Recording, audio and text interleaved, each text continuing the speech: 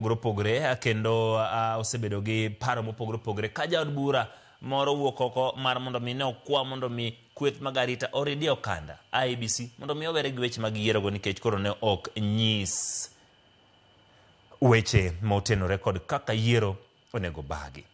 Kotenore kod mano kinya kwar kaka noyango ni kanyo en ni apisas mag obila e kaunti ma Bay ka gitiyo kamoro achiel ne gibedo gi thuolo mar mondo mi ne giyudi kata gi yud bunde mane okwal kuom jarito mar Kaloma mano bodyguard mare. Kweth mar arita ma kaunti ma Bay kotene kod Kamanda Lawrence Koilem ne gitwaka kod awacho ni jofwambo mana oko mar kar luto mbulu kar kwano mbulu ma Goro Sare mano Tallying Center. Kutenore kod mano bende odiochieng' ma kawuono gik mopogore opogore ne nitiere gi ka oromo kanyo godhiambo masani kano loso kanyo kod lipota mar Walter Nyambaga manitiere Kariobangi North. Kwan mane ging'iyo chal ka ne en machopo 25 mag kwan jogo duto mondikre mondo mi Luto Mbulu mane owuok oko mar mondo mi ne gitimre nade ne gi Luto Mbulu. Kalore kod jal mochung'ne weche mag yiero kanyo mano Abdi Roba okinyi ma kawuono emane ginene kwan oganda mathoth mane owuok oko mar mondo mi ne gi Luto Mbulu. Bang'e kwan no ne odok piny kaka odiochieng' ne sudo. Kwan jo Luto Mbulu ma gin 24,500 mago ma bende ne wuok geno ni dhi wuok oko mondo mi ne giyier ji 16 mano lap dhogi ndong' ne komno mar MCA toka tho mar Joel Munuve dwe mar 4 higani ma bende geto mondo mi ne gitimre nade ne gi kaw kare. Kineno kanyo wang' jowi mari gin gigo manotimre okinyi ma kawuono Kasipul e kinde mane Luto Mbulu. King'iyo kanyo pichni ma ntiere kanyo no kanya roko nyano kanyo pondo Kaluma kendo bang'e mana machuok tok kane gima kamano timore ema monj ne obedo kendo king'iyo kanyo mago pichni mane wacho ni kamera ne temo mar mondo mi ne omaki. Mano en okinyi e kinde mane Luto Mbulu. Tok mano ema ywaruok ne obetie ka opondo Kaluma yudo hinyruok kendo king'iyo kanyo ok gin weche manyalo bedo ni wacho mamuol ahinya kendo bang'e to koro lwedo no chako kere gwecho moko neno mantiere kanyo nyakwara mogi. Tok mano ema hinyruok no betie. Kineno kanyo mano Philip Aroko ma bende ji osebedo kaluongo ni Otete. King'iyo nyime kanyo pichni go en ng'wech ma koni kod kocha gi ywaruok mano betie okinyi ma kawuono mano Kasipul.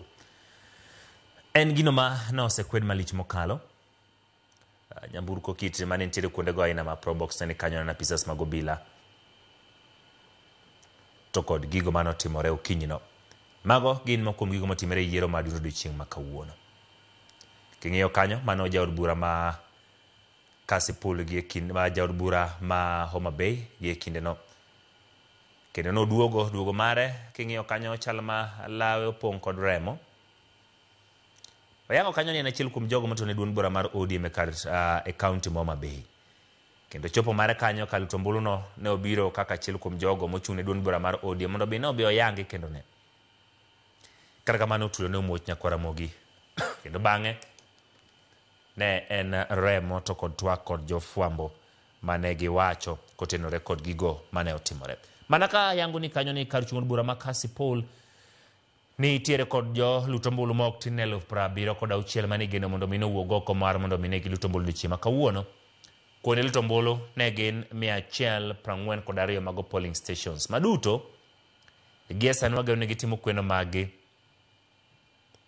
kendo bang'e gibiro tero duoko go Goro Sare kama itimie kweno machal kamano. Mano motimore Kasipul. Wadhi ane Malava mondo wang'iane mago manotimore magi moko kuom pichni mano ayudo kowuok Malava. Nyamburko maga nyalo bedo mag jogo mane gin jogo malaro kombe gin mago moto kendo mano nyisi kaka ne ok obedo mayot weche mag Luto Mbulu ma kawuono gi tulo manyalo bedo muoch kone kod kocha. Mago nyamburko ma bende chung' kanyo king'iyo gin kit nyamburko mopogore opogore. Ranyisi nyalo bedo ni seche moko ne gin kite manotogodo kiyo mag nyamburko go mago kethruok ma obedo okinyi ma kawuono. Biro paro ni Malava ka kweth ma kwedo piny owacho, kweth ma siro piny owacho osebedo ka yware kutenore kod ka gitayo ni dhi ta yiero go to kala mane kinde mag campaigns nyakwara mogi. pichni mantiere kanyo gin Mama Lava motelo mano okinyi makawuono kwan kethruok mano bete. Parni Seth Panyako ochungi otiko madi e PK en achiel kuom jago mose neno kawuono ka ywak malich mokalo. Kalure kod mago mosebedo katimore kar ching'od bura no to kod kinde mane giikore ne yiero ka achiel kod odiochieng' ma yiero mar obagi odiochieng' ma kawuono. Nyamburko gin mago motonya kwaramogi mano nyisi kit kethruok mag mwandu mobedo odiochieng' ma kawuono kotenore kod yiero go. Magi gwenge manya kwaramogi sani wagni kweno pod dhi nyime kendo gin mokuom gwenge en gweng' ma ing'iyo machiegni ahinya to kod ywaruok ma piny owacho ka achiel jogo masiro piny owacho kweth moriwo ka achiel kod mago mok asir piny owacho mago kethruok mag mwandu mane obedoe okinyi makawuono.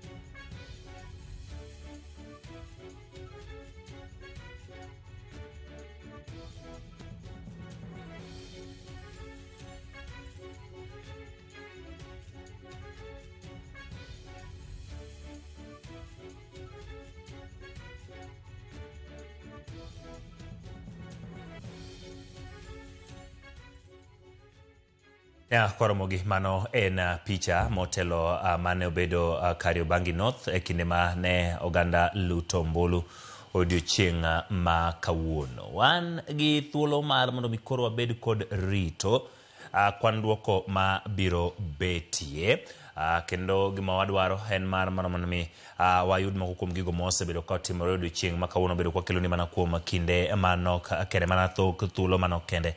Parni kuonde mopogore opogore gi sani kweno dhi nyime kendo kweno madhi nyime nyakwaramogi en ma igeno ni wabiro yudo godo duoko kapok ang' ochopo saa 6 mar otieno ma kawuono kuonde ma warango machiegni ka achiel kod gwenge mamoko ma yiero ne obete odiochieng' ma kawuono. Yiero madundo ma obag kod IEBC. Parni ma yiero mokwongo kata kit yiero mokwongo ma apisi manyien mar IEBC timo e pacho ka kendo jopiny ang'eni koro ng'ong'o wan gi kendo rito mar mondo mi gineni to IEBC ni biro tayo yiero magi e yo machal nade. Jakom mar Erastus Thekong nosewacho ni gin kod adiera ni gidhi miyo jopiny yiero to kod duoko kaka ne giwuok oko mar mondo mi gitim nade ne gidhi gitimie yiero mano yiero ma obag odiochieng' ma kawuono. Miyo kutenore kod mano pichni gi gin mana mago mosetimore motelo kanyo kendo koro mana tok thuolo manok kende to bedo ka waloko tanga mondo mi wami koro lipota ma otenore kod kaka yiero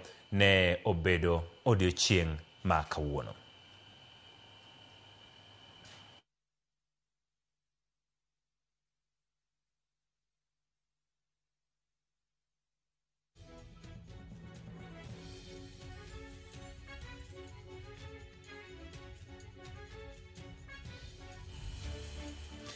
Oimore nyakwaramogi odiochieng' tarik 27 dwe mar 11 higa ma 2025 odiochieng' ma osebed kirito kod siso kaluwore ni ma e odiochieng' ma IEBC ne bage yiero e kuonde chung' od bura od buch Senate kachiel kod wards mopogore opogore ma bende gitimo tielo mokwongo chakre ne gidonji e apisi. En odiochieng' manopong' kod mathoth chakre okinyi ma saa 12 nyaka saa 11 mar odhiambo ma kuonde luto ombulu mopogore opogore gin mago mane olor. Oganda rito piny mangima neno kendo jogo mane okudo thuolo mar mondo mine giluto ombulu kuonde chung od bura magi bende ongenyo wang'gi mar mondo mine to IEBC biro tayo yiero ni e yo makare to duoko dhi bedo machal nade.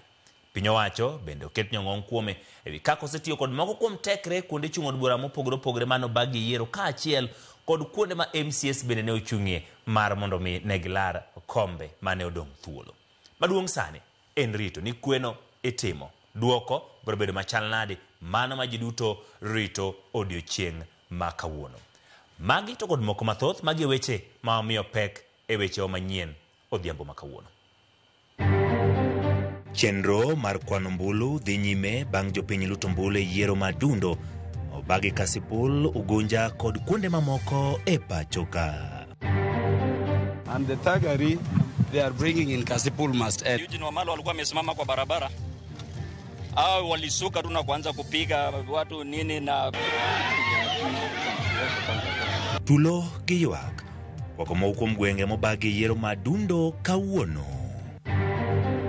Mr. Speaker, I rise to give notice of the following motion, which is the establishment of a special committee to investigate the proposed removal from office by way of impeachment of Honorable Amos Kimwoni Nyaribo. Gavana Wanyamira koro dhi chopo nyim senators duto e winjo bura mar thiche oko e apisi bang' ka dwaro mar chuo komiti ogore e Luanda.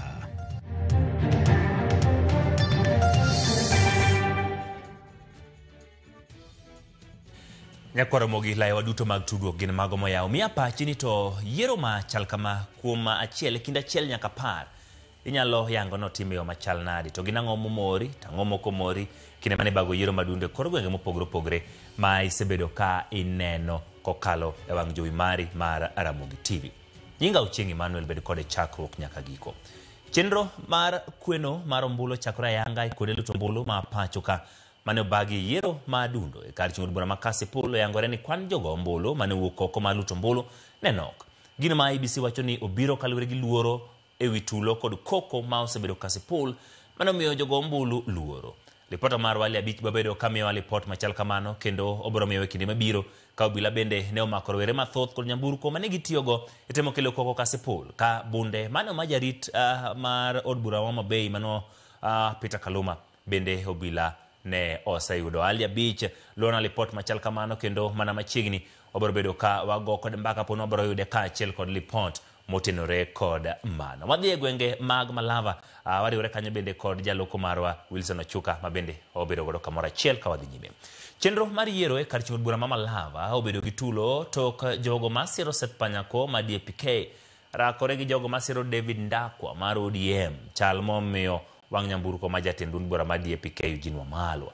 Komachielo e gwenge ma Malava rawere oriembo jod bura ma Kilifi South Ken Chonga ka chich kode ni ne ochano chiwo asoya ne joluto ombulu e Finyakidi Mioler. Skund primar ma St. Joseph's Lunyo e kachung' od bura ma Malava, kaunti ma Kakamega. Jodak magwengego ochopo maluto ombulu mar yiero jal mabiro kawo kar Malulu Injendi kaka jaod bura. Kata kamano, oganda ochopo kidam.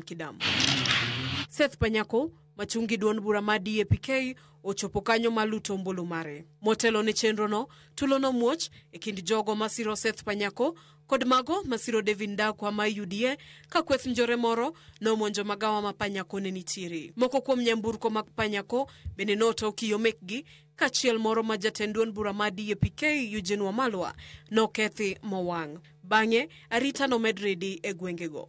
Komachielo e kachung' od bura ma Magarini kaunti ma Kilifi yiero mar jaod bura ma kanyo otae yor kwe. To mana kaka e gwenge ma Malava jogo ombulu no chopo Magarini kidam ka ywak ne ni jodak no buogi chal ma omono thoth gi chopo ne chenro mar yiero. Tumekuja kuona hiki kituo lakini hakuna watu wengi. Tumeona turnout ni very low.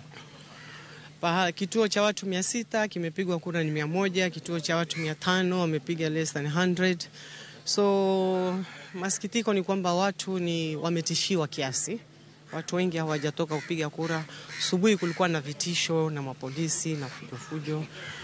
Again vitambulisho zimenunuliwa. Tumesikia watu wamenunua ID cards 2,200 wakizizuia ndio wakijua hawa si watu wao basi wakose kupigia yule ambaye ni wao si wao. So There are few challenges, but kitu muhimu ni amani. Amani iko sawa. Ikindego, moko kuom jopiny nochwe uriembo jaod bura ma Kilifi South Ken Chonga kagi wacho ni nochano machiwa soya ne jogo ombulu eka luto ombulu makanagoni ward ma Adu. Tunaona mbunge wa Kilifi South Honorable Ken Chonga amekuja hapa, anatoka jana usiku, amekuwa akiingia maeneo ya Muyakae, maeneo ya Kanagoni kujaribu kuuzia jamii uoga ili asiturn in large numbers. But we want to tell him, hiyo serikali yote kwamba wananchi wameamua, raundi hamtapanga watu, hamtauzia jamii uoga. Hatutaki uongozi mbaya. No one can compromise with this election. Wananchi wameamua. Kiongozi ni wetu, tutachagua kiongozi wetu tunayompenda bila kushurutishwa na mtu yoyote. Na wasihi jamii yetu watoke kwa wingi, wapigie kura kiongozi wanayemtaka. Huyu ni mbunge wa Kilifi South Ken Chonga. Amefuata nini magarini? Kama si mambo na uwizi. Kila wanachopanga tunakijua, tunatubua. Leo tumemtubua, ameenda Kanagoni na huko pia atatibuliwa. Tumejipanga na hatutaki kupumbavu. Hili eneo la Magarini ni lao, na uamuzi wa nani atakayekabidhiwa uongozi wa rasilimali zinazotoka serikalini kuja huku ni uamuzi wao. Hivyo wasiwe ni wenye kuzembea kisha baadaye waanze kusema kwamba waliogopa. Hakuna cha kuogopa, kusiwe na vijisababu. Leo wajitokeze na wapige kura. Amani ipo Kenya baada ya leo. Magiduto timoreka ta obedo ni tenda rita umakochungni na girido arita ikunde duto meyiero madundo ne timore. Efinya Kidi, Ramogi TV. Kapod wantiere wechego, jaod bura ma Saboti Caleb Amisi okwedo tulo kuonde chung od bura mitime yiero madundo kaka Malava, Kasipul kod Mbeere North kowacho ni obila ok tim tijgi machiwo arita kaka dwarore. Oseo jogo matiyo gi kweth njore bwogo ngima jogo ombulu wira ne ok en ranyisi makare moloyo to kinde ma piny Kenya ochimo yiero maduong' kaka yoro bedo gi yiero maonge tulo. Amisi wacho ni duol mar IBC nyaka chung yiero madundo madhi nyime sani nyaka kanyo makwe brodoke wang'e.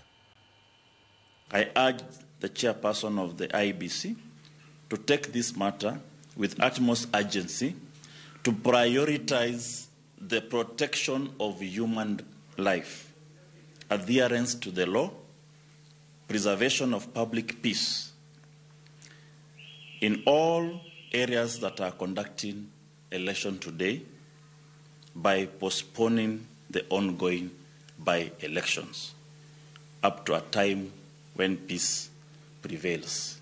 It has never happened in the history of democratic Kenya that all electoral areas have experienced violence in one way or another. In Kasipul, you can see the member of parliament for Homa Bay Town has been seriously harmed. You've seen a member, one of the candidates in Malava, being arrested. How dare you arrest a candidate participating in an election, but the failure has been on police? Kawadhi weche motenore kod tulogo ji 17 maki kod obila ketudogi kod bedo gi chenro marocho yiero makasi pule kinde ma jaod bura ma Bay Town Peter Kaluma kod jarit mare omonji kendo iny kar chung'od bura ma Malava ji mapoko yangi omonjo nyamburko ma jatend DCP Eugene Wamalwa kendo wang' achiel kuom nyamburko mage ka geche mamoko bende okethi. Cynthia Onyango miyowa chal mar arita kinde yiero ni. Chenro magoyo mbulu e yiero madundo nenore modhi nyime yo makare pachoka. Chal makata kamano bang'e olokore moko kuom chung' od buche mapiemo chwe chieng' e kind jochung'. E kar chung' od bura ma Kasipul,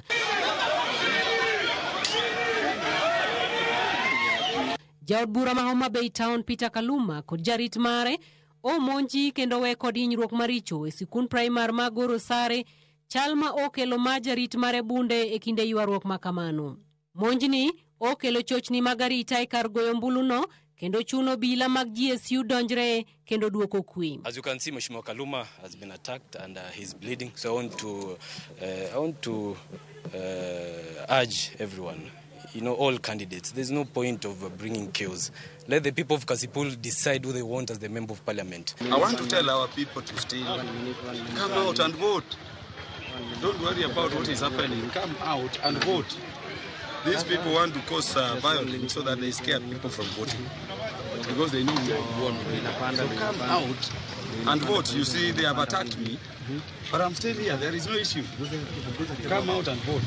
As we encouraged our people, please, Don't react even if you are attacked. OCPD Makarachuonyo South Philemon Sera oyango ni ondhiji 17 kod gig lweny maricho moting'o jalo ema wachore ni negitemo luorore kar chung' od bura ma Kasipul kod nyamburko moro mar kido mar Probox ka obila bende medo luwo maling'ling mar fwenyo ling'any rowere moko ma ichich ni olal kod bunde jarit jaod bura ma Homa Bay Town Peter Kaluma e kinde mane lweny omuoch. Kar chung' od bura ma Malava ywaruok obedo e kind kweth moko ariyo mag siasa magikone ochwo tiayo machi achiel kuom nyamburko mag jatend DCP Eugene Wamalwa kendo weyo mamoko kod kethruok mapek ka jodak okwayo kwe makende kind johera mag siasa kendo medo jiwo sirikal meda rita e kinde kwano ombulu. Hii gari yenye naungua ni ya mheshimiwa Eugene Wamalwa. Wakapika marisasi juu nini, watu wenye walikuwa kwa droga. Sasa tumeokopa, si punduki tunaokopa kidogo. Ndio mmoja mwenye kuni ile ilikuja nini kuwasha gari kibiriti na kuweka ndani. Walitoka kwa hii gari briefcase 2, sijui ni ilikuwa ni ya pesa ama ni ya nini sielewi, na wakawasha gari moto. Tafadhali tunaomba serikali, kama serikali iko karibu, iangalie hii mambo kabisa. Hapo vijana wenye wanafaa bunduki, kuna wale hata wanakuja na mampini, si hatuwajui. Mpaka mwenyewe kiongozi mwenyewe amefalia, lakini tunamjua.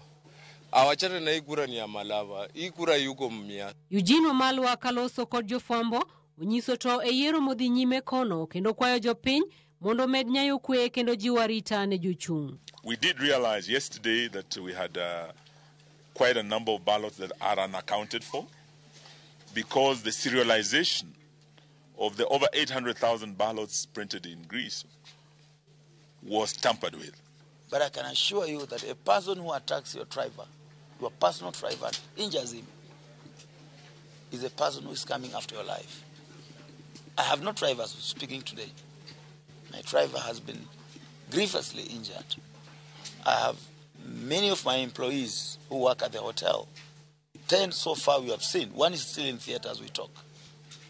They have been grievously injured. Korka kore, jakom duol matayo yiero pachoka IBC kotelne kod Erasta Setekon mbui mare mar Twitter okwedo mokalo kit lweny kod tulo monenore moko kuom chung' od buche migoyo mbulu kendo singo ni gitiyo machiegni kod tend arita kwe mar neno ni duoko mar ombulu obedo makare kendo joma okelo tulo bende omaki.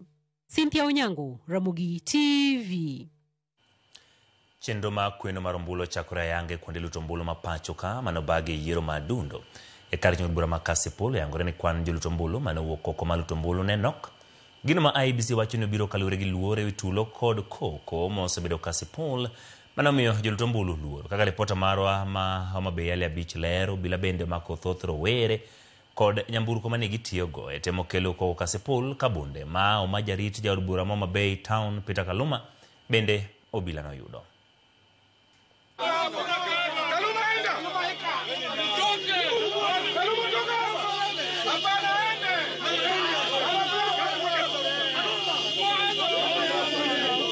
Mano e kaka ne weche chalo e tesen luto ombulu magoro sare banga kwethro were moko ne omonjo kendo onyo jaod bura ma Homa Bay Town Peter Kaluma ka achiel kod jarit mare ka gise kum ne bedo tesen luto ombulu no kata odoko ni en agent maduong' bura mar ODM e yiero no. Rowere go mano manore kod gige lweny ne omonjo Kaluma kendo oweya kod hinyruok e wiye ka jarit mare bende ne gimonjo maginyo kaeto gimaye bunde mare manen go. Gone with the gun for my bodyguard. And you can see they have stolen me. And he's the one who was telling them to hit me when I'm with them. These people want to cause violence so that they scare people from voting. We will not fight back. We will fight on the ballot. E kinde no bendo bilano mako nyamburko mar rowere moko ne chere doga e Kasipul kendo yudo gige lweny mariche nyamburko go ka rowere moingo 28 bende ne omaki kendo dine gitesendo bila ma Ugis ka achiel kod gige lweny mano makgi go. It was an unfortunate act. That act escalated tensions among the constituents and the people, but we want to appreciate that we swung into action immediately, and we tried to bring the tensions down.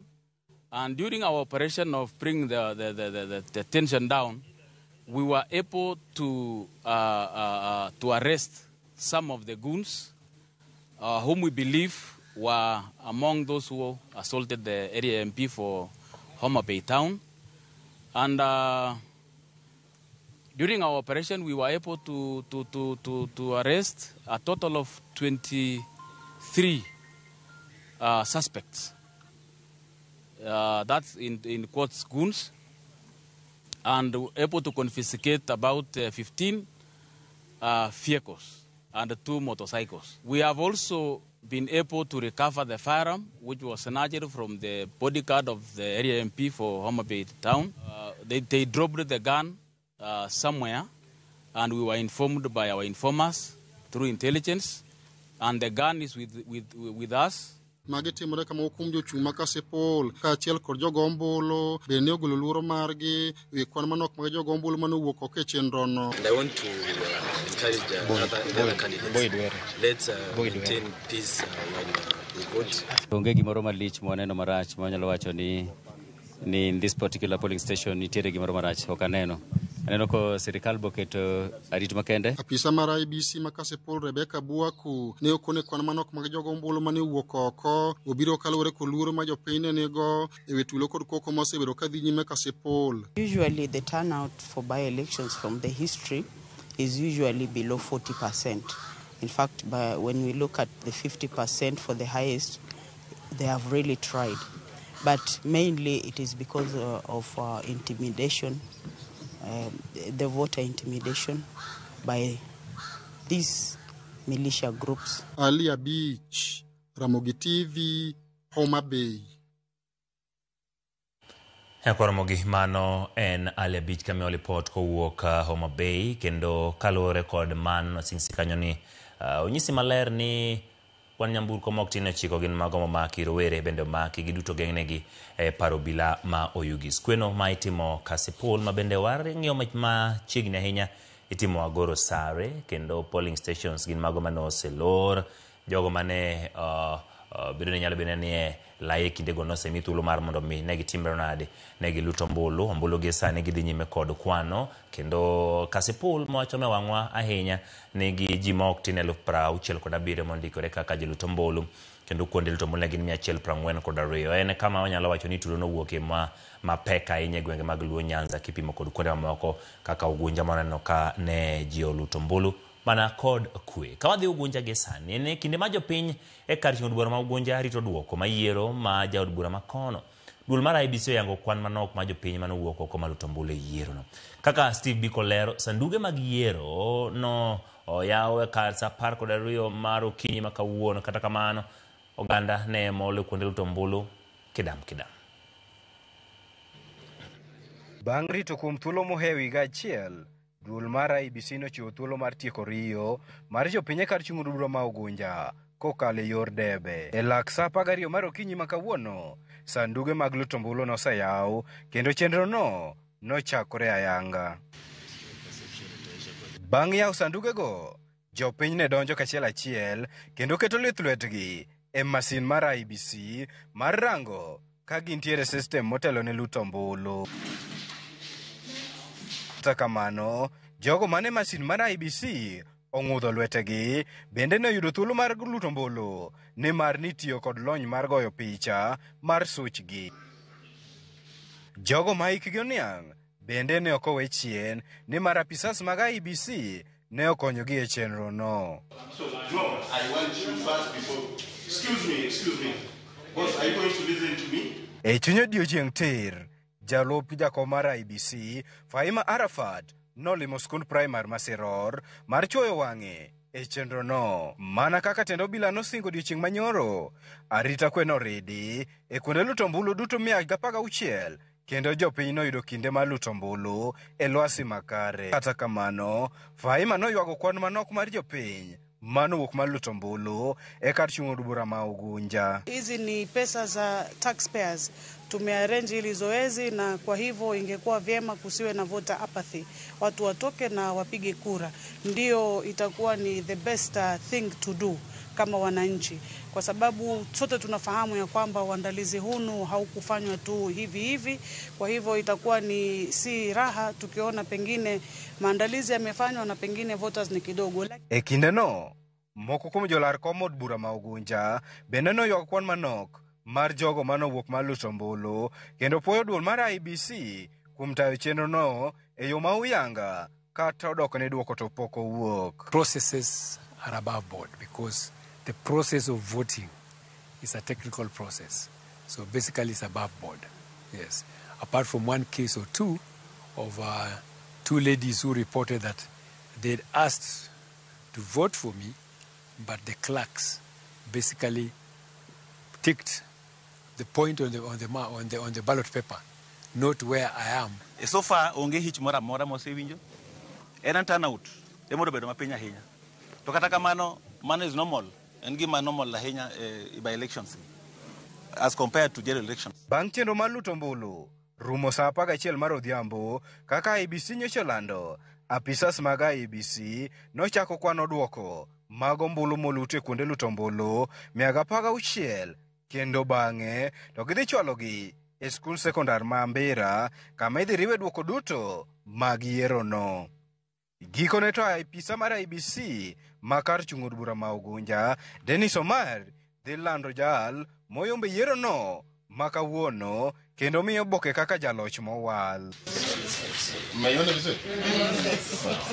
Steve Biko, Ramogi TV, Siaya. Mano kar chung od bura ma Ugunja kendo neno kanyo ka IEBC nobedo kod chenro makare ne giyawo e kinde mowinjore kendo kata jogo ma gin jogo mol kata ma hikgi oniang' beno mi thuolo mar mondo mi notimre nade ne oluto ombulu. Neno kanyo jalup jakom mar IEBC beno chopo mar mondo mi ne ochuo wang'e ewi kaka yiero ne dhi nyime kendo yangona ni weche mag arita kwe en mana morid mowinjore. Ibiro paro kanyo ni kom ma Ugunja ne odong' thuolo to ka jatend migawo mar teko James Opiyo Wandayi ne odier kendo noyier kod jatend piny Kenya William Ruto mar mondo mi notimre nade no makomno bang'e komno ne odong' thuolo kende makoro noyo ka yiero makamano ne obage. Chiel kachiel kendo wadhi nyaka e gwenge mag Kariobangi North kama Walter Nyambaga nitiere kata kamano kapok waloso kode kweno mar ombulu dhi nyime e ward ma Kariobangi North kama obage yiero madundo kawuono. Motelo ji ariyo nomaki kendo dinne gi tesendo bila kaitudo gi temo mibadhi kata yore mag oledhi. Watudre gi Walter Nyambaga mondo mi walere wi chal mar kweno gi esa nikech yiero no osebedo. Walter, sa 1:30 mokalo nogo kod mbaka kendo ne nyisowa kaka gik moko ne igeno ne dhi timore gi sani. Ginang'o mosesidho? Nitiere jok moseduogo kamiri we ombulu to kisego mbaka kod jogo man kanyo gigeto ni chenro makama gidhi tieko sadi to kod minyalo leronwa gi sani.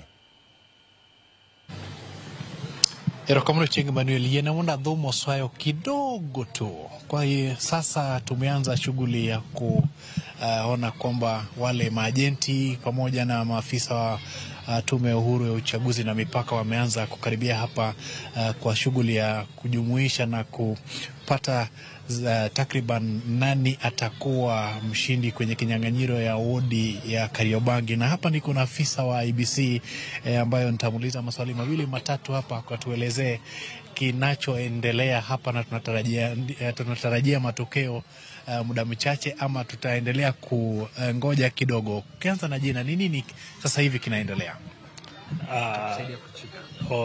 Mimi naitwa Kennedy Muoka.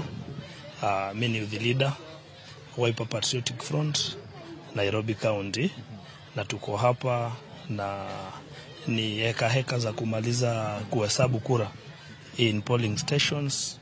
Saa hizi ndio zinamaliziwa, tukingojea wamalize ili tufanye tallying tujue mshindi. Yeah. Wewe ni mwanaajenti ama wa chama cha Wiper Party kama nimekupata vyema. Tuseme shughuli ya kuendesha hili uchaguzi ndogo katika wodi ya Kariobangi kwako imeenda vyema ulivyoitarajia ama kumekuwa na hali ya mshike? Hapa process imekuwa peaceful kuanzia asubuhi. Watu wamekuwa wakikuja moja kwa moja. Process imekuwa peaceful, imekuwa poa. Shida tu ni moja, watu hawajajitokezea.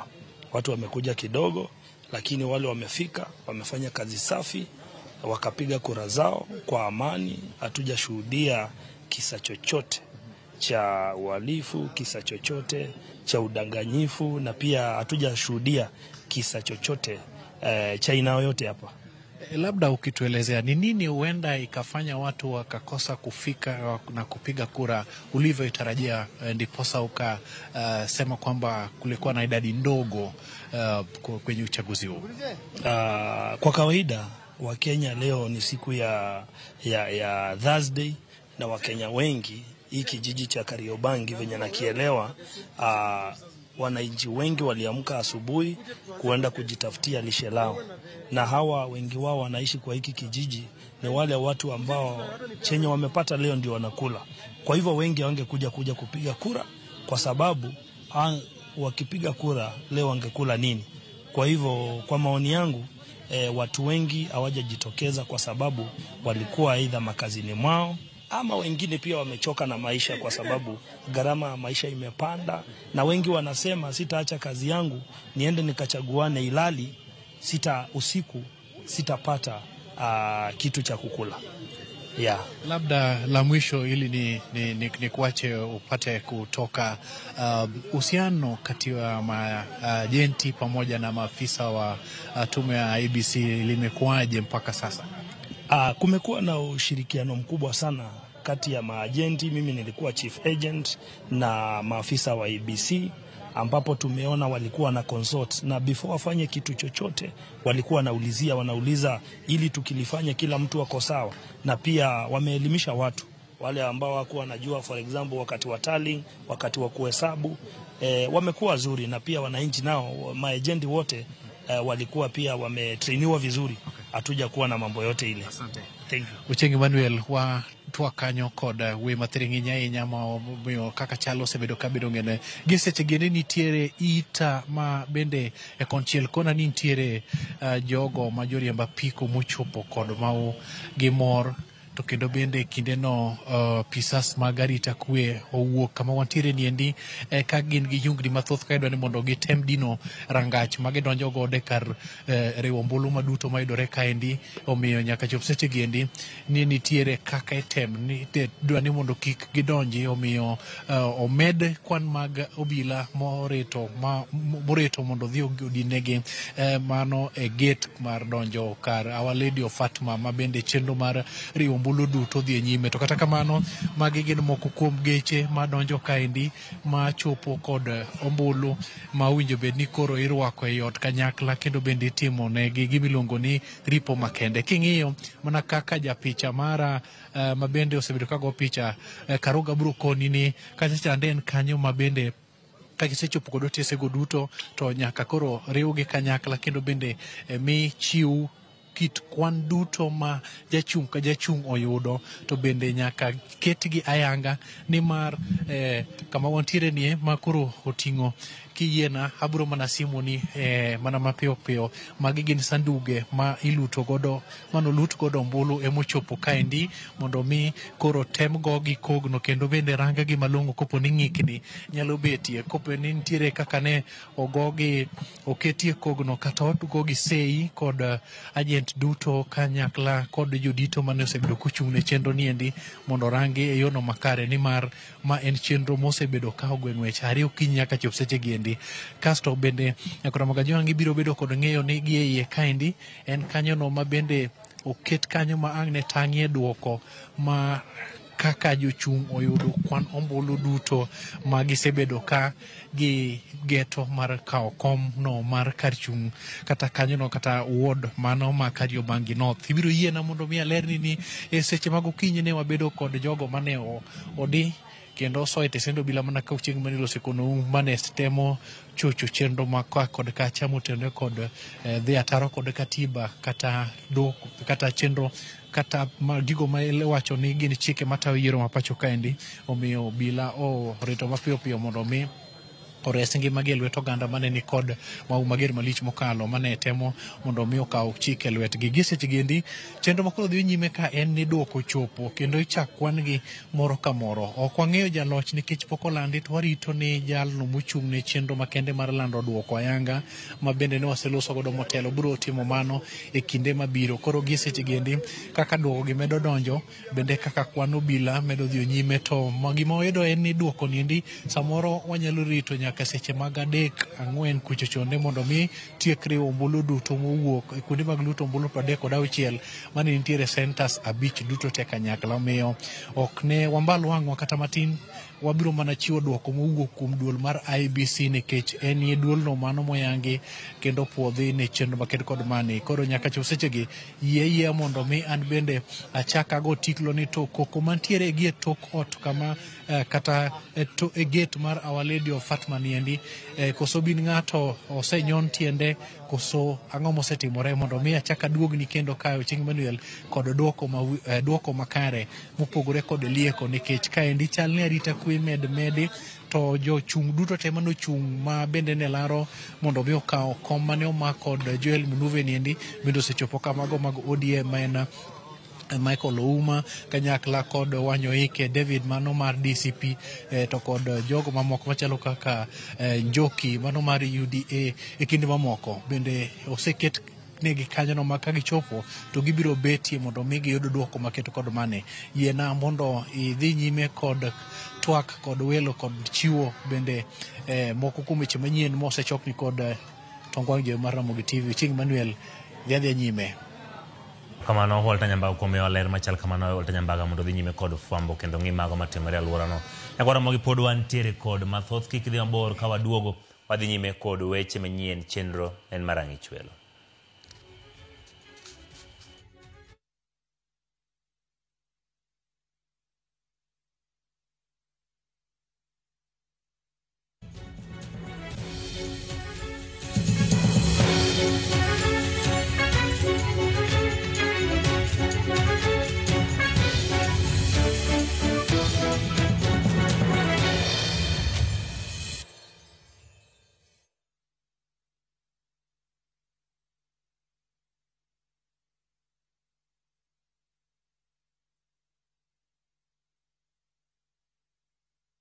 New Downy refill pouches, lasting longer than expensive perfumes.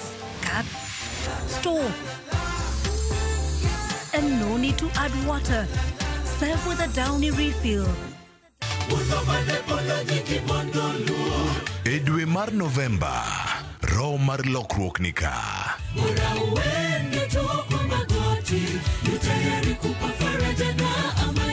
Riwri kod ambassadors kod rowere mag kanisa mar Seventh Day Adventist kaka giwuok ka gitiyo gipako kendo tayo ka giwuotho gi chir e yie kendo kitayo gi wach Nyasaye. Kinde mona kawi ngimawa kapodwa joma tindo to atine Jehova Nyasaye nyaka chung'ie kodwa. Kik ijwang' chenro makende mar rowere e dwe mar Novemba ni ma opong' gi lamo, weche mabeyo kod neno. Ni ng'ato kapodi rawera tini Nyasaye, kapodi ngima tine. Injili ngima, ngeso ka ngeso, sari okinyi mana e Ramogi TV. Nyakwa Ramogi, Kenya Eratiel. Raila has a space to say what Gima Jakom Dwawacho. The opposition, nothing nyake Supreme Court. Ngewa tieki. Onliet Nyakwa Ramogi. Jumapil ka Jumapil. Ana chungo mama Ratil kadel war piny. Ka adwani wa discuss kaka Kenya dhi. Winj twak mago Ratil piny. One was a opposition. One was a opposition 50 years. Mayo kiparka kele wich bar moro. UDA onge kama pose donje. Adwani penja bati. Koso donje kona mane. Sachiel gi nus otieno. Siasa mar piny Kenya en siasa koso dongruok. Ka ikelo ni kod George Bati. Kik bai.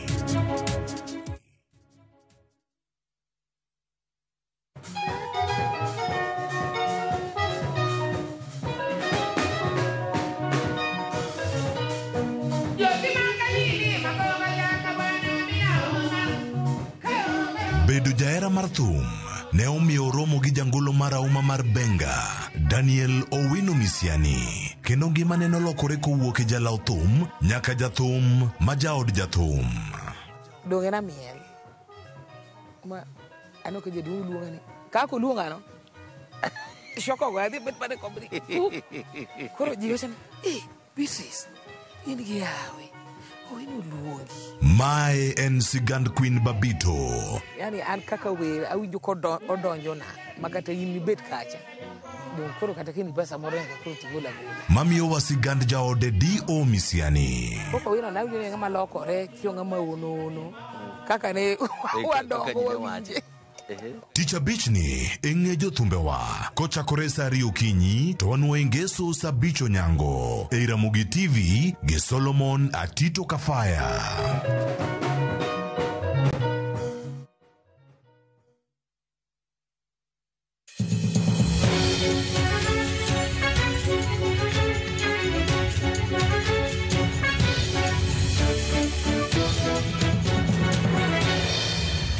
Erokamano kuom medo kete Ramogi TV chenro en marang'ich welo odiochieng' ma gwenge mopogore opogore ne obage yiero ma adundo. Kethruok mar mwandu ne obede ward ma Nyansiongo e Kerenyo kod Nyamaiya kama ne obage yiero ma adundo. Mano tulo mokelo hinyruok mar jolutombulu ma kuom jolutombulu ne ywak ma ahinya ni ne ewi kweth moko ma bende temo kelo baadhi e yierogo. Nyamburu kome chich ni oterogo jogo opore lo jod bura mathoth Silvanus Osoro bende ne okethi kinde tulo makamano.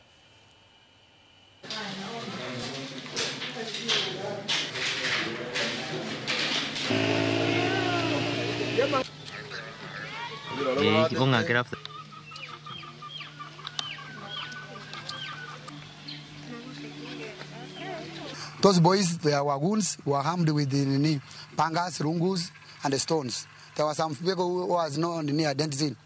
So those boys started to mock us. That's why the resident of Nyansiongo stood up to ask, what's wrong with you, who you guys? Wanipika panga ikaingia pande hii, ikakuja pande hii. Hapa ndio inanisika. Sasa hii niko na gusi 4. Sasa nauliza, hii ni Kenya? Kitu ambaye imetushangaza sana ni kwamba tulipiga ripoti kulikuwa na ofisa wa polisi mwenye alikuwa anasimamia hiki kituo. Tukapiga simu kwa sub county OCPD, lakini mpaka saa hizi hakuna hatua ambayo imechukuliwa. How can the Inspector General of Police allow an honorable member of parliament to move around in a place where we are undertaking peaceful elections, move around with goons, armed with arrows, with pangas, with crude weapons, to cause chaos? Of course, kumekuwa na goonism kidogo ilikuwa inakuwa perpetuated na ambao wanasema wanataka kufanya stuffing of papers, wanataka kufanya fujo, wanataka kufanya nini, but it wasn't anything serious. We have no fatality. And kura, as we come to the home stretch of this election, ambayo ni 5 p.m., generally, Gusii has been okay. Gwanruok ng'wech maka kod kacha kod seyo mag kuo magombulu ne okwako yiero e ward man Narok Town kakwan oganda mane wuok oko lutombulu bende ne piny. Teseno mbulu ma Sikonde achiel kuom kuonde mane kod kwan mamalo mag jolutombulu koko ne odiochieng' mangima kama ne ochuno mondo mi koro obila mondo oket arita ne chenro mag yiero. Kono obila mane obedo mathoth moingo jogo ombulu kweth ma kedo piny owacho tesre ne oseyo piny owacho mane ikoni kod rowere mondo mi oroch yiero no.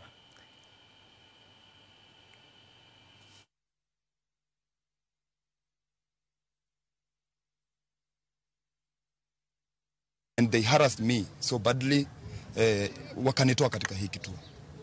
But mzuri, we were able to identify them, and I want to tell them that we are not going to take that matter lightly. We must follow the rule of law. And when I came to this place, there was a lot of peace. But at the same time, kulikuwa na watu ambao wako kwa hiyo chama ingine, wamesimama kwa corridor all through. Nilishuka kwa gari yangu nikaambia polisi wahakikisha ya kwamba hawa watu wameondoka. Alafu wanaita watu kando kando kwenda kuwapea pesa. Mimi sijaona na sijasikia. Na mimi ninataka nihimize wale wenye wameona waripoti kwa taasisi ya serikali. Kuna police station wanaweza enda kuripoti, na hiyo ndio ninataka kuweza kuambia wafanye hivyo. Hapa Narok Town tunataka kiongozi atakayeangalia area hii ya Narok Town, ndio nimepiga. Siwezi kusema mwongozi gani, lakini mimi mwenyewe najua ni nani bila kumwambia mtu yeyote. Ward ma Mumbuni East, county wa Machakos, kamane bagi yiro madundo bede tungri obedo. Kineno maukom jopiny na umonjo msie machon Paul Museku mane chopo kalutombulu mamungala kinegi chichni na utemo chiwa soya na jelutombulu. Tunimigawa male Alfred Mutua bede na uidore kama teke kide limbe maare kalutombulu onogo.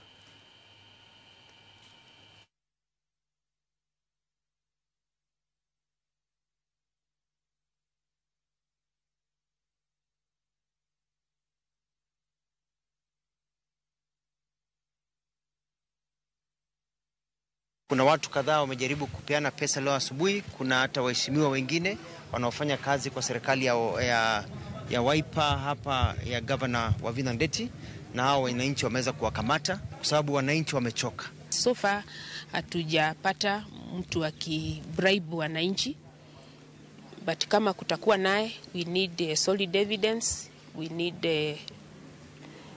people to come out.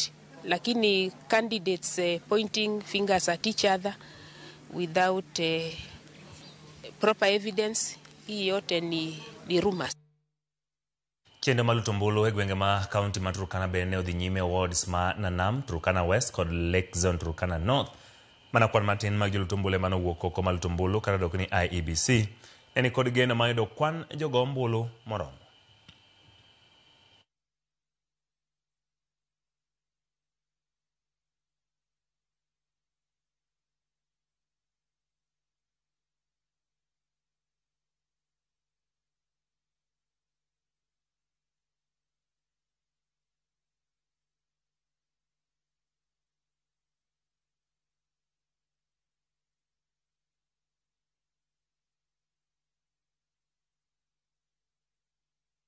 We have started well in all the 13 polling stations.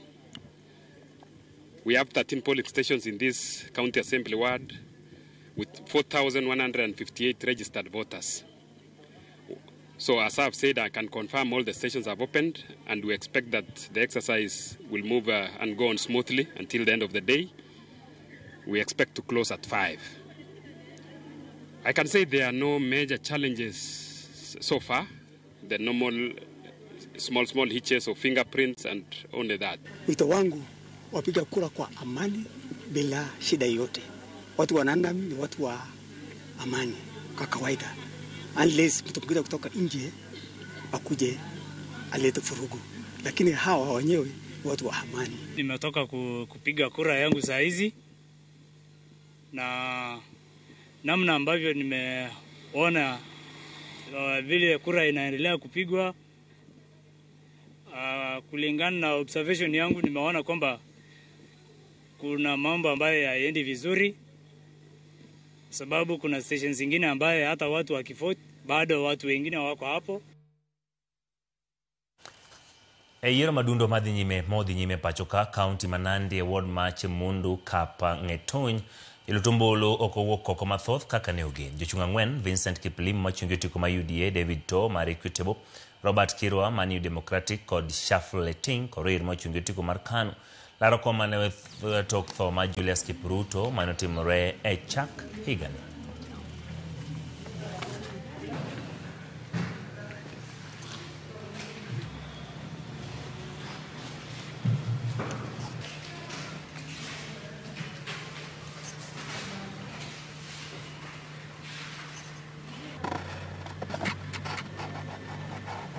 Tunakuja kumepiga kura vizuri asubuhi na mapema. Sasa tumekuja, mimi naona watu sio wengi sana na wanakuja polepole. Tumepiga kura mzuri. Naona nchi imetulia mzuri. Tuko kwa hali mzuri venye inaendelea. Hatuna utatushi wote. Tunaomba Mungu atujalie kwa maendeleo mengine ya mbele. Tunahitaji amani. Kura ipatikane ikiwa fair, tuko sawa. Hatuna utasushi wote, maendeleo ndio tunahitaji.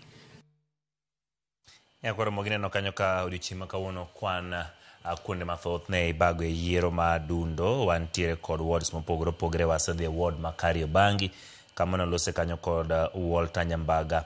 Gwenge mag Nyamira bende wards mopogore opogore ne ibago e yiero. Narok Town bende ne ntiere yiero mag wards mag MCAs.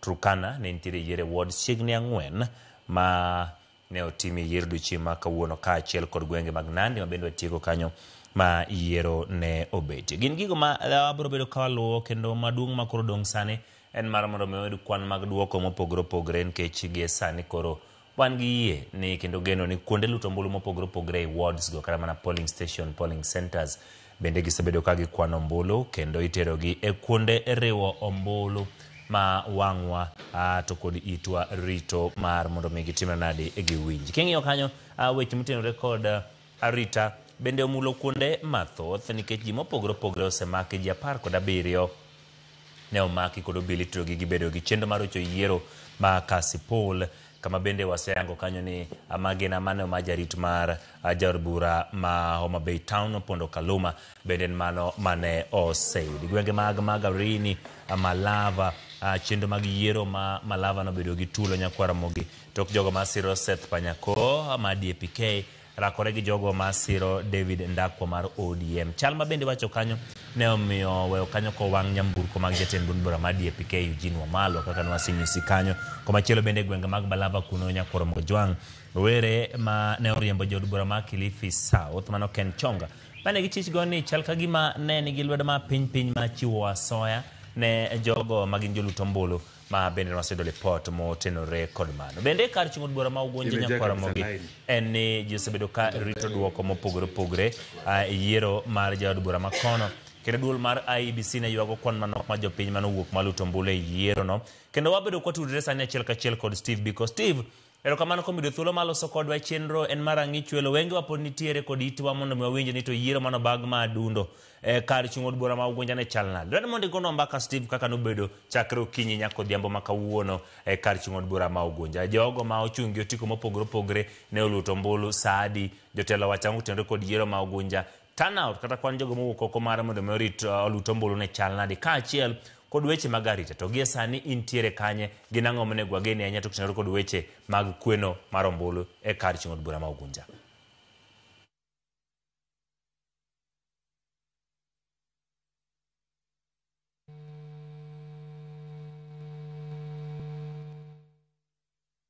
Center ma Ugonja kaeri kanyo ero mabende idhi lande duoko mar yiero motimore kawuono ni eri ka yiero ma kawuono ni eri notimore e kuonde luto ombulu maromo 116 kendo nyaka samo weni chenro no mana kaka nosingo mar IEBC norumo ayanga kanoromo kanyo saa 11 kendo gisani eri jogo eko mano apisas mag IEBC chwalo duoko kachiel nyaka skul ma Ambira kaeri kama wageno ni idhi lande duoko no ka nyaka gisani eri chenro mar ombulu eko osechakore kagin mago eko mikelo debe mowuok e polling stations kata kuonde luto ombulu mopogore opogore kaendi Emmanuel.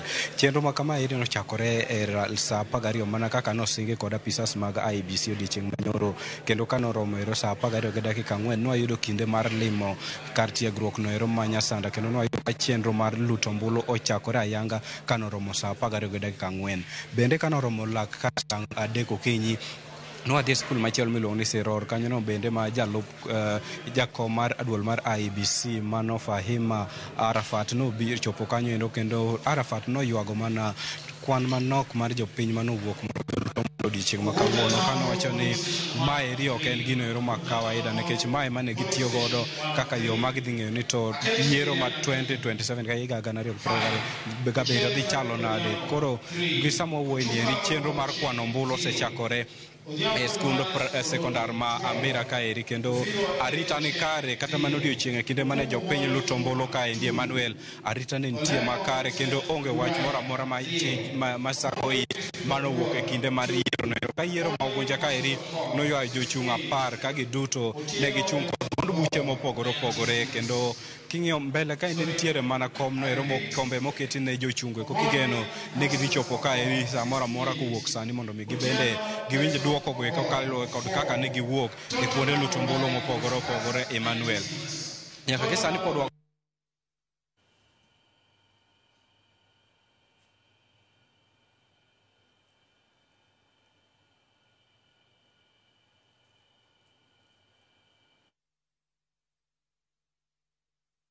maonge jaod bura bang' welo mane en jaod bura makawo Opiyo Wandayi kaka jatend migawo mar teko Emmanuel.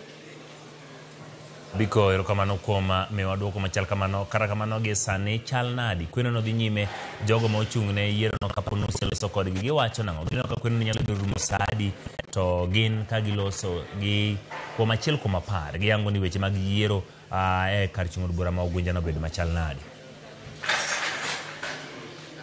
Erokamano Emmanuel, mana kinde manok kende nwayudo kinde mag achiel kuom apisas mag IEBC kaendi kendo gino ero mag ywago en kwan manok mar oganda mowuok mondo mi obol otombolo kaeri ka nyaka gi sani pod ok wanya wacho ni chenro ni ang' rum sadi ni mar kata mana Samuel lose ni korko kwan mana ombulu mowuok kuonde 2 kende Emmanuel. Koro en gino ero ma warito ni nyaka ang' gichope kwan no ero mar 116 eka ang' nwayudo ni to koro en ng'ano ero mobedo jaloch e yiero madundo ma Ugunja kaeri Emmanuel. Erokamano Steve kuom miwa ler machal kamano nyakwaro mo gimano Steve Biko ka intiere kar chung' od bura ma Ugunja County ma Siaya yango no kanyo ne gimo neno Ugunja en weche motenore kod kwan manok mar jogo manowuok oko mar mondo mine gi luto ombulu.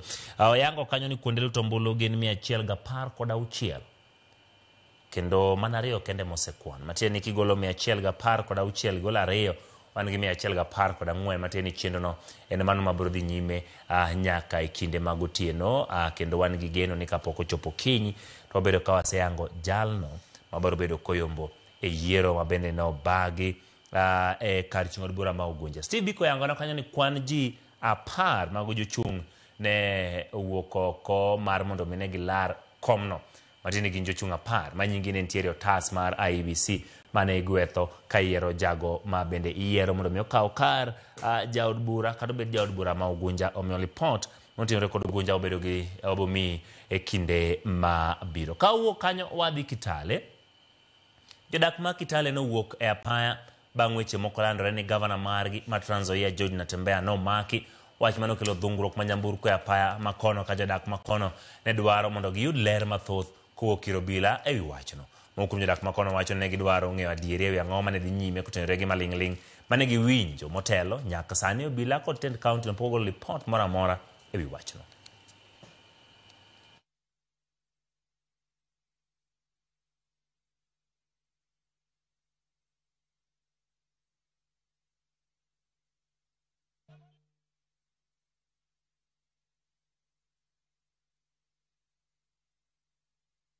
Gavana wetu George Natembeya aachiliwe, apewe security yake.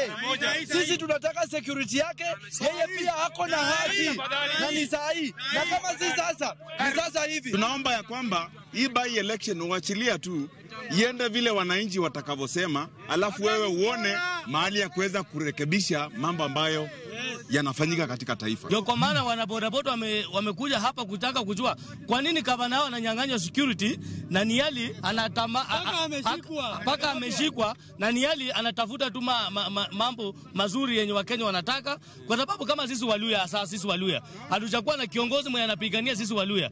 Gavana wetu George Natembeya ameonekana kupigania sisi Waluya tupate pia kiongozi wetu, sasa hivi wanaanza kumtisha. Siku ya Ijumaa Trans Nzoia mzima tuko maandamano kuanzia wafanya biashara wote wa mama, hakuna biashara ndani town paka gavana awachiliwe na kuja tumuone na tubie neno moja na ready fine nini ipoe.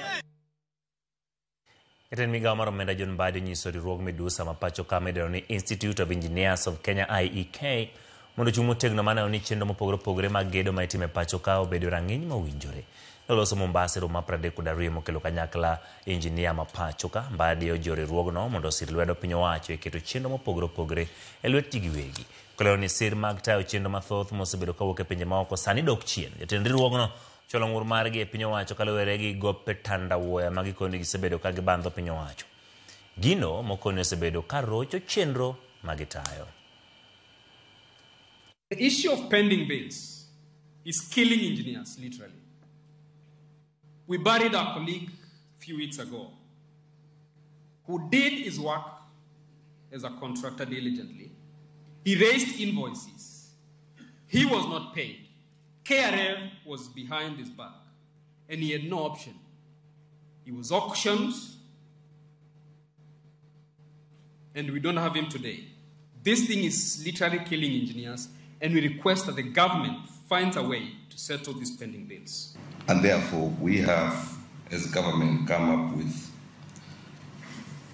a serious relook at how we can quickly restore consequence management. The institutions of Engineers of Kenya and EBK have a vital role to play in advocacy, technical advisory, project audit, and professional oversight. So your expertise ensures that infrastructure investments deliver quality, efficiency, and sustainability while minimizing waste and misuse of public funds. Mbalariany Marongo chano chako tiego jopuonjre weche mag thieth kod chike kochakore higa manyien ma chopo dwaro mag oganda mathoth mosebedo ka dhiro mbalariany mondo ochiw tiegruok e koses ariyogi kod mamoko. Jojo manigi ler kowuok e nyasi mar chuo ogudu kata sidho kondo mane otimore mbalariany no. Nen nyasi mar 10 mar sidho ogudu jopuonje mbalariany Marongo. Nyasi ma jopuonje marom 1,000 575 ne osidhnegi ogudu. The role of our universities in the development of this country cannot be overemphasized. The various sectors of our economy largely depend on our universities to provide the necessary manpower to drive it. You stand here today as a testament to perseverance. Your families, your lecturers, and this institution are proud of what you have achieved. Do not fear challenges. Let them sharpen your skills, strengthen your purpose. You have endured rigorous academic demands. You have navigated uncertainties and emerged stronger. The knowledge and skills you have acquired at this university are not merely qualifications. They are tools for leadership, they are tools for innovation and service.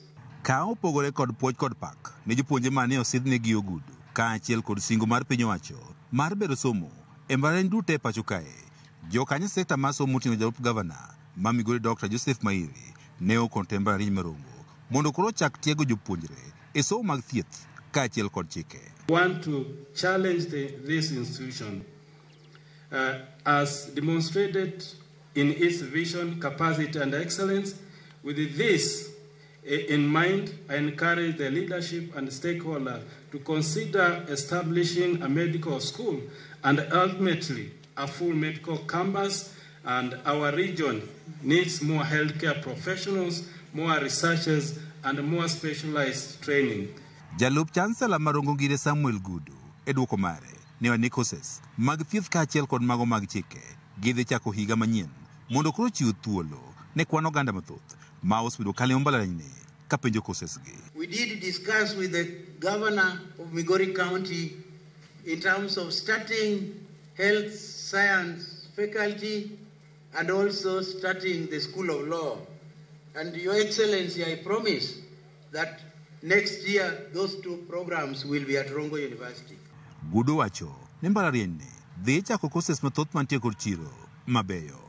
Rongo University is charting a strategic course towards becoming a world-class technology-driven institution founded on collaboration with research, innovation, commercialization, and entrepreneurship as its defining strengths. David Wateme, main director, e migao mar somo, mane ochopo lo jagoro mongirore, e migao mar somo Dr. Beatrice Inyangala, ne wane piny owacho, dhi nyime kod gero, kuonde somo malong'o, e mbalariany duto e pacho kae, kaachiel kod bero, wech somo mamoko, ma oting'o tiyo kod lony manyasani.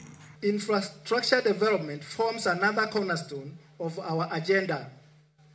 The government is actively investing in modernizing educational infrastructure, including digital connectivity, laboratories, libraries, student housing, and teaching facilities to ensure that our institutions offer environments that are conducive to learning, research, and innovation.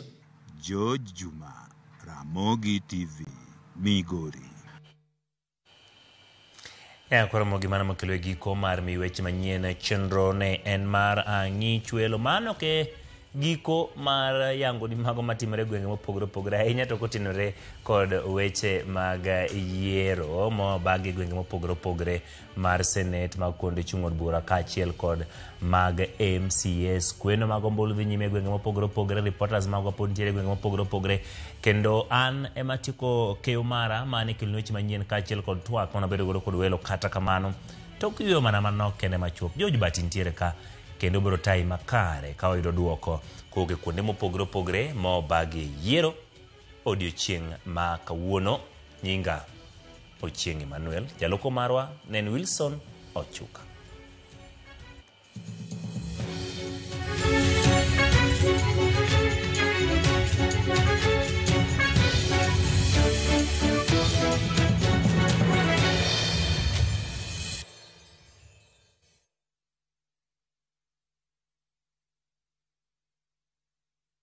E kinde ni moikre nyasi mar sikuku, duka madong mar Uhuru Superstores ni keme ifungruok gi uso maideno ni Black Friday Super Sale Month. Tarik 18 2011 gani. Uhuru Superstores gwel matimo nyiepo mari kendo modi kit moduto ma idwaro kamoting'o magedo kod chiemo. Wakoni mondo minyiew kodwa nono monge chudo. Nyalo chudo kokale pesa bibil number 247247, account number 346250. Kata liva pis maro mar Uhuru Complex Building matimo chiegni gi duka mar Safaricom JM Towers downtown but bengi mar Credit Bank e boma Kisii. Uhuru Superstores, karibu nyumbani.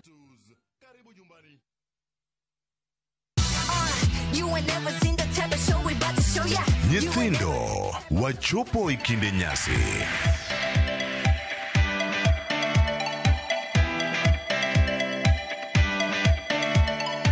Torogo mar nyithindo kelo ni mor, tuke kod gik moko miwuoro kinde duto mar higa.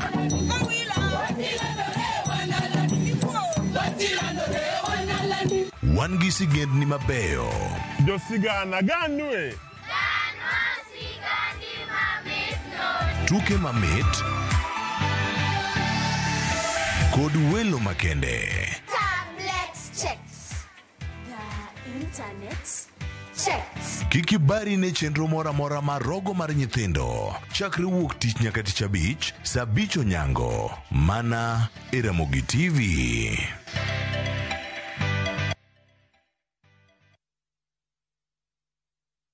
Kitwa kitimbewa. Kokalo e chuny nam, e tiend puonj koda timbewa. Ma en 111, chenro makelo nung'eyo madier mar joluo. Nitie chik manam machon mondo ne ondhi yie ka niketo gimo miluongo ni migongo. Wawuotho e alwora mar joluo ka waromo gi ji mopogore opogore. Wafwenyo adiera mabwogo ji. Ndalo be gimoro ne muchari ni bende ne pod onge. Ne onge adiera. Iolo ni mana ng'owa kuoye miketie. Kowuok e timbewa nyaka e ngima mapile, e ngima ma ok ong'ere. En gima nigi mwandu, en luo nyaka e chunye. Joluo 111, jokato gen. 111, ngeso ka ngeso, saa 1:45 otieno kod James Rabala. Mana e Ramogi TV.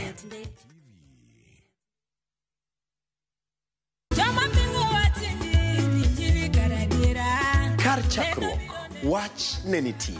Wach ne nigi Nyasaye, kendo wach ne en Nyasaye. Jumapil e chenro majiwo yieni, chenro maketo chunyi machiegni gi Nyasaye. Juma ka juma wakelo ni wach man gi teko, wach makelo geno. Ma oken shoya, ma en kanisa, mae wach Nyasaye. Ka wariwore kachiel kod jotich Nyasaye mamoko, mochiwore, mowal kendo mogwedhi. Okodeo hiki kit chwech kata kanisa ni. Injili kalo. Kokelni kod an jatich Nyasaye Ben Otiende. An Roda nyar Kokitmo. An Ken the DJ.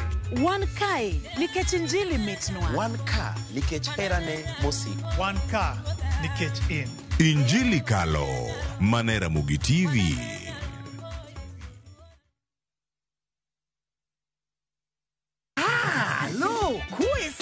E gweng'ni, wach landore mapiyo moloyo ote mar pesa, kendo nyiero en chenro mar oganda. Papo wene ng'awa Chief ong'eyo wachno kata jopeng' ong'eyo. Ka chieng' tich abich ochopo, waduto wachokore. Ok ne baraza, to ne Nyarkochia. Nyakochia gokoko. Nyakochia toxin. En chenro ma gik moko duto ng'aw malo mokalo tong'. Chakre sigendni, weche miwacho. Kato akanyi leo chunya, nonyuoli kure. Riwreuru gi oganda duto, kendo weuru wanyier ka gima ok ochuno ni ng'ato chul puotheno. Kokija richo, ting' badi malo. Jehova Nyasaye golo nyaka moponde ndalo. Nyarkochia, tich abich, saa 1:45 otieno, mana e Ramogi TV.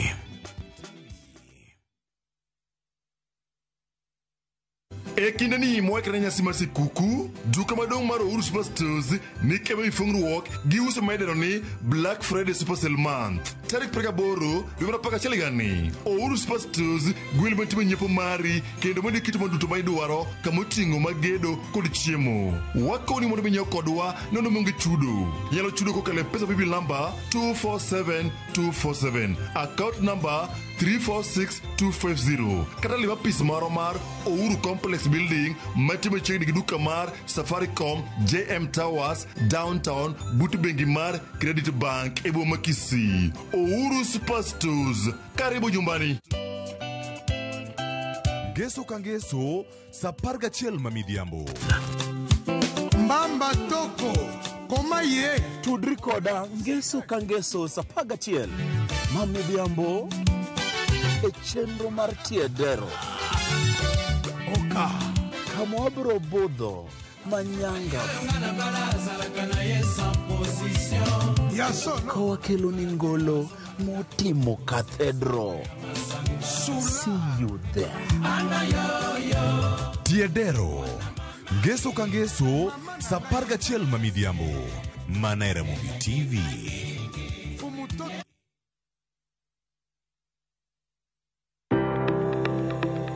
Ringreni wuoyo, to be ichiko iti, en aonda, rem mora mora, en ranyisi ni ringreni wuoyo kodi, e penj laktar, walero weche ma ringreni temo nyisi, ka wakelo ni paro mag jomolony. To wacho ni mondo mibed gi rageng' maber, nyaka bed ni chiemo makare, nikech askeche gi iloso kuom chiemo makare michamo. Paro manyalo reso ngimani. Kochopo kar food allergy kae, to kinga ma del ma ng'ato chako gore gi chiemo mochamo. Kod weche mag thieth mayudore achiel kachiel kuom joma olony. Nyalo bedo ni ng'ato nigi ratil man malo.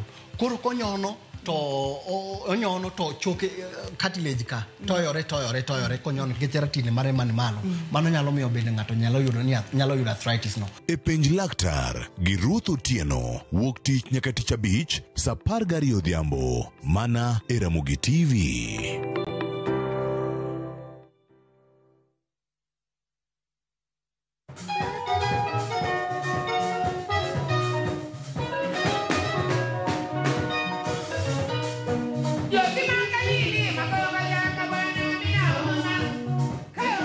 Bedo jaera mar thum ne omiyo romo gi jangolo marahuma mar Benga, Daniel Owino Misiani, kendo ngimane nolokore kowuok e jalaw thum nyaka jathum ma jaod jathum. Dongena miel ma ano ke jedu luongani ka ko luongano shoko go adhi bet pare kobri koro jiro chan bisis in gi yawe Owino luongi. Mae en sigand Queen Babito. Yani an kaka we awinjo ko odonjo na makata yin bet kacha.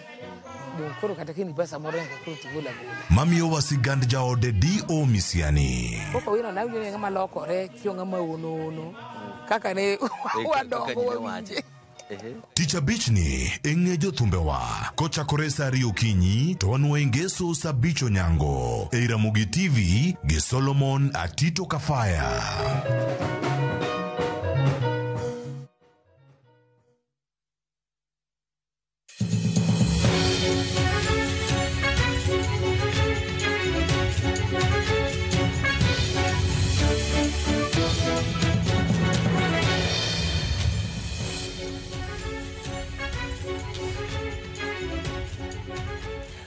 Ramogi weche mano chakore kogwen kata okinyi ma kawuono, chenro mosebedo kokao ndalo ka itayo kod IEBC ne ikruok chieng' ma kawuono jogo ombulu osebedo karito kod siso ka joma ochung' bende osebedo kane timo kisera mar ombulu ka giwuotho ka gitemo lombo jopiny mondo bi ne gonegi ombulu e odiechieng' mar yiero. Odiechieng' mar yiero bedo kawuono kendo chenro ni otimore gwenge mopogore opogore mak mana ni weche mag ng'wech ka kod kacha tuk paka go yieyo neno nyakwaramogi weche mag wedea kaachiel kod timbe moko majendeke. Nitiere kuonde ma bende wacho ni chenro mag yiero timore maonge ng'ikruok moro amora maduong' mane nyalo wachi.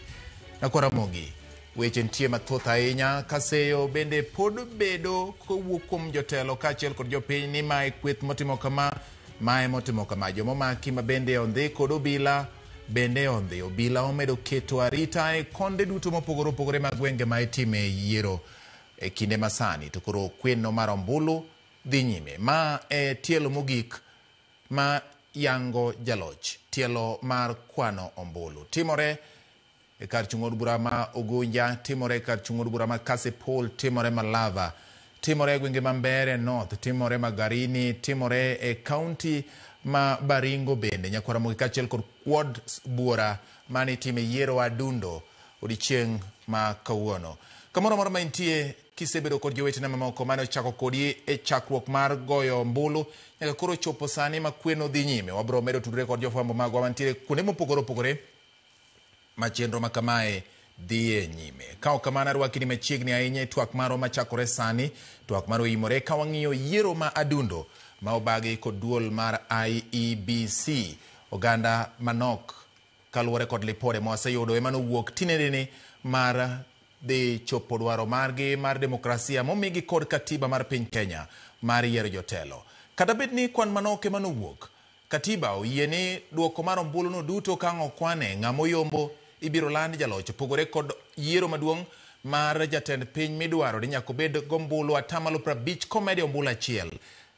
Magi to ng'at mang' ne wuog kod ombulu makwan ne thoth kata oyombo mane nyawar gi gombulu achiel to ibiro lande kaka jaloch e yiero no. Nyiso ni kuonde chung' od bura duto ma otime yiero ma adundo kawuono ni biro yudo jaod bura margi.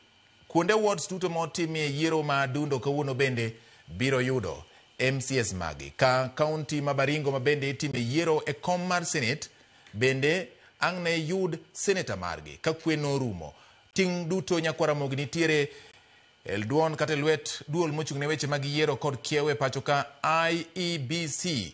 Kamoro amora ma intie machiegni twak ma tinde ni wadhi nyime kod twak wenda osedonjo e studio ka Nyakwaramogi wadwa ng'iyo kodgi gik motimore odiechieng' mangima. To kopogore kod gik motimore odiechieng' mangima pod nitiere mathoth ma pod wamedo menyo ka reporters magwa kaachiel kod jogo picha magwa nitiere kuonde ma ikwane ombulu sani mar neno ni tunia nyalo lalie kata mudho nyalo poko tucho apoya nono kaka osetimore kinde mokalo. To ka onge to chenro mag kweno dhi e yo machalo nade ng'ama ibiro land jaloch. Wasingo mar mi adieri manitie weche gi achiel kachiel ka wamenyo gi lony manyasani kaachiel kod yo maching mondo ibed gadiera kokalo Ramogi TV ni ma e duoko ma oland kod IEBC. Gine magin kod ting' mar lando duoko. Weche bende nitiere mawuok e mbui ka kod kacha kata kamano. Ka ok iyude Ramogi TV Nyakwaramogi to mano adieri mare nyaka ibed go gi to. Mane momiyo wan ka. Wang'ini to kweno dhi nade. Nga ma idhi land jaloch. In kaka jal manowuok mogo ombulu orimo seodi ket wang'i Ramogi TV kirito ni duoko biro chalo nade. Machiegni nyinga en George Bati achiel kachiel an ka kod wenda an kod Frederick Okango ma en wakili kendo en janon siasa. Wasebedo kode ka ikinde mokalo ahinya to e weche mag yiero bende kaachiel kod campaign ma osebedo kadhi nyime ka wanono gi kendo wachungo gi machiegni ahinya Frederick Okango. Erokamano duoko erokamano ahinya. Erokamano ahinya. Batha korka cham kanyo bende an kod Thing 8 Salim Odeny. Salim Odeny en okil kamaloka kendo en be en janon siasa. Odwa ni mondo en bende ofwaye ni Nyakwaramogi Ajwang'. Kasto anyisu penjo man godo kawuono maduong' ahinya ma bende samoro ubro miya duoko nit bende mae kaka nujo bende bedo machiegni nya Salim. Erokamano Jojo ka othuolo ni mondo mos Nyakwaramogi Ajwang' kamoro amora ma gintie. Narwako gi twak ni mondo gisud machiegni mondo wago mbaka kuom weche matimre thurwa kod kuonde mopogore opogore e piny Kenya kae. Erokamano. Ok thuolo mokwongo ma yiero timore. to ahinya yiero ma bende wasebedo ka waneno kama notimore machiegni makoro wanyalo wacho en yiero maduong' ma 2022 e gwenge ma Kaluo. Ma en thuolo mokwongo kuom higni mathoth ma yiero matindo timore ariyo e odiechieng' achiel, kendo ka ing'iyo kata mana kit kisera mar ombulu ne ochwakore. To magi bende yiero maparo ni chakre wachak bedo jok makoro luwo siasa otimore ka e piny Nyanza kata gwenge ma Kaluo ka Raila Amolo Odinga onge. Bang' Nyasaye ne kawe kendo dhi yweyo dwe mokalo tarik 15. Gik ma waneno nitie kata gik ma jopiny oneno nitie. Ng'wech oringore ka kod kacha, kendo kuonde ma kwe ne nitiere bende kwe ne nitiere. Kwan mag jogo ombulu mowuok gin kwan manok. Penjo en ni kit ng'wech moringore kawuono, Salim kachiel kod Okang'o, be gima ne oganda geno neno ni nyaka nobed mana machalo gi ng'wech ma obedo kawuono, koso maendi nyiso ang'o ka ji odong' gi higa achiel gi dire tidhi e yiero maduong' ma 2027? Fredrick. Erokamano jowinjo gi joneno, but an kapimo mokwongo kawuono tarik 27. Yes. Wadhi e yiero mar adundo. Yiero mar adundo. Yes, yiero mar adundo. To yiero ni timore nikech kombe nodong' nono. To kani somo siasa kaka nochakore nyaka ne kombe gibed nono, nitiere kuonde mane jokombe mane ni kanyo notho, nitiere kuonde ma jokombe mane kanyo noyiere cabinet, nitiere kuonde ma jokombe mane kanyo nodhi e court. To siasa kano chakore kitimo yiero ni, to ni neno ka koro olieko yiero mabiro biro gana 2027. Nikech piny osekawo kore. Koro an gima timore ni to okobwoga. Ma gima na geno ni dhi timore. Kendo timore mana kaka na pare. Nikech bang' higa gana 2022 kane ji oya yiero, sirikal nolosi, joma nodonjo sirikal, joma nodonjo opposition. To kore kanyo riwruok kendo nodhi obet. Koro king'iyo sana Kaluo, ma yiero mokwongo kendo yie kiwacho ma timore Ugunja, Kasipul to gi Magarini ka jakom Raila Amolo Odinga onge ne ODM partiwa. To kit yiero ni king'iye mos kendo ineno ka chal ni nosasore ahinya, nikech kom milaro sana kom mar mjumbe ok en kom matin. Mjumbe e jagono kose ng'ano maloso chike e od bura, tema represent, tema oversight. Koro ne ntiere riyo moro mar bedo e komno. King'iyo Kasipul tineno ka ng'wecho wuore ma kendo yiero ni madundo ma Kasipul no okelo wach moro. Chal ka gima koko moro no wuok kilaro kom, nikech jofwambo gi keyo no nyiso wa kacha gi pichni kendo gi video gi keto. Nitiere kuma ji ogore, nitiere kata joma no mabunde, nitiere joma hiny, nitiere joma timore kama. Tiende ni nitiere gima timore ma nyaka yiero cha nyaka ne dog kuma onego bed odoge. Jomoko wacho ni nyimbe nyaka gikawe. Koro an kipenja ka duoki machuok, gima timore sani ni e gima ne wageno mondo timre. Apart from koko, ne en gima competition mata mano nyaka ne timre, nikech yiero ni chalo ni onyisowa gima dhi timore higa gana 2027. Right. Kipenja. Wakili Salim kendo jana siasa. Erokamano, ayiera kod weche ariyo. Achiel en kuom thuolo malacha Kaluo pok oneno yiero ma dundo matimore e gwenge mohinga achiel. And then kwanyalo paro ten gima notimre chien higni mag 90 ma e tiende kucho, kama ne jakom Raila Amolo Odinga nokawo ting' mapek mar neno ni jood bura mago manoweyo chama mar Ford Kenya modok manyo tiko gi chama mar KANU o make sure ni oyombi. Ne en Nyatike, noringo Ndhiwa, oringo kuonde mopogore opogore. Kata jatend party mar ODM masani kanitimo yiero to yiero mabondo tim gi mandhiwa at the same time. So en gima otimre chien kujo chiegni 95 en higni mosekalo mathoth mondo wanema. Mar ariyo bende en yiero matimore mokwongo ma timore ka jakom Raila Amolo Odinga onge to chama ne mar ODM dhi e yiero no. Then mar adek penjo mipenjo mar ni be ng'wejni e ng'wech mane wageno. Yiero mag kuonde chung' od bura auchiel ma en Banisa, Mbeere North, Magarini, Ugunja, Kasipul, kaachiel kod Malava. Yes. Kuonde auchiel go nitiere kuonde adek ma yiero no kende mitimo. Ma jo gweng'no ne ng'iyo mna yiero no kende. And kuonde adek go en kaka Magarini, en kaka Banisa, to en kaka Ugunja. To nitiere kuonde adek ma nitie yiero mamoko e yiero no. Ok en yiero no kende. Nitie gik mathoth ming'iye yiero no ma jomoko bende pimore gi thiano mamoko e yiero no. King'iyo Malava en gima okalo yiero mar ni ng'amo chung' gi chama mar UDA kata gi DAPK. Ok en mana jogo kende. Nitie jomo chung' e tokgi. Magin tipo moko. Yes. Malarre kacha bende mabedo wanyiso teku magin go. King'iyo Kasipul nyineno ka koko moro nyose muoch e kind gavana gi jalupne. Manyiso ni gibende gin gi oteku moro ma gitemo nyisore e yiero no. Koro ken wana ni nyalo ng'iyo ni samore ni yiero mar Boyd, Kiaga Roko gi joma moko. Nitie joma bende ni e tokgi ma bende ng'iyo ni ka wayombo to wayombo kare. King'iyo Mbeere North bineno ka jalup ker machon ni e toke kanyo. Ando dwa nyiso gimoro e yiero no. And king'iyo be gima ker otimo kuom duoko ji e yiero. Kech ne en gi yo machielo mar kawo joma a area no ma jokore mondo duoka Mlima Kore ka noparo ni Mlima noweye. But no chuno jogo mondo jogo dogo yiero kokawo jaod bura makanyo mondo bendo pim ga ne otekune kanyo. To ka jalup ker machon ofwenyo no dwa pimo tekune, jalup ker machon be koro muoch kode tung mosuo nun karkat koro wadwa tami mondo wanyis go yiero madhi mbele. So kuonde adek go and maybe kuonde mamoko moko akwano en yiero mipimo go yiero ma 2027.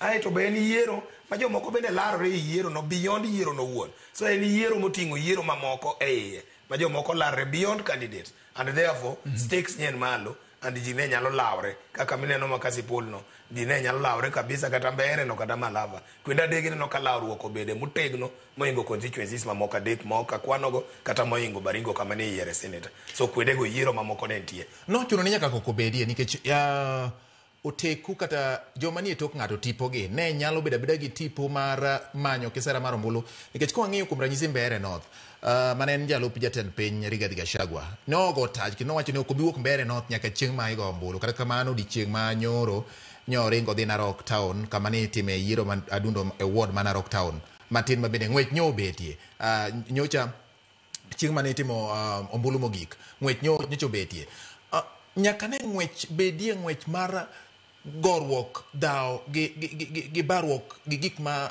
bith wang'o kata ketho mitokni gi gik machalo kamago. Mae gima nowinjo bed ni bede gini. Iwinjo Bati? Yes. Pend chik wacho kama. Pend chik 88, 86, 81. Wacho ni jotend yiero migawo mochung' ne yiero ma en IBC nyaka tim yiero maonge koko, yiero ma free and fair, yiero ma transparent, ma accountable. Mane gima chik wacho. To king'iyo sana wachagi Mbeere. Yiero ma Mbeere ok en yiero mar Wamudhende to gi Karis. Yiero cha en Kindiki to gi Wamunyoro.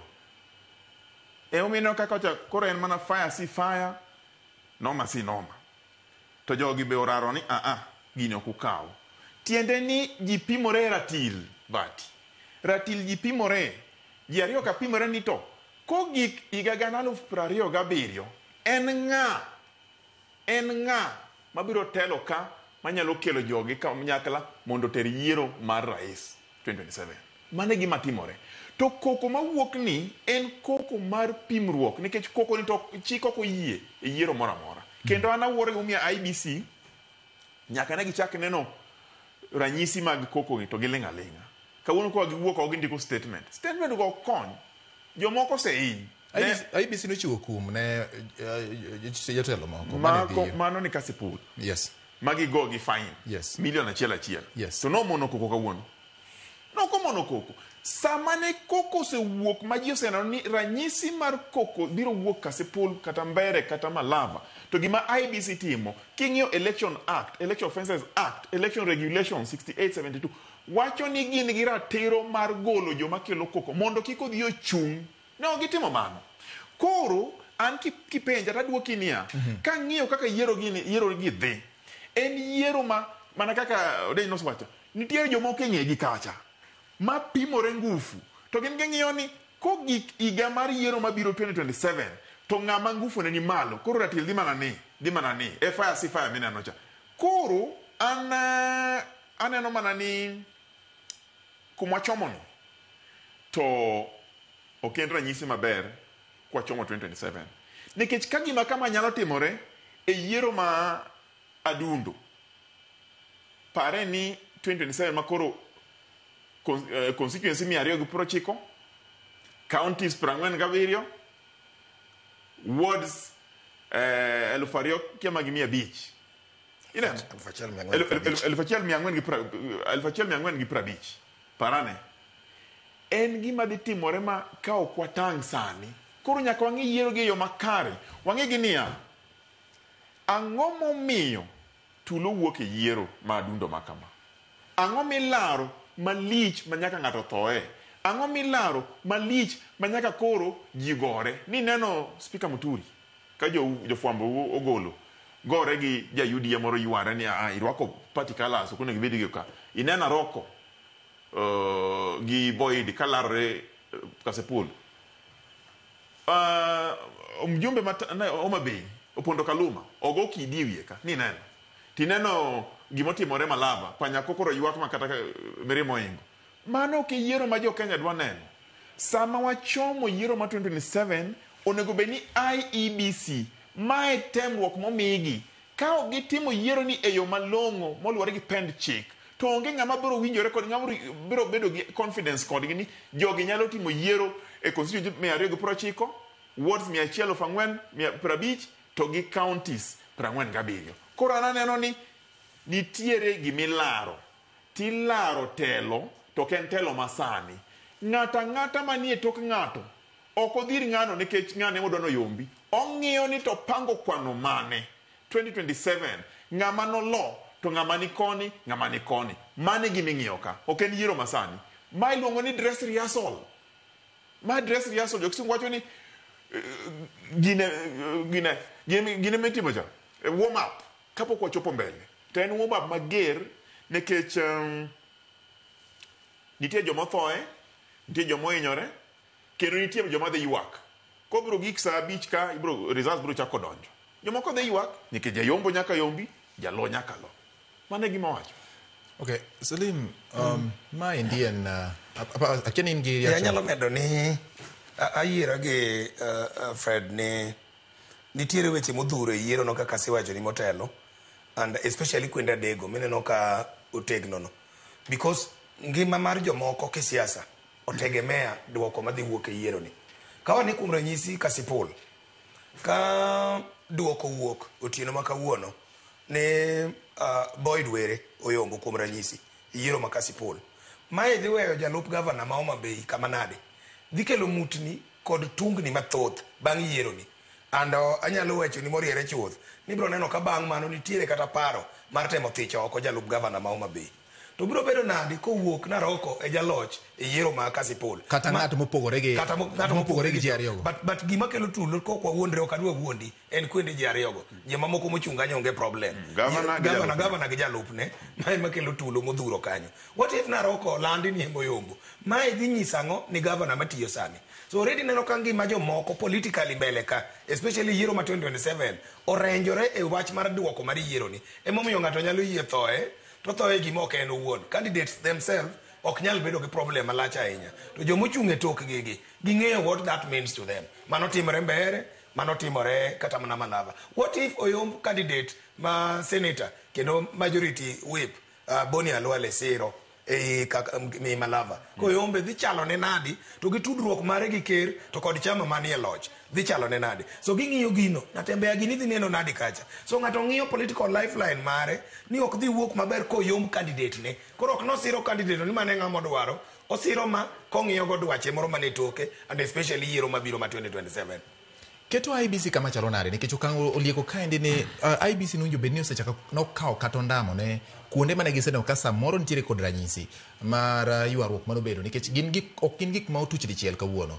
gin gik ma samoro kaluwore kod weche mosebedo kawuok e dhok ne oseneno IBC ketore kama nade gini keto IBC ayiera go kang'o ni IBC ok wanyal ng'wono ni gini pod ginyien gisekawo time moromo emomiyo nye gipango yiero ni but ok ginyis ikruok makare mar rakruok gi gik manyalo rocho yiero kuom ranyisi ne koro gimanye jatend migawo mar arita ma pacho ka odonjrego machuth en tij IBC nowacho ni ji ni kusego okura to chak wuoth idhi e dala oo mang'e maneno wuon onge gi role mana tol atol IBC emo nego bed ni direct yiero no kendo IBC en independent ok ng'ato nego miye chik kaka onego ta yiero mare ka IBC dwaro ni ng'ama osego ombulu onego dhi e dala IBC emo nego wach Murkomen ok onego wachne ni makendo lando ni ji ni kuseyiero chak wuoth idhi e dala oo mang'e mano to IBC ema chung' ni mano ok security advice tu kaka jatelo mochung' ne weche mag arita yiero ne en security ng'ise no kel police ka police kosebiro e polling station police no is answerable to presiding officer ok en answerable kendo ni Murkomen tekno se biro e polling station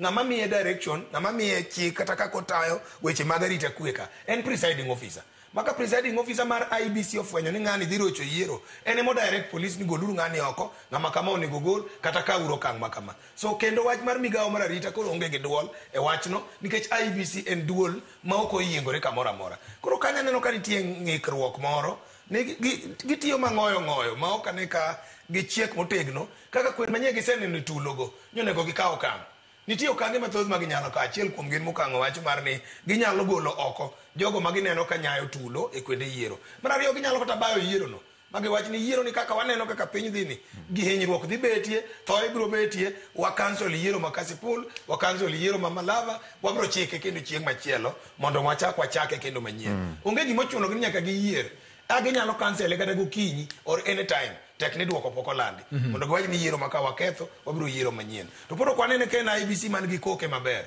ka koro mae ma nikech anyisi nitiere gik modhure yiero ni machielo be ming'iye yiero ni en oteku mar IBC no mar chung' ni yiero nikech ka jogi oteme ma gineno ni ginyalo yienge by election ka then kar ibiro neno gima gibiro timo 2027 ka gifwenyo ni yiero matin mana matin ma itimo kwende auchiel gi emobaro gi ndasi to makoro ibiro timo kwen mokang'o kwano nigo 2027 then jogi biro overrun IBC ginyiso picha ma ok ni kare onego gis ni gin gi teko kendo gin go teku modhuro ma ginyalo gayo go yiero kamano to sama koro waketo IBC e nyong'ong nikech gine weg gini ne inyalo chung' kiyiero kata gokinyi kuom ranyisi kaka owach gi thing 8 Salim Odeny e thuolo ma wantiere gi sani choro yiero gi kaka ne samoro gik moko osenyisore gi thuolo manitie kaka siasa medo chwakore ka ji dhi mbele ma ok samoro ginyalo neno ni madhi keto gima chiegni ahinya gi yiero maduong' ma 2027 mondo ne gichak timo gigi chon gibed go gi ranyisi kuom gima nyalo timore mondo gitim ikruok gibed gi thuolo mar timo ikruok ka koro ji dhi e yiero maduong'. Iwinjo Bati? Yes.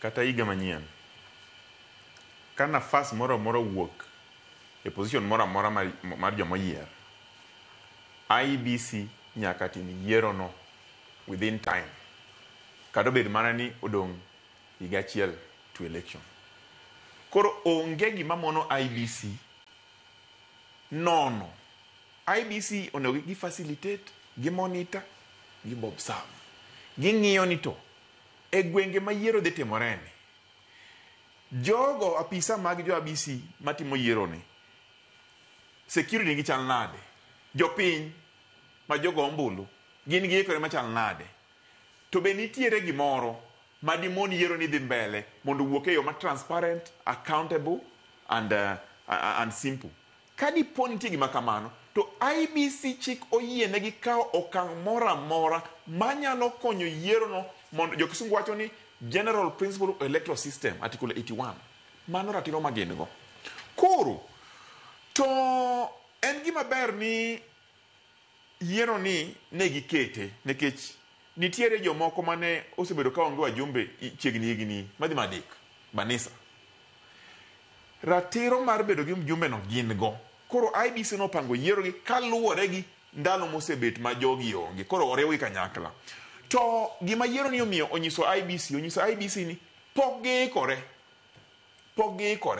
Nikech gimomiyo pok giikore, ka ranyisi owuok ni tulo dhi bet to gidhi mbele magi iko yiero, to joma kelo tulo gin joma madwaro kombe mondo yier, to giluongo jokombego to gikwero gi akwera to gikawo okang' moro amora mamalo ne jogo. Wanyisi Kasipul kapok rodhi yier dong' ng'ato nothoe. Dong ni neno? Jario nothoe. Mano gima duong' ma nyaka IBC no nego bed odok chiemo wacho ni kaka ji thoe mana campaign to yiero ni en yiero mar okang' mamalo, dipo ni kwatere kaka watere ni to ji nyalo hinyore ahinya. Ok gitimo mano. Waduoki Malava ni neno picha gi video mowuok ma jomoko ilonyo duk tigoyo titimo nang'o. IBC pok okawo okang' moro amora nyaka sani, pod giling' aling'. Wateri mbele ni neno cheche ma jogi wacho. Mano gima onego bed ni osemiyo gi indication ni ka ji biro dhi e debe kawuono to gini dhi bedo high stake kako denyo wachecha, ma nyaka ne gikawo okang'. Ok ochuno ni nyaka koro gichore kata ging'adi, to nyaka gidhi kacha ma giwuon jogi kon ni kaka wapimo kendo kaka waneno chal ni kudhi mbele kama to yiero ni biro gajore. Koro wakwayou mondo udoru piny, ka ok kamano to wanakiru oko. Mano warning. Na ok aneno warning moro amora ni Jombere, ok aneno warning Malava. Kasipul omi ji fine to gi warning. Koro an aseyo sana IBC e yiero modhi mbele. Nikech ne gin gi nafas mar golo kokgi. To pok gigolo kokgi, ing'eyo ni IBC ni nyien. Ne gidonjo apis mana nyoro. To ka gin nyien, to jopiny ng'iyo gi to pimo gi. To tiende ni kaka gibiro dhi gi jopiny, e kaka jopiny biro dhi kodgi. Ka gidhi mandhembe, jopiny no dhi kodgi mandhembe. To ka gigolo kogi miwacho ni wan IEBC ma independent, ma wan wang'iyo chik, gima chik dwaro mondo watime mabiro timo, to jopiny bende winjgi. Mano gima nyaka ging'e. Koro yiero ni osegolo ndhem mar IBC. Terowa kama chalo nade Salim, e kweno mar ombulu. Wanyalo neno kuonde minyalo wite oko duoko mag ombulugi kopo ni gik manotimoregi obedo gik ma oganda otiyo godo gi chik manitie mar piny dhi kata mane doho kuom ranyisi. En adiera, and sama ne okang'o chako nonyisi ni nitiere mise mago morenji e katiba kaka yiero nego ta e pend chik namba 81 mar katiba dwaro ni yiero nego bed yiero mathuolo kendo yiero mohuyanga ma ji kawo thuolo gi mondo go kura ma onge ng'ama ochuno ji, onge asoya, onge lweny kata tulo moro amora manyalo buogo jogo ombulu. Koro ka misingi mise moket go okolu, then en thuolo maber mar ng'ata manyalo gombo dhi e doho mondo miyo mondo thich oko kata wit oko duoko makamano.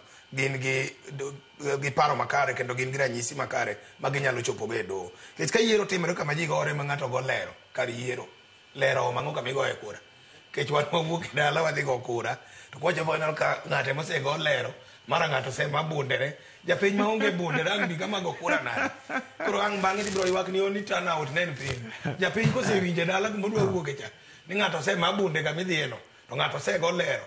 To ng'ama go lero no ok en ng'ata, en mjumbe. Ogoye lero kuro, bodyguard ne oma bunde. It means ni japiny ma dwa biro exercise democratic right mare mar go kura. Koro ok nyal dhi go kura. Environment no ok environment ma katiba gombo ni mondo yiero timie, and therefore en thuolo makare ma ng'ata manyalo gombo pingo loch mar ng'ama olandi nyalo dhi ge doho, and doho biro winjogi nikech yiero no ok otimore e yo makare kendo e yo mathuolo. And IBC ema ing'eni kidhi tero ng'ure doho to IBC ema idonjone mokwongo, kech IBC ema ochung' ni yiero no, eka ng'at midonjone mar ariyo en ng'ama oland no. Koro IBC biro chak kabisa e buche mang'eny motimore do, especially constituencies adek ma tulo muochego. So en thuolo makare ma ng'ama nyalo dwaro pingo nyalo dhi ge doho.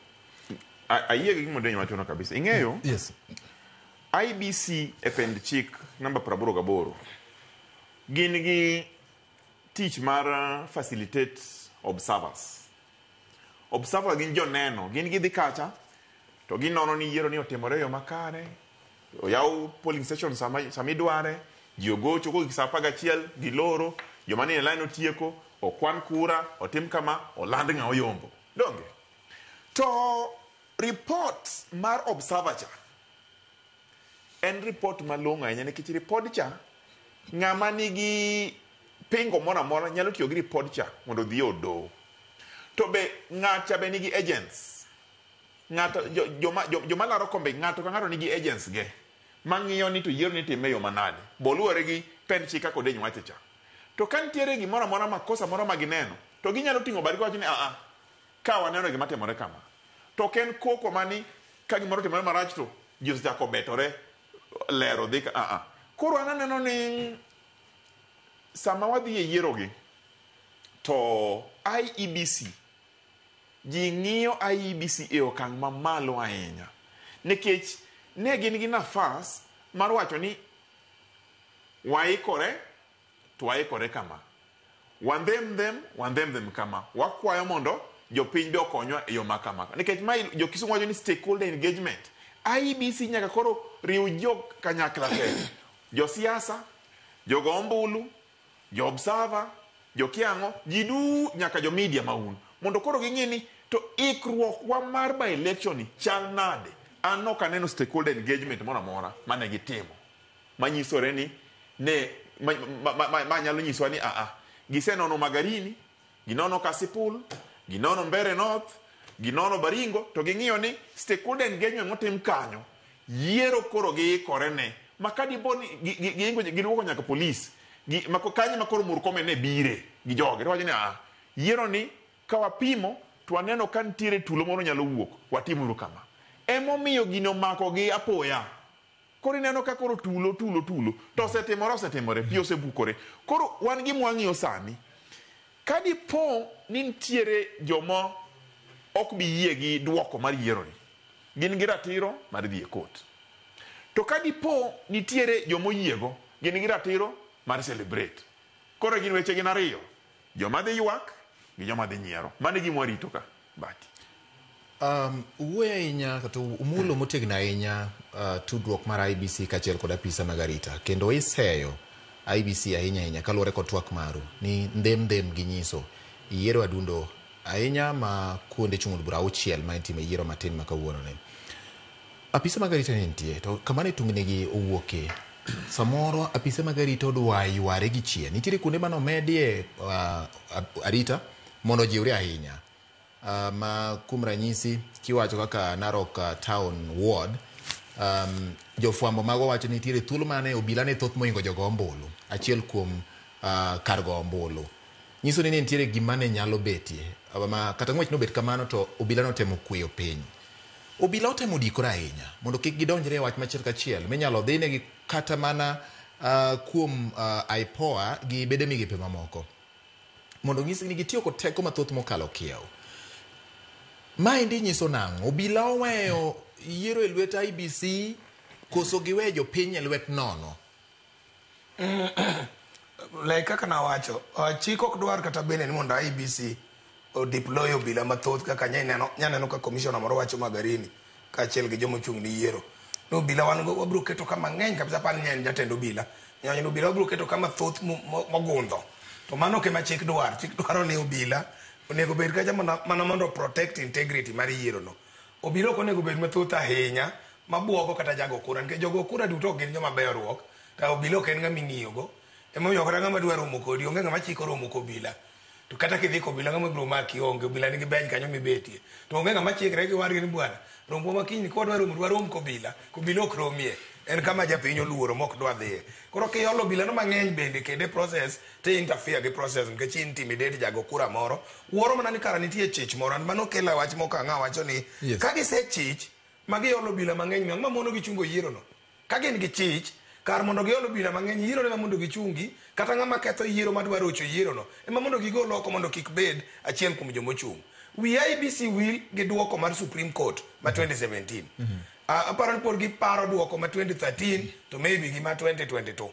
But ma 2017 was very categorical. ni gik mineno gi dich go sani gikwano gi 2017 Supreme Court nokwero ni mano ke yiero kende. Yiero is not just about the numbers.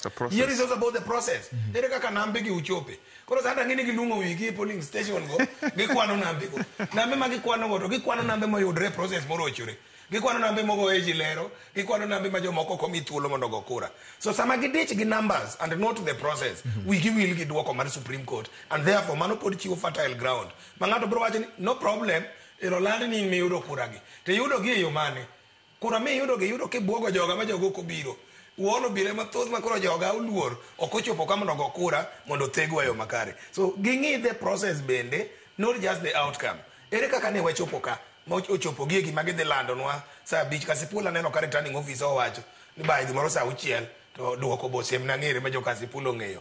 Koro ka jo Kasipul ong'eyo, onego gichak ditch from morning ni what is the process ma lead to those numbers. Mondo kik gi over concentrate a numbers to process giweyo ka process no kethre. The Supreme Court nodagi ni mano is part of election. Odeny, kiwacho integrity bidhruok mar goyo ombulu. Mondo ombulu ne ni chenro kaka nochagi nyaka kako chopo obedo makare. Protecting the integrity, rito bidhruok ni kata dimbruok mar samitimo gini. En ang'o, tiende en ang'o hie? Nikech ng'ama go ombulu ka en japiny. Ka japiny ok omiya arita makare, nyiso ni integrity is questioned. Ka opo ni IBC gi joge jomoko thurore kata sami kwano ombulu morucho gini ka apisa mag obila ne gin 2-3, mano bende integrity bende inyalo chichgo. Protecting kata protecting the integrity mar goyo ombulu kata mar yiero. En ang'o hie mondo japiny madala kuchung'e ni mae gima kwacho ni protecting the integrity to nyiso rito bidhruok mar chenro duto mar goyo ombulu ni. Miwacho no kwa donje. Yes. To nyiso ni kara 2027 okwanya yiero. Kecho kibi yolo opisa mang'eny go, tamo gi kama nyaka gidhi gikawo jo jela ma gimed go. Ok inyalo yudo namba mar obila ma dirit polling stations ma Kenya kae e kiwango midwa kete sani ni. What is so much of interest e yiero mar by election omiyo yolo kuom ji obila mang'eny. Dakwa ol gi kaka mane general election. General election obila ariyo kende mitero ge polling station, ji ok gorega, ji yiero ji dhik madhiye. Jomo biro ka gin jomo biro go ombulu. And police onego beni rito mana arita kwe mar kamigoyo ombulu no. Jogo kura wegi ok gore. King'iyo gini, jogo kura wegi ok gore. Joma kelo tulo gi gin jomo ng'ere. And gin joma ae gima na wacho ni jomo chung' e toki ka. Joma kelo tipo ka. Ema kelo mae, ae to ji gore ka mondo yiero kethre. Jogo kura mowuok e dala mobiro go ombulu. En onge ng'ama odhawo. Ochopo kacha to go ombulu to dhi kumodhiye. IEBC ong'eyo kendo ne giwacho no ma giparonwa ni en kinyume en ataro mar chik goyo picha ballot paper mosego. Isenene mbui kaka ballot papers mosego ringe mbui ka okinyi gotieno. Koro ere tiende nyisowa ni en ataro mar chik goyo picha to onge mikakati magiketo matamo jago ombulu go picha. Ere kaka gidhi ensure ma kech ka giwacho ni en ataro mar chik go ombulu aeti go picha mar ballot paper misemak aeti kiroko. Wanene mbui ka koringo. What is IBC doing about that? Koso girito kendo ni nyaka chieng' moro ng'ato dhi e court mondo challenge ni mae IBC nyoko rito kata regulations margi giwegi magi ketonwa. So those are part of the integrity, not just the police. Ging'iya ni to be yiero ni timre yo makare, en yiero moweyanga, kwende mamoko ma yiero kethre mathoth, gin joma luongo ni assisted voters. Jago kura mok nyago kura kende wuon, manyaka kony. Ere kaka jogo kura gi bende kwaneno kothoth ahinya e polling station, mano bende dalili moro. Mano be nyiso ni yiero no ok oweyanga. Nikech an kan jachung' tadwa influence samoro nyase mi minyonge moro ni dhi gona kura. Kora ang'isi ni kel wi ni jago kura mikonyo to in gi ng'ama konyi. Tiene ng'ama konyi no biro make sure ni gona kura. Mana ni dwaro ni mondo duoko duogna ni tim ang'o igona kura. That makes that election not free and not independent and not credible. Nikech nitie ng'ato mabiro ka madhi make sure noneno kaka go ombulu. All in pretense nan jago ombulu mok nyal go ombulu kende manyaka kony. So IBC onego ng'iswa ni e polling station ka polling station ne nitie assisted voters adi. Tadi manye bedo assisted gi presiding officer, tadi manye obiro gi joma konyo gi giwegi. Ke chiko yie ni ng'ato no nyalo biro gi jakonyne kata chiko yie ni presiding officer nyalo konye ka agents ti mang'owa neno. So those are part of the integrity issues magi yiero. Ma IBC nyaka nye ket mikakati magi protect go mano. Okolo police kende. Okay, iparo ni gima Odeny wacho ni okang'o. Kopo ni oket ni nitiere joma konyo kata joma ikonyo to bedni apisa mar IBC kende moyiene mar konyo ng'at maonge kod nyalo mar timo ma. Kopo ni chik nyalo bedo ni weth kanyo. Ma dipo ni nyalo kelo duoko mar kata chenro mar go ombulu ma uyanga kendo ma oluwore kod dwaro mar ng'ato wuon ma ok ni nikech koro ne in ng'ato to kichopo kacha ting'isi kare koro wagone ng'ane nikech nosemii gimoro matin. Ok apar nikech jo IBC manie polling station nitie gima gikawo miluongo ni oath ma nyaka gilu kaluwore gi chik. Gikuong'ore gi mo ma gichamo. Ne gikuong'ore ni ok ne gidhi tok chik e weche mag yiero ma gidhi timo kata ka gikonyo ng'ato. To assisted voters ma Odenyo wachogi gin jogo ma ineno ni samoro okia somo, samoro ok onen, samoro ok owinji kata ong'ol e moro amora, koro dwarore ni mondo konye nikech en gi ratiro e pen chik namba 38 ma dwaro ni en gi ratiro mar go ombulu. Iwinja Bati? Koro ka dipo nitiere jatend IBC moro amora man gi weche manjore ma en kokel ni assisted voters ka to konyo kaluwore gi ng'ama dwaro nikech nochamo gimoro, to mano chik ok oyie, mano ng'ama nyaka kawne atua mamalo. Namba 2, assisted voters ge betin, ok ging'eny, gin ga matin sana. Koro yudo ka samoro sami konyo gini to jomoko nitie makonyo gi e yo ma ok kare, e yo manyiso ni nyaka gigone ng'ato moro ma gidwaro. Mano nyalo kelo chich e weche mag yiero.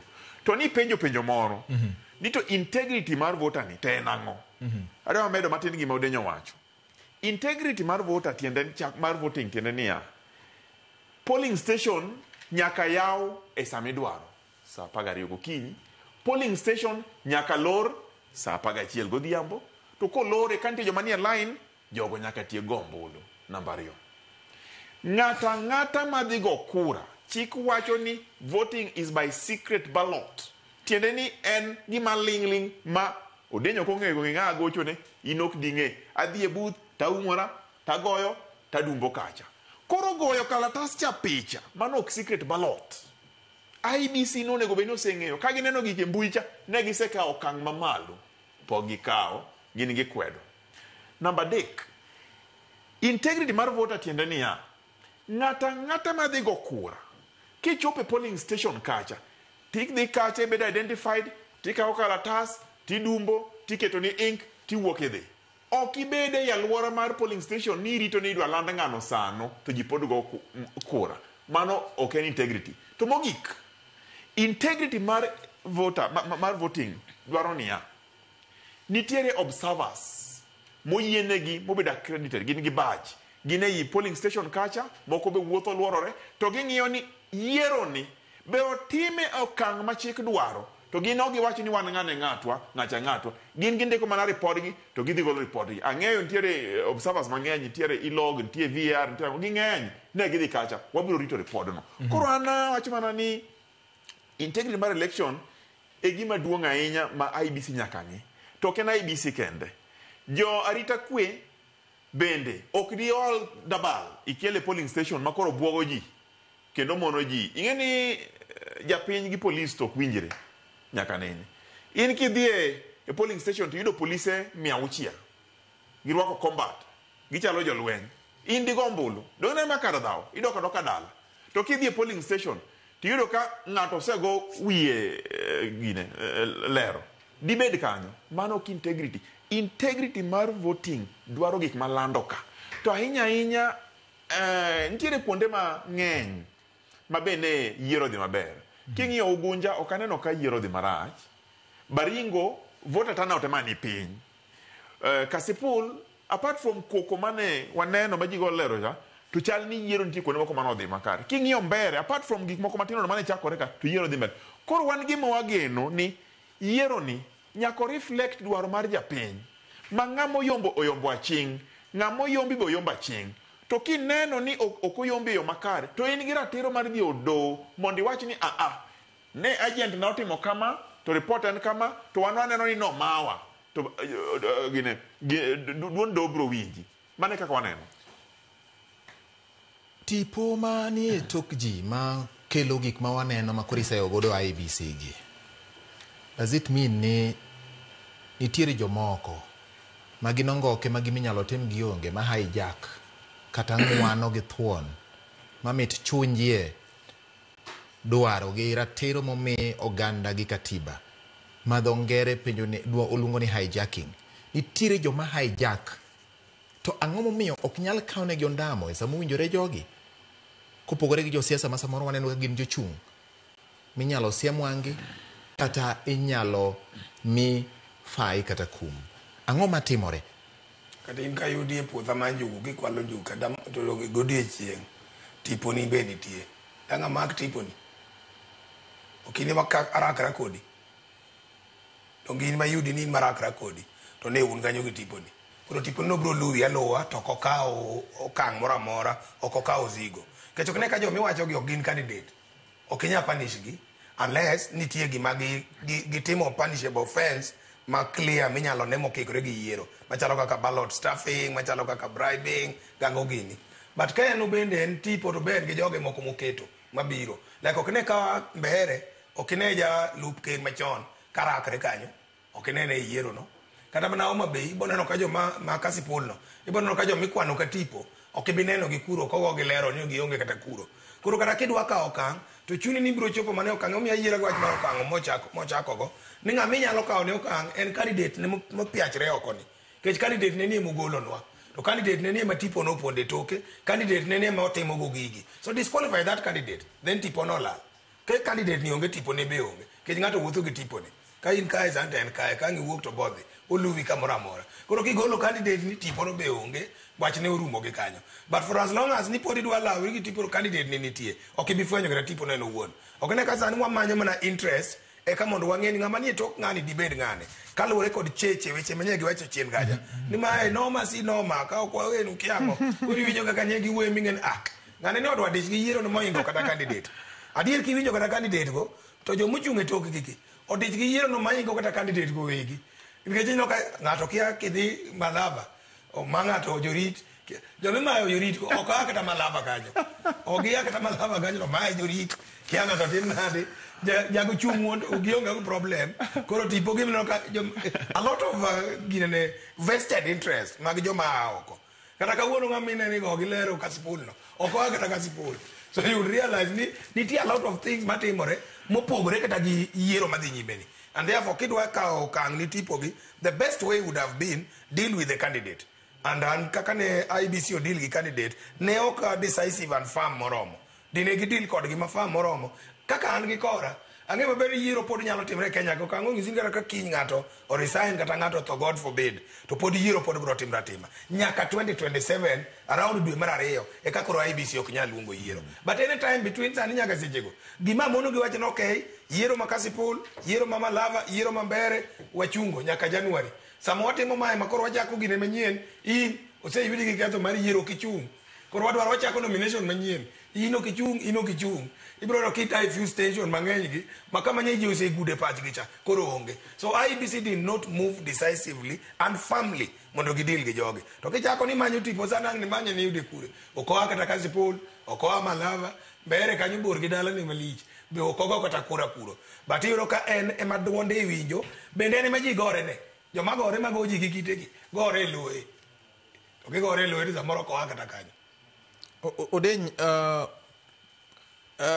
kaki penjo no mit ndi kendo ne kido ka ng'ato kol njuki to ki gi tipo ne i kode to sami gi tipo ni i kode to tipo ne bedi no ka i kodi nitie tipo ni ma i tipo ne tipo ni tipo ni okay koro gima dwa ng'eyo ka kuom ranyisi wa koro achiel la ranyisi machielo oda ka oyweyo to kapok ka oyweyo ma penjo ma bro duko ka ai yweyo ni en ka dhiang' ochamo puodho samoro ichwado dhiang' to wuon dhiang' bende dhi manyo ni to wuon dhe ni en ng'a dipo ni nokonyiewo tol motegno mondo twego dhere ni. Gima temo wacho ka ni nitiere tudruok mang'eny ahinya sani matimore e weche mag siasa gi. Kuom ranyisi ka ng'ato nitiere gi interest ni dwa chungo okang'o kata dwa dhiro okang'o yo moro, ibiro ka nitiere jok moko ma gin osiepe okang'o ma nyalo bet ni nitiere kod tudruok achiel korgi.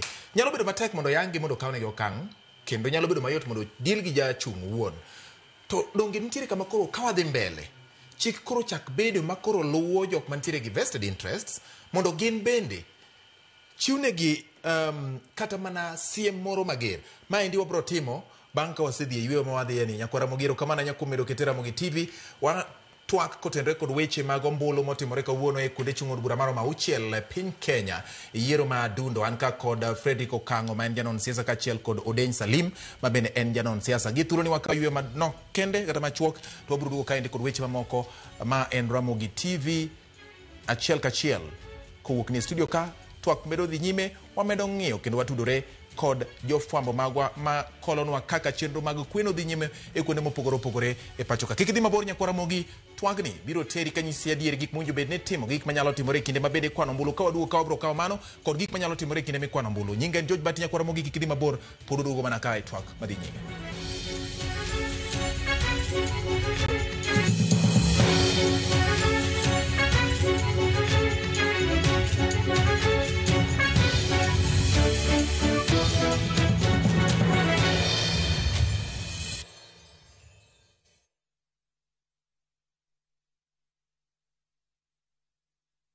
The euphoria around town is crazy. Koro kwa kila mtu. Guys, Koro wanna sort all types of people. Mama mboga, Koro. Nduzi guy, Koro. Office lady, Koro. I just received my cash from Koro. Just quick and easy. Tanuka. Download Koro and say hello to Easy Living. E kinde ni mwakre nyasi mar sikuku, duka madong mar Uhuru Superstores ni kema mifungruok gi uso maideno ni Black Friday Super Sale Month. Tarik 8 wibra paka chaligani. Uhuru Superstores gwel matimo nyiepo mari kendo modi kitu maduto maidwaro kamoting'o magedo kod chiemo. Wakoni mondo minyiew kodwa nono mongi chudo. Nyalo chudo kokale pesa bibi number 247247. Account number 346250. Kata liwa pis maro mar Uhuru Complex Building matimo chiegni gi duka mar Safaricom JM Towers downtown but bengi mar Credit Bank e boma Kisii. Uhuru Superstores, karibu nyumbani. Neto kori winjo kika winj kucha koluonga ni mbabas nikech koro uneno kama ni pesa moro matin. View sasa ndio nyumbani kwa the best local dramas. Nataka ripoti ya Hansi pamoja na mkewe. Comedy za kuvunja mbavu. Telenovela bora zaidi kwa lugha yako. Anaere ainya Prita. Tokendo gimora more wi mora. Na sasa una nafasi ya kushinda zawadi nono ndani ya promotion kubwa ya Jipange na View sasa. Shinda 50,000 kila siku, $500,000 kila wiki na grand prize ya 2 million shillings. Wow. Ingia kwa View sasa hivi kwa kupitia paybill 724177 au tembelea viewsasa.com. Weka nambari yako ya simu kama akaunti yako, kisha weka 50 bob tu na upate content na point na uende kwa mshindi. Ingia mara nyingi uwezavyo. Kila ukiingia kwa View sasa unaongeza nafasi yako ya kushinda. Imeidhinishwa na BCLB number.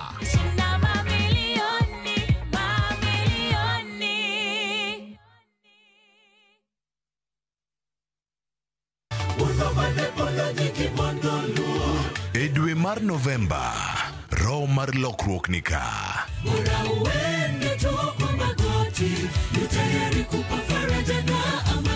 Riwri kod ambassadors kod rowere mag kanisa mar Seventh Day Adventist.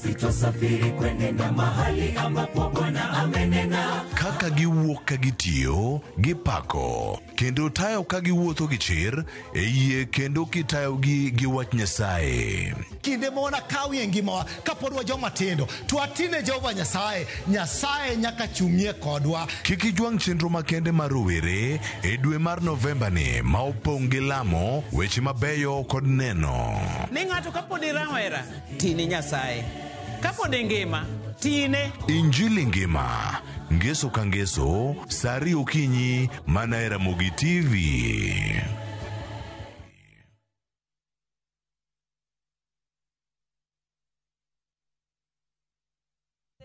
This festive season, gather your loved ones where time slows down, in the heart of the Masai Mara, because the best gifts aren't wrapped, they are found in laughter, golden sunsets, and the quiet joy of being together. From just 72,600 Kenya shillings per person sharing, enjoy 2 unforgettable nights in the world-famous Mara, where adventure meets peace and every moment becomes a memory. Make this December one you'll never forget. With View Travel, creating moments that matter and memories that last.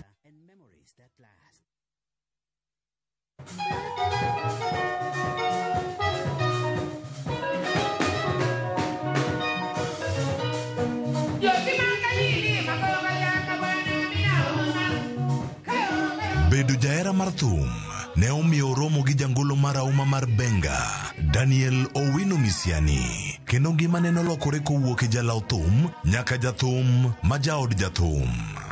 Donge na miel. Ma ano ke jedu luonga ni. Ka ko luonga no. Shoko go adi bet pare kobri.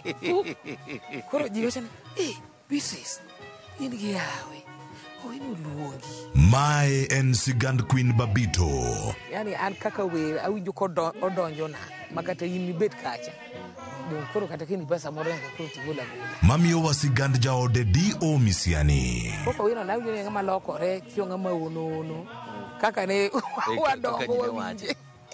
Ticha bichni eng'e jothumbewa kochakore saa 2 okinyi to wanue ngeso sa bicho nyango e Ramogi TV gi Solomon Atito Kafaya.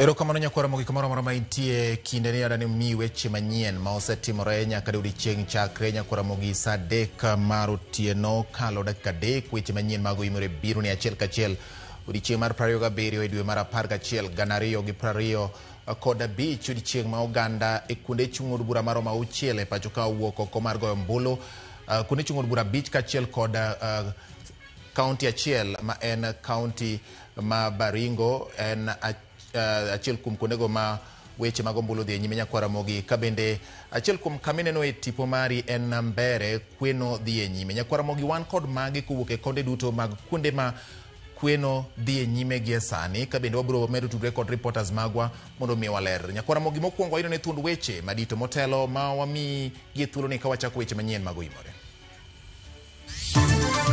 Chenro mar kwano ombulu dhi nyime bang' jopiny luto ombulu e yiero madundo Obagi Kasipul, Ugunja kod kuonde mamoko e pacho ka.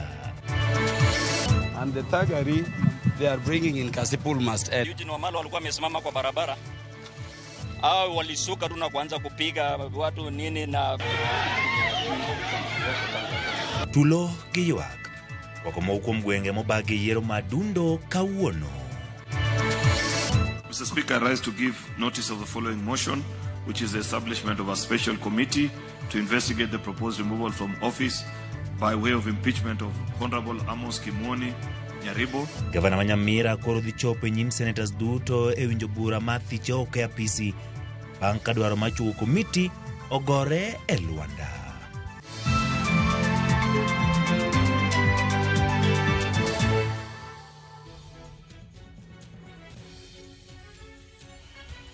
Nyakwara mogi machiegni jaloko mare iluongo ni Wilson Achuka, nyinga en George Bati. Chenro mar kweno mar ombulu ochakore ayanga e kuonde luto ombulu ma pacho ka manobagi e yiero madundo e kar chung' od bura ma Kasipul oyangore ne kwan jogo ombulu mane wuok oko mar goyo ombulu nenok. Gino ma IEBC wacho ni obiro kaluwore kod luoro e wi tulo kod koko ma osebedo Kasipul ma bende ne omiyo jogo ombulu obedo kod luoro. Kaka ripota marwa Halia Beach lero, obila bende omako rowere mathoth kod nyamburko mane gitiyo godo e temo kelo koko Kasipul. Kabunde mane oma jarit jaod bura ma Homa Bay Town Peter Kaluma bende obila koro yudo.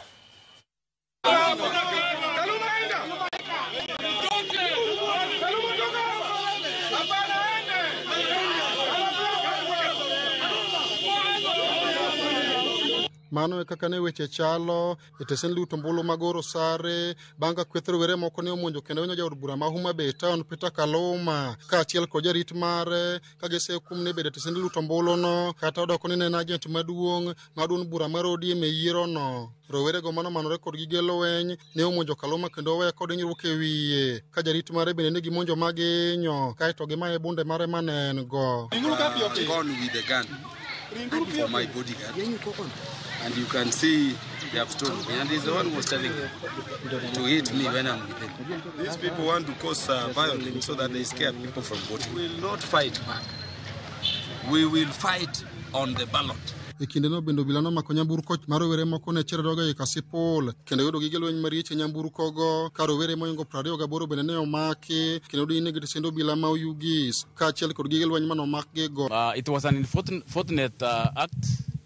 That act escalated tensions among the constituents and the people, but we want to appreciate that we swung into action immediately, and we tried to bring the tensions down. And during our operation of bringing the tension down, we were able to arrest some of the goons whom we believe were among those who assaulted the area MP for Homa Bay Town. And during our operation, we were able to arrest a total of 23 suspects. That's in quotes goons, and able to confiscate about 15 vehicles and 2 motorcycles. We have also been able to recover the firearm, which was snatched from the bodyguard of the area MP for Homa Bay Town. They dropped the gun somewhere, and we were informed by our informers through intelligence, and the gun is with us. Magitimore kama hukum jochung' ma Kasipul ka achiel kod jogo ombulu bende ne ogolo luoro margi wi kwan manok mag jogo ombulu mane owuok oko e chenro no. And I want to encourage other candidates. Let's maintain peace when we vote. Onge gimoro malich mwaneno marach mwanyalo wacho ni in this particular polling station nitiere gimoro marach ok aneno. Aneno ko sirikal boketo arit makende. Apisa mar IBC ma Kasipul Rebecca Buaku ne okone kwan manok mag jogo ombulu mane owuok oko obiro kaluwore kod luoro ma jopiny nigo e wetulo kod koko mosebedo ka dhi nyime Kasipul. Usually the turnout for by-elections from the history is usually below 40%. In fact, when we look at the 50% for the highest, they have really tried. But mainly it is because of intimidation, the voter intimidation by these militia groups. Alia Beach, Ramogi TV, Homa Bay. E kinde ma jopiny kar chung' od bura ma Ugunja rito duoko mar yiero mar jaod bura ma kono duol mar IBC oywago kwan manok mag jopiny manowuok oko mar luto ombulu e yiero no. Kaka Steve Biko leronwa, sanduge mag yiero no yaw e lak saa 12 okinyi ma kawuono. Kata kamano dhano ne omole kuonde luto ombulu e yo ma kidam. Bang' rito kuom thuolo mohewi ga achiel, duol mar IBC nochiwo thuolo mar tieko riyo mar jopiny kar chung' od bura ma Ugunja kokalo e yor debe. E lak saa 12 mar okinyi ma kawuono, sanduge mag luto ombulu noseyaw kendo chenro no nochakore ayanga.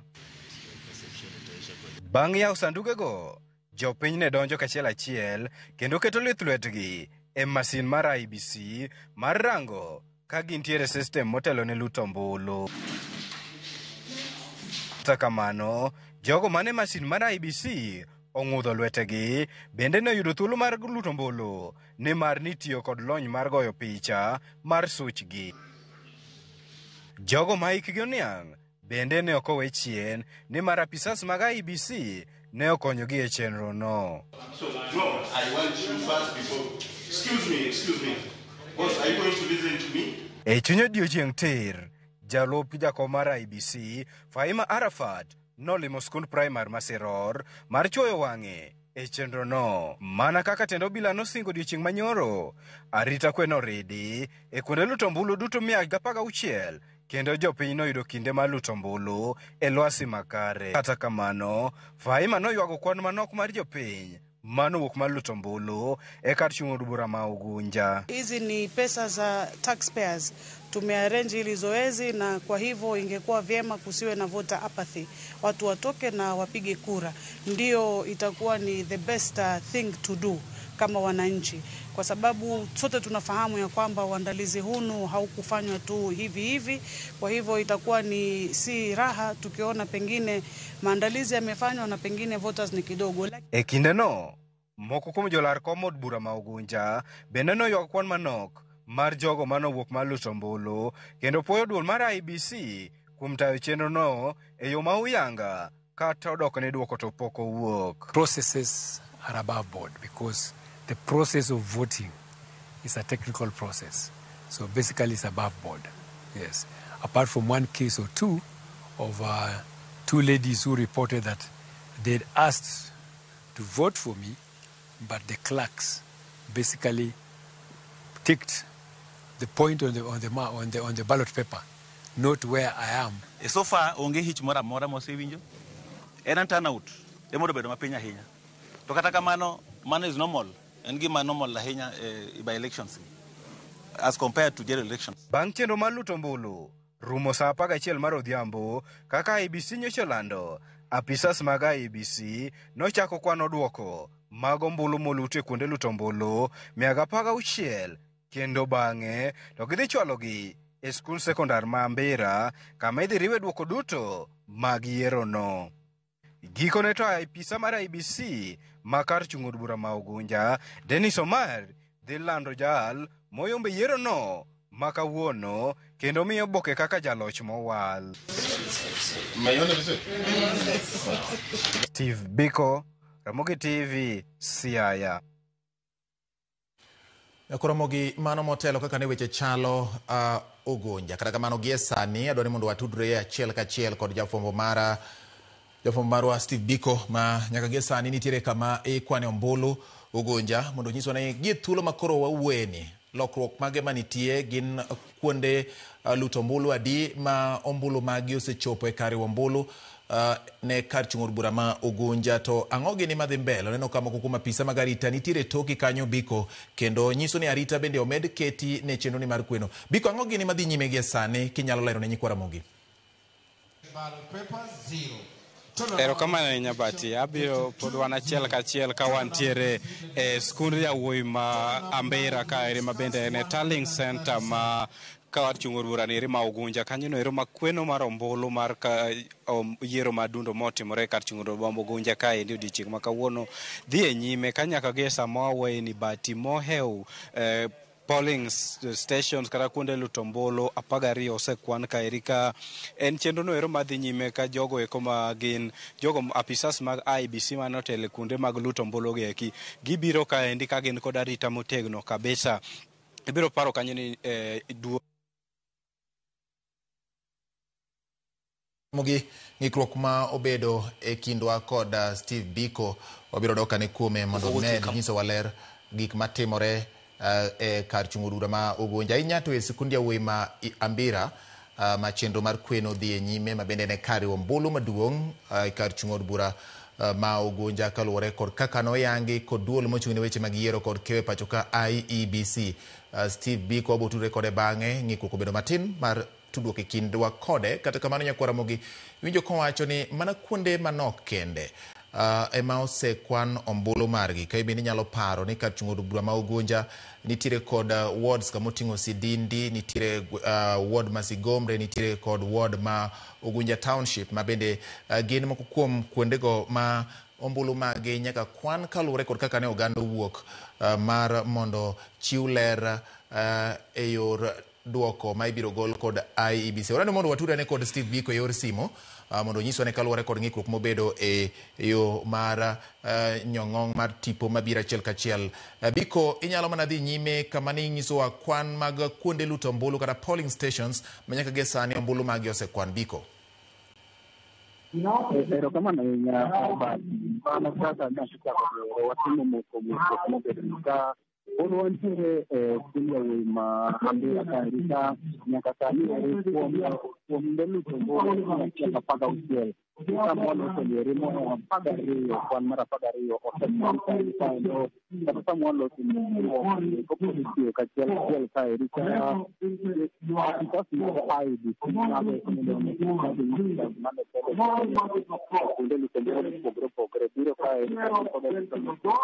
na kano singe di samanda maro di le ni ahorita de mabere no compañero ni cuando me llamaron como de Gario mano ni tombo no cobro na que tani la de cobro ka erita que discano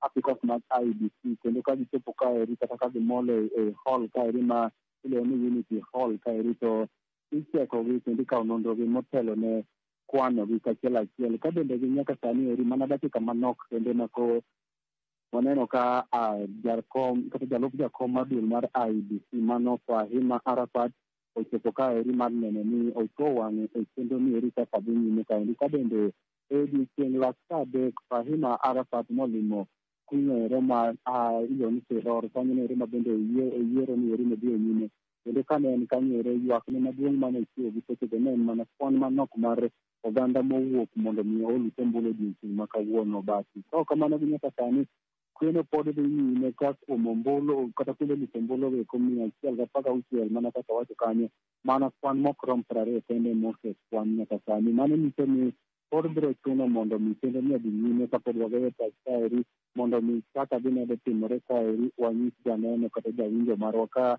arita to puro tie ka eri motegno kabisa kendo wageno ni kendo ni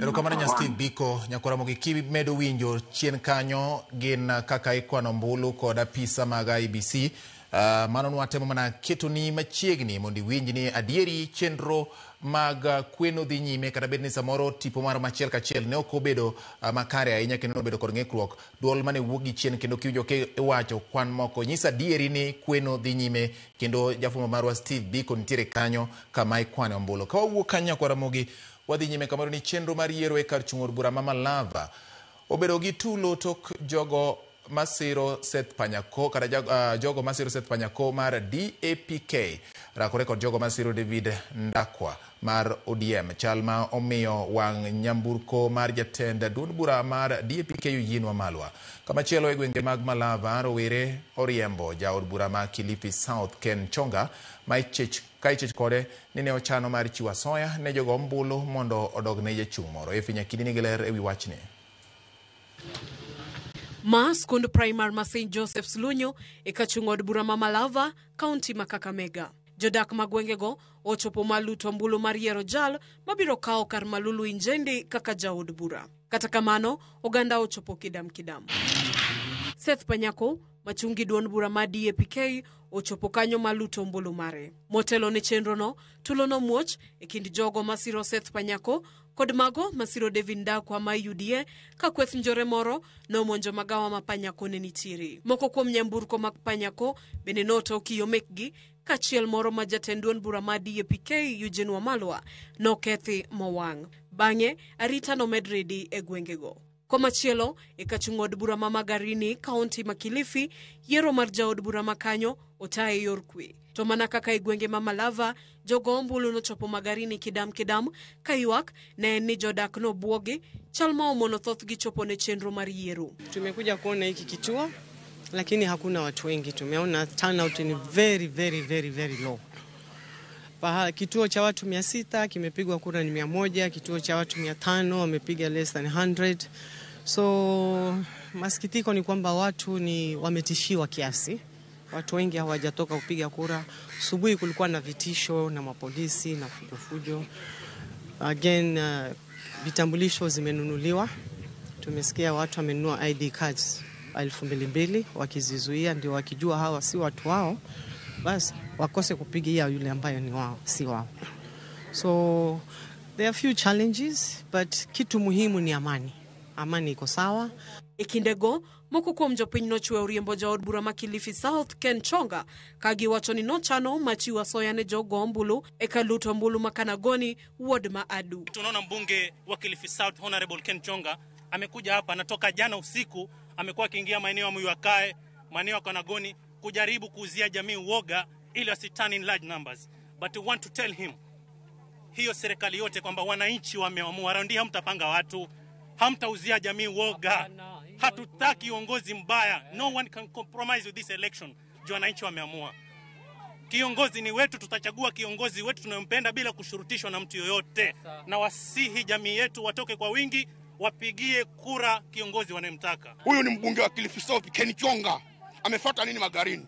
Kama si mambo na uwizi. Kila wanachopanga tunakijua, tunatubua. Leo tumemtubua, ameenda Kanagoni na huko pia atatibuliwa. Tumejipanga na hatutaki kupumbavu.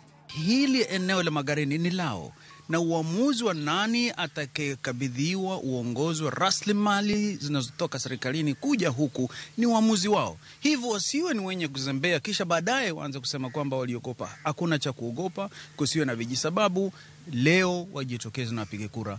Amani ipo Kenya baada ya leo. Magiduto timoreka taobedo ni tendarita umako chungnine girido arita ikunde duto meyiero madundo ne timore. Efinya Kidi, Ramogi TV.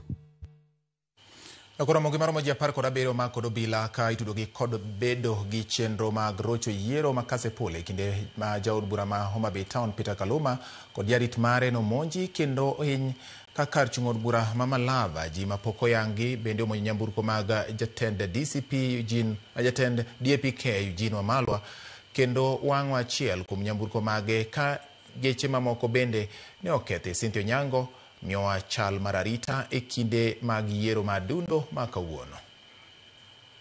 Chenro mag goyo mbulu e yiero madundo nenore modhi nyime yo makare pachoka, chal makata kamano bang'e olokore moko kuom chung' od buche mapiemo chwe chieng' e kind jochung'. E kar chung' od bura ma Kasipul,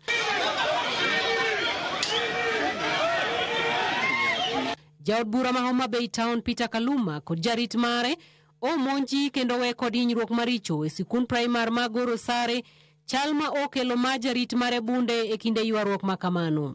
Monjni okelo chochni mag arita e kar goyo mbuluno kendo chuno bila mag GSU donjre kendo duoko kwi. As you can see, Mheshimiwa Kaluma has been attacked and he's bleeding. So I want to urge everyone, all candidates, there's no point of bringing chaos. Let the people of Kasipul decide who they want as the member of parliament. I want to tell our people to still come out and vote. Don't worry about what is happening. Come out and vote.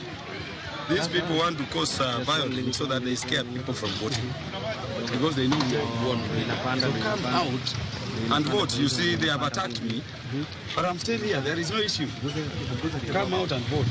As we encourage our people, please don't react even if you are attacked. OCPD Makarachuonyo South Philemon Sera oyangoni ondhiji 17 kod giglweny maricho moting'o jalo ema wachore ni negitemo luorore kar chung' od bura ma Kasipul kod nyamburko moro mar kido mar Probox ka obila bende medo luwo maling'ling mar fwenyo ling'any rowere moko ma ichich ni olal kod bunde jarit jaod bura ma Homa Bay Town Peter Kaluma e kinde mane lwenyo muoch. E kar chung' od bura Mama Lava ywaruok obedo e kind kweth moko ariyo mag siasa magikone ochwe otiayo machi achiel kuom nyamburko mag jatend DCP Eugene Wamalwa kendo weyo mamoko kod kethruok mapek ka jodak okwayo kwe makende kind johera mag siasa kendo medo jiwo sirikal medarita e kinde kwano mbulu. Hii kari yenye naungua ni ya Mheshimiwa Eugene Wamalwa.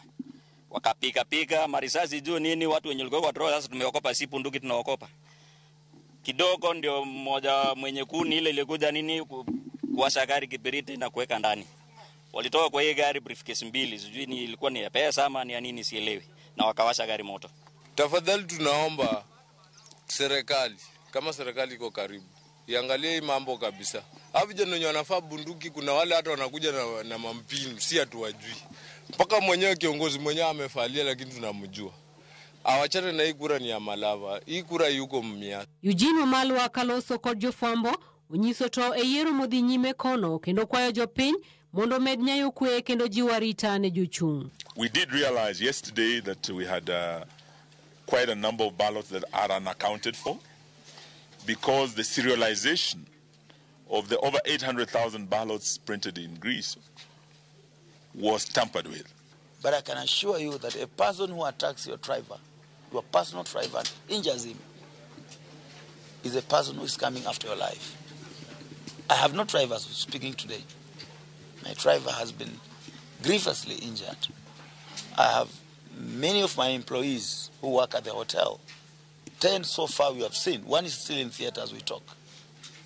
They have been grievously injured. Korka kore, jakom duol matayo yiero pachoka IBC kotelne kod Erastus Ethekon, mbui mare mar Twitter, okwedo mokalo kit lweny kod tulo monenore moko kuom chung' od buche migoyo ombulu, kendo singo nigi tiyo machiegni kod tend arita kwe mar neno ni duoko mar ombulu obedo makare kendo joma okelo tulo bende omaki.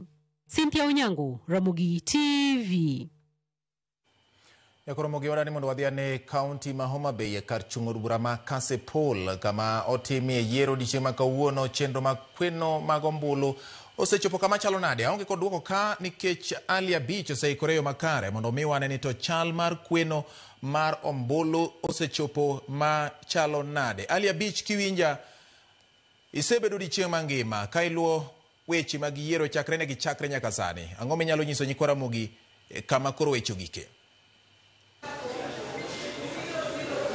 Bati osebedo tiendo odiochieng' marabora chakre saa 12 okinyi mane duol mar IBC oyawo tesene mag luto ombulu 142 kachu bana Kasipul kaende mar miyo jogo ombulu 67,513 513 thuolo madhi e debe mar yiero jaot buchgi kuom jochung' 10 kod jochung' 10 mane wuok oko kalaro kom od bura ma Kasipul. Chenro mar gombulu gokura bati ne ochakore saa 12 okinyi mana kane IBC ne oselande kendo kane ochopo saa 11 mar odhiambo to ne olor tesende te mag luto ombulu mondo koro chiw thuolo ma chako kwano aching' ombulu manogo e tesende mag luto ombulu 142 manitiere kar chudo bura ma Kasipul bati. Gisani endi nyalo neno achiel kachiel wantiere all kata kar ombulu maduong' kata Tallying Center manitiere skul sekondar ma Goro Sare kaendi kendo gima idhi nyime sani en ni ombulu mathoth osewuok kuonde luto ombulu kata tesende mag luto ombulu mopogore manitiere Kasipul kaendi kendo ikelo gi achiel kachiel kar ombulu maduong' kaendi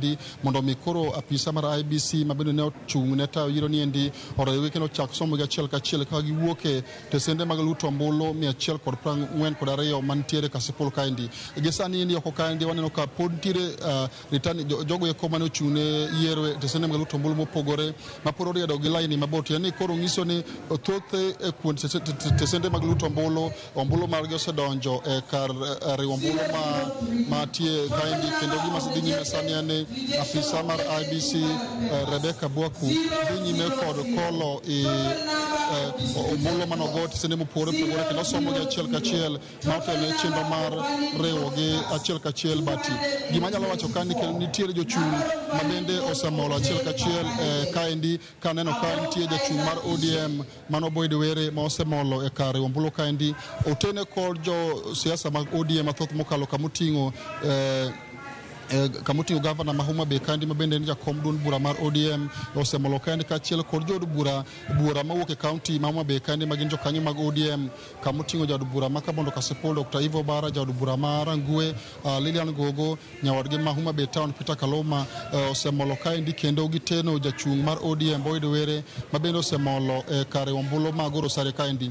Bende mopore kod jachung' mar ODM nitie jachung' manochung' kar kendi ng'ene bati ng'wejni endi ne oywayo jochung' 10 kamoting'o chuo 9 kachiel kod 100 kendo aneno ka Jasmine Linda oko mabende laro kom od bura ma Kasipul kaendi ka otiyo kod otiko mar duond bura moro amora kata independent candidate bende osemolo kendo bedo kaendi konen olo achiel kachiel kaka chenro mar ombulu ma osewuok e tesende mag luto ombulu mopogore dhi nyime e all kaendi. Bende jachung' gi otiko mar United Progressive Alliance Raten Kotiende bende osemolo ka kendo bedo piny kolo achiel kachiel to ere kaka chenro mar riwo ombulu dhi nyime kaendi. En wuoth mosebedo marabora kendo gisani endi bati mana kaka sewacho no endo en ni returning presiding officers mano chung'ne chenro mag yiero e tesende mag luto ombulu mopogore kasipul kaendi biro molo achiel kachiel kaendi kendo gikelo duoko magi makore riwo kaendi kendo chini kanyo ne winjo ka duond jatelo kata apisa mano chung'ne yiero kasipul kaendi Rebecca Abuaku makoro somo achiel kachiel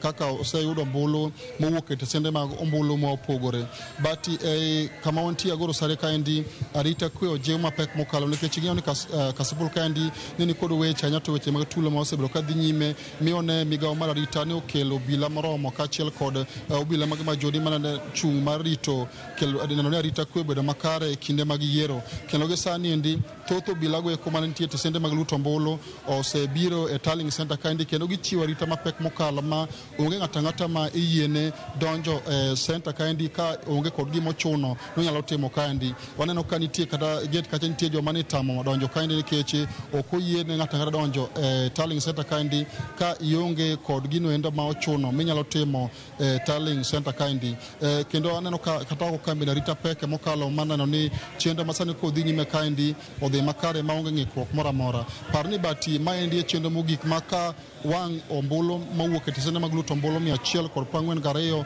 orumo to apisa mar IBC kata returning officer mane ochung'ne yiero ma kasipul kaendi biro koro bedo gi thuolo mar golo ayanga ni to en ng'ano endo ma oloyo kuom jochung' 10 duto mane ng'ang'ni ne kom od bura nindi ma kasipul mane dong' thuolo bang' nek mare manen jaod bura machono kaendi ong'ondo were mane onegi bura Nairobi dwe mar 4 higa niendi bati kowe mano endo odiochieng' ma kawuono ne watemo wuotho thoth kuonde tesende mag luto ombulu kendo gima noneno en ni nitiere nyao kabisa e wach mar jo piny wuok oko mar maodhi go ombulu ni kasipul kaendi ni kod jokwan jogo ombulu 67,513 mano ka itiyo gi register mar mane IBC otiyo go yiero mag 2022 nikech chenro mane IBC timo mar ndiko jogo ombulu manyien ne ok otim kasipul kaendi kalore kod chenro mane nitie kawuono mar yiero madundo mar yudo ng'ama koro dhi bedo jaod bura manyien ma kasipul kaendi koro waneno ka nitiere ng'iko ne nitiere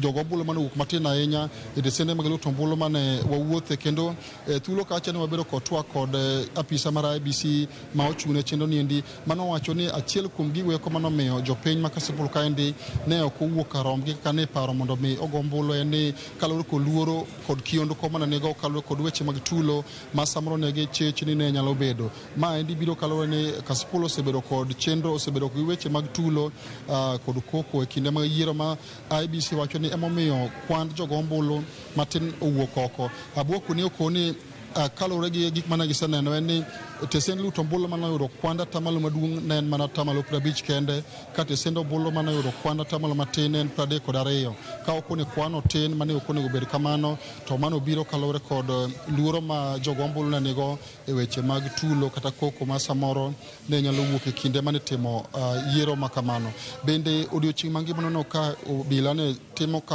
kachero kata ne gicherore e gwenge mopore wards 5 ma kasipul kaendi maneno ni ng'ata mane nyalo kelo koko kata nyalo kelo tulo ne odilgo ne okedgo kane sirikal osekosingo kendo maendi ne waneno ka nyamburko maderom 15 mag probox kod kachiel kod nyamburko mamoko ne obilo mako kendo sani endi udinege tesendo obila ma oyugis kaendi kalore gi gino me obila wacho ni ne gin nyamburko mane tiyogo kod yudhe mane chano rocho kwe kasipul kaendi kinde mag yiero kendo rowere maromo 23 bende bati obila ne omako kendo sani nitiere tesendo obila ma oyugis kane oyudgi kod ketho mar ting'o gige lweny magalagala machiwo koyiego kane gicherore godo wards mopogore kasipul kaendi ma obila wacho ni ne en tim mane nyalo kelo kiondko e chuny jogo ombulu ne waloso kod komanda mar obila e sub county ma Homa Bay kani Lawrence Koilem mabende ne otelo ne tudo weche mag obila kaachiel kod ng'iyo kaka ne rita kwe dhi makare e kasipul kaendi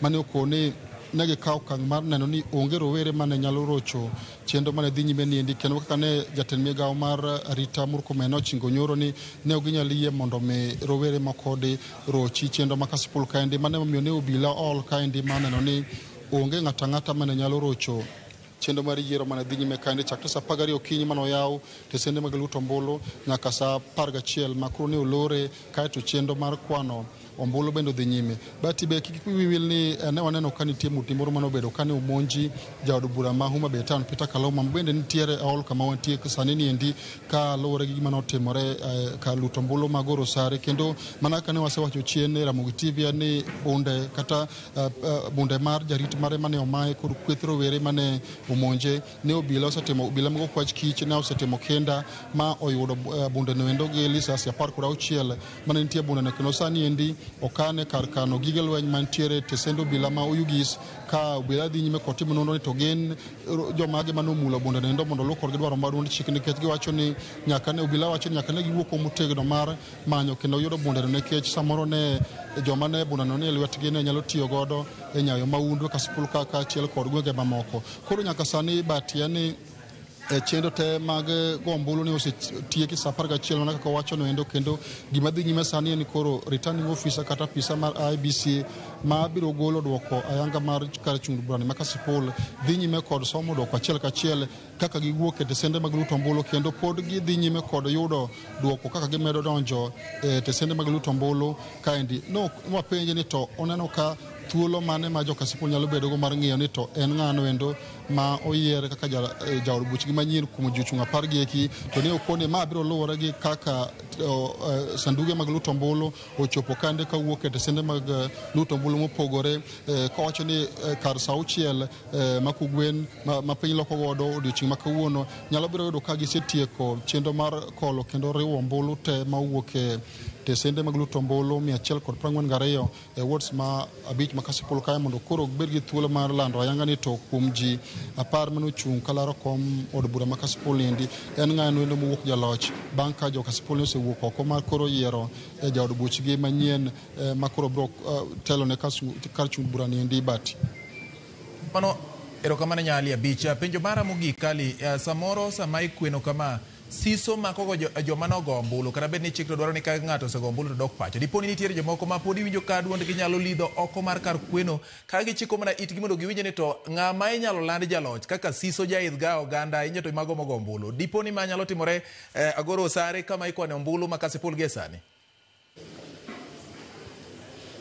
Bati wacha dire ne jopiny to koro negi siso ahinya mar ng'iyo ni to penj mana gitimo duoko chalo nang'o. Gini ne ochalo penj nikech ne gin e debe mar yiero ni kuom ji 10 gi ne giyiero ng'ato achiel madhi chung' negi e od bura, kendo ang'eyo ni Kasipul ni kod siso ahinya mapek ahinya mar ng'iyo ni to ombulu mane igo owuok nang'o. Mana kaka ne wacho chien kae ni endi kare ombulu ma Goro Sare kaendi onge ng'ata ma inyalo yiene ka ionge kod gimomiyo inyalo donjo e kar luto ombulu ni endi. Kata mana jochung' mane ochung'ie eki ne omigi chik ni ok dwa ni gidonjo kod johera magi mathoth manyalo kelo aricha kwe ok bed makare. Koro jopiny kata ne gin gi siso bati to wanyalo nyisogi ne giket mana kanye Ramogi TV kanyo wendo kachiel kod radio Ramogi, nikech wabiro miyogi achiel kachiel ni to kit ombulu mane gigoyo biro wuok machal nade, to gito ok oyienegi mar donjo e holo kaendi nikech obila nokoni ka giponi gichiwo thuolo mondo mi jopiny odonj kaendi to nyalo kelo koko ma samoro kata chendo madhi kaendi yor kweni ok nyal dhi makare. Maendi be naneno ka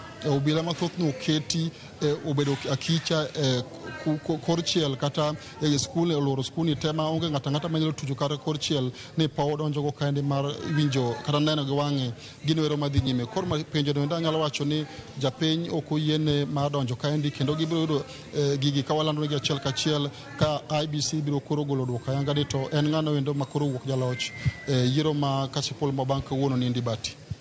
Anya Ali Abich kuom kinda megisi nani mesetimo chakre ne piny ru Kugwen ma nyaka sani bende piny ochimo kama oloko odiochieng' machielo. Kata kamano pod in kanyo mar neno ni adieri oyudore ne nyikwa Ramogi kendo giket wang'gi e wang' jowi mar Ramogi TV mondo kik giket geno kuom gik ma samoro kere kod kata mikeyo gi joma oko podhi mag lando weche. IBC kolando to Ali Abich biro miyo achiel kachiel duoko ma uyanga kod mano ma osidhi kod duol momi teko gi ting' mar lando duoko makamano. Kamano Ali Abich omedo kwayo ni ngima makare gi kinda e kinde midhi nyime luwo duoko kaka ilando kata kaka ikwano ombulu e kar kweno ma Goro Sare medore kar chung' bura ma Kasipul e kaunti ma Homa Bay. Nyakwa Ramogi mano Ali Abich jafumbo marwa achiel kachiel kowuok ka Goro Sare ma en kar kwano ombulu maduong' e kar chung od bura ma Kasipul yiero adundo manotim kawuono. Kawasudo Nyakwaromogi ni jaod bura Masaboti Caleb Amisi okwedo tulo e kuonde chung od bura mitime yiero ma adundo kaka Malava, Kasipul kaachiel kod Mbeere North, kowacho ni obila ok tim tijgi mar chiwo arita kaka dwarore. Oseyo jogo matiyo gi kweth njore e bwogo ngima jogombulu wira ni ok en ranyisi makare moloyo to kinde ma piny Kenya ochimo yiero maduong' kaka yor bedo gi yiero maonge kod tulo. Amisi owacho ni duol mar IEBC nyaka chung yiero madundo ma idhi tim sani nyaka kanyo makwe nyaka neni kwe odokie wang'e. I urge the chairperson of the IEBC to take this matter with utmost urgency to prioritize the protection of human life, adherence to the law, preservation of public peace in all areas that are conducting election today by postponing the ongoing by-elections up to a time when peace prevails. It has never happened in the history of democratic Kenya that all electoral areas have experienced violence in one way or another. In Kasipul, you can see the member of parliament for Homa Bay town has been seriously harmed. You've seen a member, one of the candidates in Malava, being arrested. How dare you arrest a candidate participating in an election? But the failure has been on police. Nyakwaromogi wakawo yweyo maro mokwongo weche manyien mago imore biro achiel kachiel e Ramogi TV. Wamedo keto nyong'ong mar miya diere kuom kweno mag ombulu madhi nyime kuonde mane olutie ombulu odiechieng' ma kawuono. Erokamano ne Mark Midega kanitiere San Francisco, USA. Owacho ni akwayo ne joka Kasipul kwe e kinde ni ma ikwano ombulu gi chika itgi, kendo wacho ni ng'amoloyo nolandi. Wacho ni amos ne mare Agnes Akeyo gi shemeji ne Julian Akeyo ka gintiere God Nyango School West Kamagak. Ne Jako Gaja Wagire ya wuot borderline entiere San Francisco, USA gi thuolo ni. Erokamano ahinya Mark Midega kuom ote mari kineno Ramogi TV kendo iluwo wechegi achiel kachiel. Otoyo lela ng'isa ni waneno Ramogi TV yo makare kendo amora ahinya gi kaka weche manyien medo dhi nyime. Pastor Komborwa mar Wathong'er Kadem ng'isa kamano. Otoyo lela wacho ni Orlando apiko mar ajo mano kwal god kwer ng'ama no kwal apiko mondo odwoki. Opole Taso mano mar Migori na coach wacho ni bati oganda obed mana gi horruok kendo Ramogi TV neno makare ahinya. Oruba Celestino ka ler anto kaka Opole Taso apenjo ni kare ji gore nang'o to joma oyier go to winjo mana maber gi nyithindgi. Ji obed kod kwe, ji obed joma ohero nikech samoro giwuondo utugoru kasto kiny ineno ka gichiemo kanyakla. Mano Opole Taso. Makamu Udasere Ugunja misani kura wagoyo Ugunja peacefully but gima wuoro ni josiasa miyo ji pesa but turnout was very low. Omiyo mano ok nyis demokrasia. Kik josiasa donjre weche mag ombulu. Kelo loch ma Jakiranda Kaching Ward 7 wacho ni yo makare weche manyien chopono yo makare. Yiero madundo ni ne pek to gima ang'eyo ni jaloch nyaka yudre. Anokelo loch ma Jakiranda Kaching Ward 7. MOJ Udalego Kaugagi bendo kodong chien ung'isa ni bati an benda keto wang'a Ramogi TV ka. Erokamano ahinya kuom miyowa duoko kaachiel kod kweno kaka dhi nyime kata kaka kuonde mosekwano ombulu kaka dhi nyime gi ripota mag Ramogi TV kendo poch gi pak en yawa duto ma owuok oko mogo ombulu kaluwore kod dwaro mar chik kendo kwe ma ji omed nyayo nyaka bir land jaloch. Wakaw ni yuyo gi kanyo ka wadugo pod wan gi mamoko ma en Ramogi TV weche manyien mago imore ka bang'e to twak bende biro medo dhi nyime. Kik idhi mabor.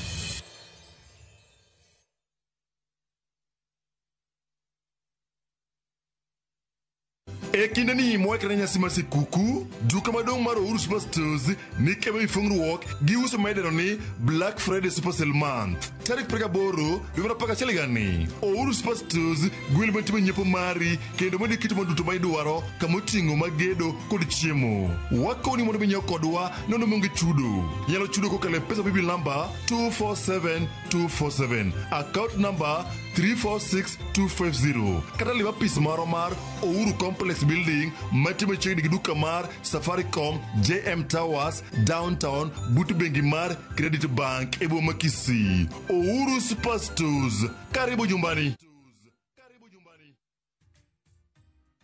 Teke na Wigo Boda. Chanua Jam, fika on time at the lowest charges in town. Va helmet and ride in style. Ni safi, ni safe, na ni easy kwa mfuko yako.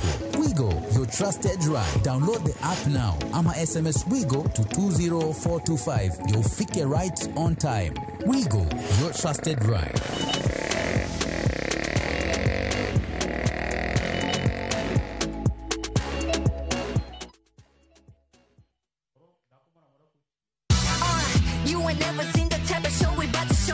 Nyithindo, wachopo ikinde nyasi.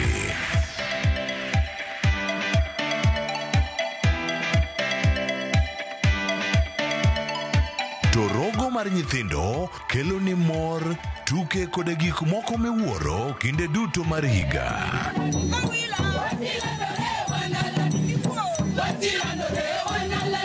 Wan gi sigendni mabeyo. Jo sigana ganwe. Tuke mamit kod welo makende. Tablets checks.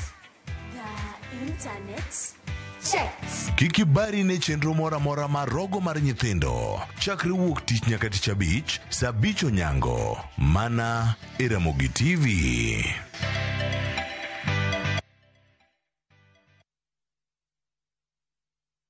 This festive season, begin a story. Qatar invites you to experience a different kind of magic, where every moment feels new, every sunset feels personal, and every traveler is welcomed with warmth. Discover Doha with our festive Qatar getaway from the 23rd to the 28th of December from just $1,385 per person sharing. Explore the dunes and the inland sea on a thrilling desert drive with a barbecue dinner under the stars and wander through the charm of Souq Waqif, where tradition meets the modern pulse of Doha. View travel, moments that matter, memories that last.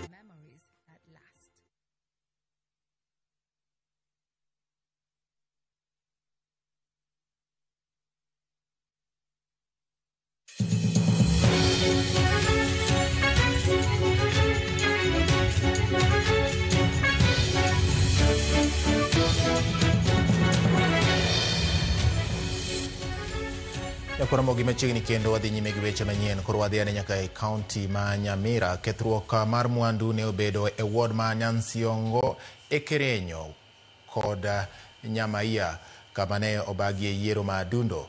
Mano tulo ma okelo hinyruok mag jogo ombulu moko. Jogo ombulu go ne oywak ni ne en kweth moko mane temo kelo mibadhi e yiero no ema nokelo ng'ikruok ma kamano.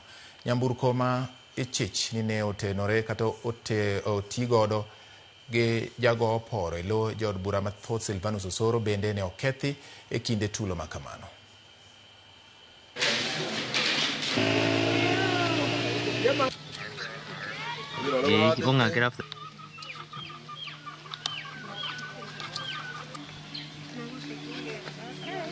Those boys, they are wagoons, were armed with the pangas, rungus, and the stones. There were some people who was not in identity. So those boys started to mock us. That's why the resident of Nyansiongo stood up to ask, what's wrong with you guys? Wanipika panga ikaingia pande hii, ikakuja pande hii. Hapa ndio inanisika. Sasa hii niko na wiki 4. Sasa nauliza, hii ni Kenya? Kitu ambaye imetushangaza sana ni kwamba tulipiga ripoti kulikuwa na ofisa wa polisi mwenye alikuwa anasimamia kituo. Tukapiga simu kwa sub county OCPD, lakini mpaka saa hizi hakuna hatua ambayo imechukuliwa. How can the Inspector General of Police allow an honorable member of parliament to move around in a place where we are undertaking peaceful elections, move around with guns, armed with arrows, with pangas, with crude weapons, to cause chaos? Of course, kumekuwa na gunism kidogo ilikuwa na kuwa perpetuated na wenzetu ambao wanasema wanataka kufanya stuffing of papers, wanataka kufanya fujo, wanataka kufanya nini, but it wasn't anything serious. We have no fatality. And kura, as we come to the home stretch of this election, ambayo ni 5 p.m., generally, Gusii has been okay.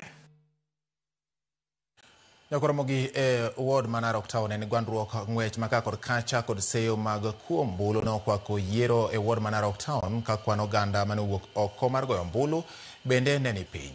Etesendo mbulu Masikonde achiel kuom kuonde mane kod kwan mamalo mag jogo mbulu koko ne onene odiechieng' mangima mane ochuno mondo kworo obila mondo ket arita ne chenro mag yiero. Kwan obila mane obedo mathoth moingo jogo mbulu.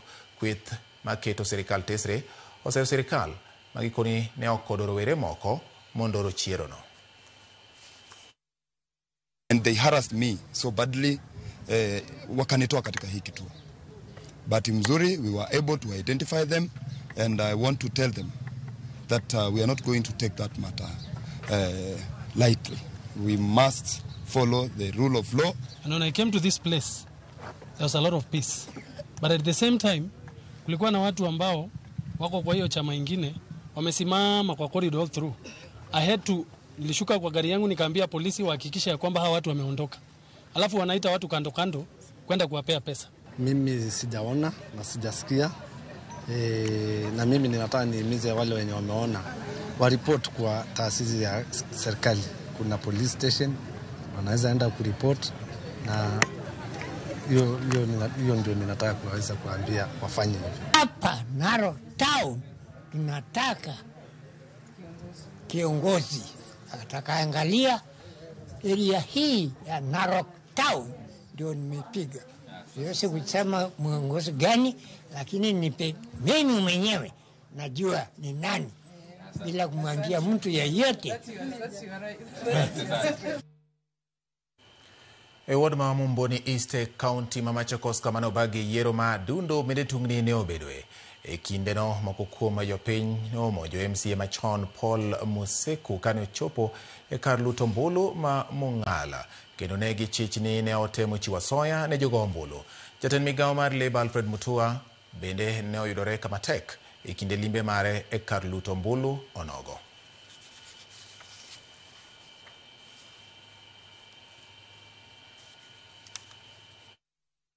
Kuna watu kadhaa wamejaribu kupeana pesa leo asubuhi. Kuna hata waheshimiwa wengine wanaofanya kazi kwa serikali ya Wiper hapa ya Governor Wavinya Ndeti, na hao wananchi wameweza kuwakamata kwa sababu wananchi wamechoka. So far hatujapata mtu akibribe wananchi, but kama kutakuwa naye, we need solid evidence, we need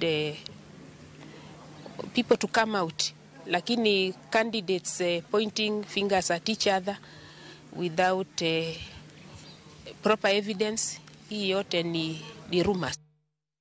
Chenro mar goyo mbulu gwenge mag county ma Turkana bende ne odhi nyime wards ma Nanam Turkana West kod Lake Zone Turkana North.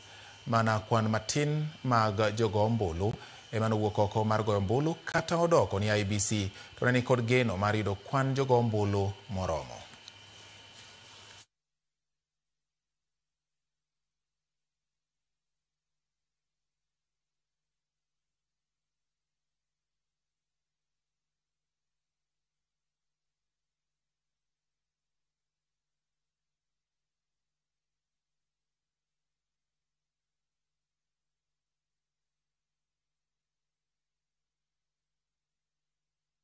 We have started well in all the 13 polling stations. We have 13 polling stations in this county assembly ward with 4,158 registered voters. So as I've said, I can confirm all the stations have opened, and we expect that the exercise will move and go on smoothly until the end of the day. We expect to close at 5. I can say there are no major challenges so far. The normal small hitches of fingerprints and only that. Wito wangu wapiga kura kwa amani bila shida yote. Watu wanaandam ni watu wa amani kwa kawaida. Unless mtu mwingine kutoka nje akuje alete furugu. Lakini hawa wenyewe ni watu wa amani. Nimetoka kupiga kura yangu saa hizi, na namna ambavyo nimeona vile kura inaendelea kupigwa, kulingana na observation yangu nimeona kwamba kuna mambo ambayo hayaendi vizuri, sababu kuna stations zingine ambayo hata watu wakivote bado watu wengine wako hapo. Yiero madundo madhi nyime pacho ka kaunti ma Nandi ward ma Chemundu Kapngetuny. Jogombulu ok nowuok mathoth kaka ne ogen. Jochung' ang'wen Vincent Kiplimo ma ochung' kod otiko mar UDA, David To mar Equitable, Robert Kirwa mar New Democratic kod Shuffle Leting Korir ma ochung' kod otiko mar KANU laro komno manowe nono bang' tho mar Julius Kipruto manotimore e chakruok mar higani.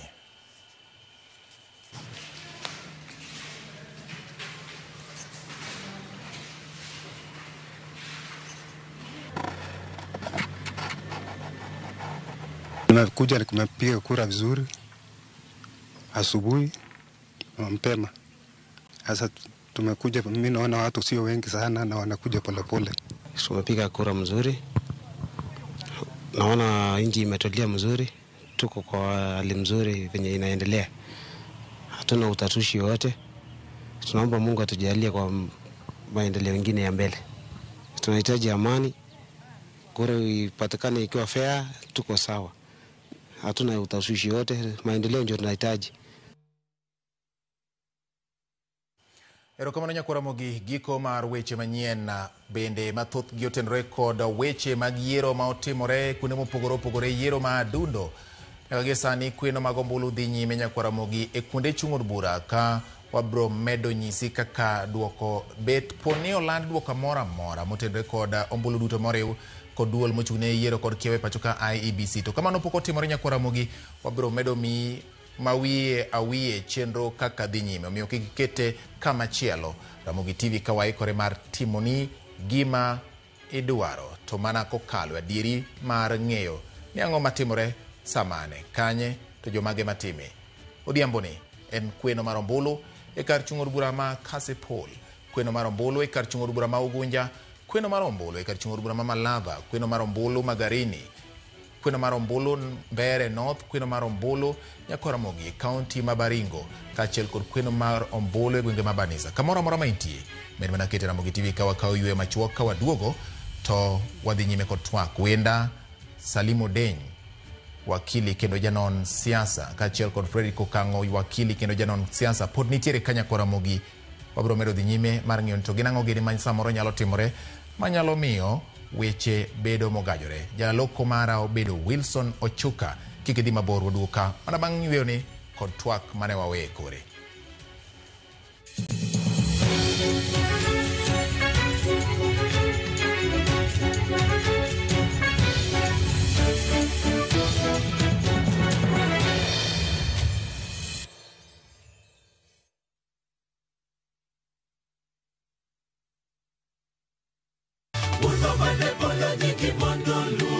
E dwe mar Novemba, roho mar lokruok ni ka.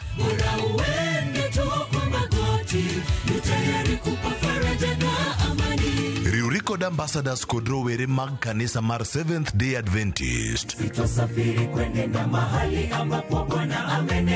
kaka giwuok ka gitiyo, gipako kendo tayo ka giwuotho gi chir e yie kendo kitayogi gi wach Nyasaye. Kinde mona kawi ngimawa kapod wa joma tindo to atine Jehova Nyasaye nyaka chung'ie kodwa. Kik ijwang' chenro makende mar rowere e dwe mar Novemba ni ma opong' gi lamo, weche mabeyo kod neno. Ni ng'ato kapod irawera tini Nyasaye, kapod ngima tine. Injili ngima, ngeso ka ngeso, sari okinyi mana e Ramogi TV. The moment you've all been waiting for. Welcome to a world of endless kids entertainment on View Sasa. We'll arrange a new secret meeting. Now I understand everything. Pretty awesome, right? That is so cool, man. And it's lots of fun.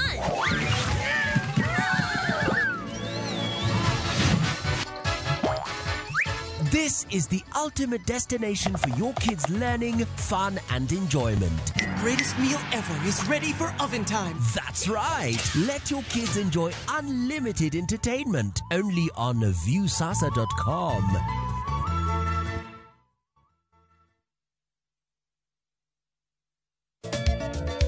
Machigni nyakoromoka juange chenro mar Goma Owake. Wokti chakelo ni mix bokwe. Ekaito tichario. Reggae Owake, yani tunaongea na Majar Rastafara.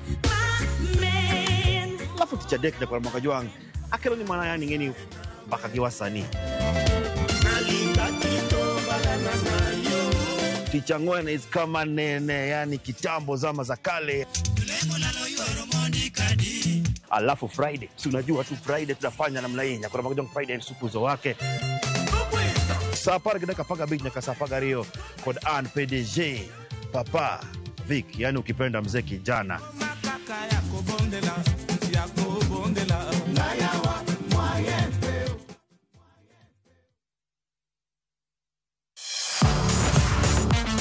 Ne thuolo mar yudo weche tuke duto nyaka mopondo. Mbaka makende mag jotugo kendo mag jomolony weche tuke. Can you believe it? Magite yudore chenro mar pau tuke. The 4.84 kilometers. Nonro matut kod gigo matimre manyien mag tuke duto mawuok e piny mangima. Tudri kod Wangeso Kangeso Ramogi TV. Kochakore saa 8 odiechieng' ka wami gik motimore pau tuke.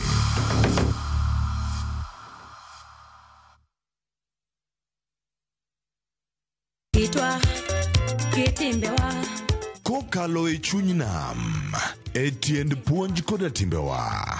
Ma en 111, chenro makelo nung'eyo madier mar joluo. Nitie chik manam machon, mondo ne ondhi yie ka niketo gimo miluongo ni migongo. Wawuotho e alwora mar joluo, ka waromo gi ji mopogore opogore. Wafwenyo adiera mabwogo ji. Ndalo be gimoro ne muchari ni bende ne pod onge. Ne onge dier. Iolo ni mana ng'owa, kuoye miketie. Kowuok e timbewa, nyaka e ngima mapile, e ngima ma ok ong'ere. En gima nigi mwandu, en luo nyaka e chunye. Joluo 111, jokato gin. 111 Ngeso Kangeso, saa 1:45 otieno kod James Rabala. Mana e Ramogi TV. This festive season, gather your loved ones where time slows down, in the heart of the Masai Mara, because the best gifts aren't wrapped, they are found in laughter, golden sunsets, and the quiet joy of being together. From just 72,600 Kenya shillings per person sharing, enjoy 2 unforgettable nights in the world-famous Mara, where adventure meets peace and every moment becomes a memory. Make this December one you'll never forget. With View Travel, creating moments that matter and memories that last. Beikori mar doke pacho, kama sigendni ilero gi mor kod sunga mar luo.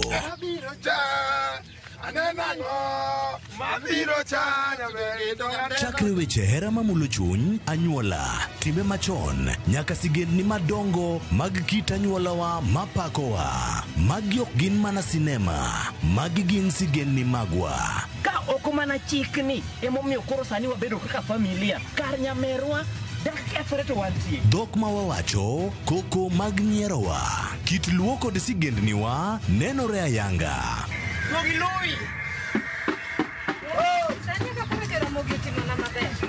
Winam Cinema, Jumapil ka Jumapil, saa 2 kod saa 4 mar otieno. Mana e Ramogi TV.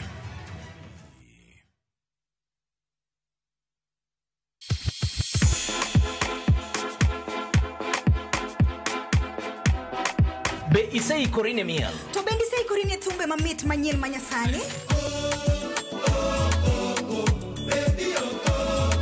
Wakelo ni mixes malit kabisa kod miel manyasani. And of course, ngeso kangeso nyaka mwajo mtakresa ngwena nyaka sauti eza. Cheki melanin top imeweza. And of course, Hilo bwana. Chendro N. Lunda Kuma. Wewe, twende. Leo tunakunja kitanda.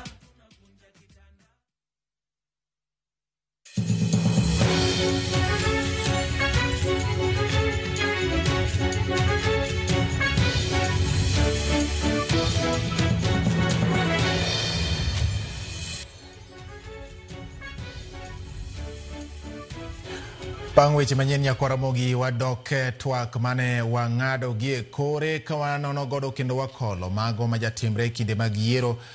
Erokamano ahinya kuom medo kete Ramogi TV. Wabro medo mi mago matimore achiel kachiel ahinya to e kindene makoro kweno mag ombulu dhi nyime e kuonde manogoyo ombulu ahinya to e kuonde chung'od bura ma oting'o kar chung'od bura ma Kasipul, kar chung'od bura ma Ugunja, kar chung'od bura ma Malava, kar chung'od bura ma Magarini, kar chung'od bura ma Mbeere North, kachiel kod Banisa, kachiel kod kaunti ma Baringo.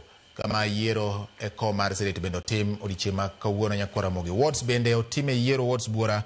Wabiro medo luwo mago matimore. Ka opo nitiere duoko mawuok nyakwaromogi mowinjo bed ni ng'eyo to kichiko iti ka ibiro yude achiel kachiel ka duol mochung' ne yiero kod kiewo IEBC kokalo kuom jochung' magi oyango ni mane duoko magi podho. Nyaka gie sani pod onge duoko machiel kachiel mowuok e kar chung'od bura ma Ugunja kata Kasipul kata kuonde chung'od bura mamoko ma otimie yiero adundo odiochieng' ma kawuono. Adhi nyime kod twak mara. Ne wang'ade ang'ada matin kendo wenda kaka nawacho pod gin ka ginyonore kendo gimedo timo kinda an kod Fredrick Okango kachiel kod Odeny Salim. Wadwa ne wamed dhi nyime kod twak margi. Nitie gima napenjo ka wi wach mar jotelo kata josiasa donjore kod weche mag yiero magi hijack demokrasia kata ting'o mi japiny mondo mi ogo ombulu. Mae kama ne owache wach mar tipo gi jakuo njugu e puoth Salim Odeny. Ano wacho ne obro rakore gi jakuo njugu tipo ang' samoro kedo ni nyalo bedo godo matek ahinya. Diponi ntiere kaka josiasa mane kod dwaro maling'ling'. Kata ka ok gin josiasa hie to samoro joma nigi dwaro maling'ling' e kom ma ilaro samoro gin jok mani kudo teku mag omenda madwa ni kopo ni ng'ato yudo kom to nyalo bedo negi kaka okumba moro e gigi magitimo nyalo rocho demokrasia ma omi japiny kaluwore kod ranyisi ma oneno e yiero ma adundo ma otime moko kuom kuonde chung'od bura mane odwa bedo gi piem kod tipo mathoth mag joma ok ne tipo manyawawa mane dhiro jochung' kaka ne Salim okete Okango. Iwacho ni tipo manyawawa edo koro kok ne giri koro gin nyawawa. Ing'eyo ng'ata mowuok oko ni dwaro laro kom kochung' sama osebedo clear di IEBC ndiere form mosign miluongo ni IEBC Code of Conduct. Tiende ni osingo ni obro conduct himself or herself e yo ma chik dwaro kendo kaka chike mag IEBC dwaro. Koro kata ka dibod ni nitie tipo moro manyawawa to tipo no ok nyal bedo ni ema tae. Gima tae en singo mosign mokete koke cha ni notim kama. Namba 1. Namba 2, tipo moro amora mantiere tok japiem e weche mag ombulu ng'eny nikech siasa wacho ni en interest ng'ato nigi dwarone. Koro sami push ng'ato ti push ng'ato nikech dwaroni to ng'ato be dwarone. Koro politicians mang'eny iluonga ni front en mbele kacha to nitiere joma push e chien ka nikech gidwaro gima gidwaro. To mano mono ji yudo demokrasi midwaro nikech gimomiyo ji dhi e yiero mondo yier jatelo manyalo konyogi geng'o weche ma chandogi, weche mag sikunde, kwa mfano weche mag hospital, weche mag ndara, weche mag tich ne rowere joma mine kamano. To ka diponi tiponi en dwarone en mar loso pesa to kara tiponi ketho demokrasia. Koro en gima ber mondo ji ong'e ni samoro amora michung' e weche mag siasa kidhirori e pap ni idwa piem to IBC osepuodhi to nitiere code of conduct matayi makata tipo ni cha korikoni tipo to in tipo to koro gima koro tayowa ka en mana karatas mane wakete kokwani mane ka koro weche dhi mewa ber to king'iyo yiero madundo matimore Mbeere North, Kasipul, Banisa, Magarini, Baringo gi kuonde mamoko to chalo nitiere tipo mar siasa maduong' mang'iyo ni to kombegi ere party madhi yudogi gwenge madhi yudogi mondo mi tipo ni o-align gi tipo maduong' ma 2027 ma en yiero ma Ghana 2020 mane tipo maneno ka tipo matindo tindo mag gosti gi to kane ahinya tipo maduong' en mana yiero cha nikech ng'ata moyiero inya paro kani neno by election mono timore Kiamba kane pok wadhi e 2022 election mano keto UDA to gi Jubilee ni neno gima notimore yiero matindo gi kotimigi ka ndalo higni 1-2 odong' ka yiero maduong' pok otimore to ginyiso ga ranyisi gima dibeni nyalo timore e yiero cha to onge gimolal nikech sani jopiny ng'iyo ni to ng'ata magikete kom ere kaka ng'ani nyalo konyogi to ere kaka ng'ani nyalo konyogi ok mana okang' machuok okang' mambele nikech kiyiero ng'ato sani odhi tiyo higa 1.5 donge to kotiyo maber nowacho ni anu keta mana kojolo mbele ka natiyo higa 1 kende koro miyauru mondo mi koro atiek tijni mane gima ji dhi wacho koro yiero ni en yiero ma important ahinya ma nyaka wang'i kod bed nitie tipo kota onge tipo to gima duong' ahinya wang'iye ni to ere kaka yiero miterogo ji e kombe konyo oganda mane gima wang'iyo bati. Okay. Salim, ini neno gini nade? E thuolo mogik mane an kodi ka na wacho ni ne wago mbaka e wach mar ODM bang' ka jakom osewewa. Yes. And nawacho ni gima duong' ma ODM nyaka tim mondo mi kaw gi serious e wach mar broad based government en nyaka ging'is ni pod gin go teku e kuonde mago manye genie gi loch. And nyi neno strategically kata kaka nye gichungo candidates gi nye ok gimuomre mondo gichung candidates kamora mora. And kata kane ginya lose anywhere na wacho kaya ni kombe ma ok ginyala afford to lose mondo ng'ato kaw gi serious en Ogonja gi Kasipul. Ka gi lose mano koro ng'ama dwa kaw gi serious at the national level Magarini bene ok onego gi lose and but it was not going to be so much impactful kaka Ogonja gi Kasipul.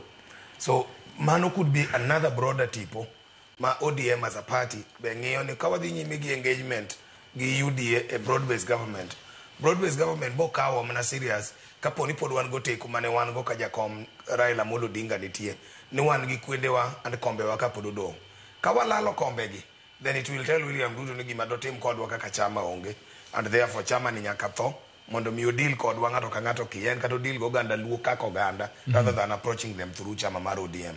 So because of mano benye nyalo miyo jotelo mag ODM ked kabisa gi igi duto mondo gi make sure ni kombe manye mag-gi manye wandayo we thuolo kamanye mane mjumbe machono ngondo were owe thuolo bang' nindo mare kamanye koto declare ni Magarini Harrison Kombe okoyombe makare ODM ne nyaka kedi duto kabisa makata rembe mechwer ni mondo gi win kombe go mondo gi bedgo and therefore mano ne nyalo kelowa kama wachopeni. So I would also agree ni mano bende en tipo maduong' because en tipo ma bende ng'iyo focus maduong' kabisa en 2027 ere ka kidwa engage kadhi mbele to kionge teko kata mar yombo kom e backyard ni Ogonja ng'ato dhigo kata Kasipul ng'ato dhigo mano koro in chama ina gani. Koro ma paro ni kotel nigi gi Dr. Oburu Oginga kaachiel gi jakom chama Gladys Wanga ne nyaka giked matek magi make sure ni kombegi giyudo kech kok giyudogi to mano koro ODM onge tiende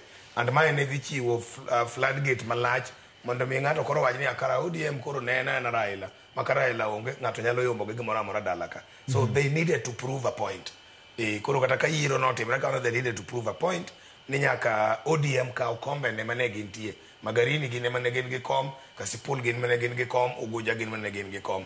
Anywhere else mane gionge kom, they didn't so much worry. But kuonde mane gin gi kombe gi, ne nyaka gikedi.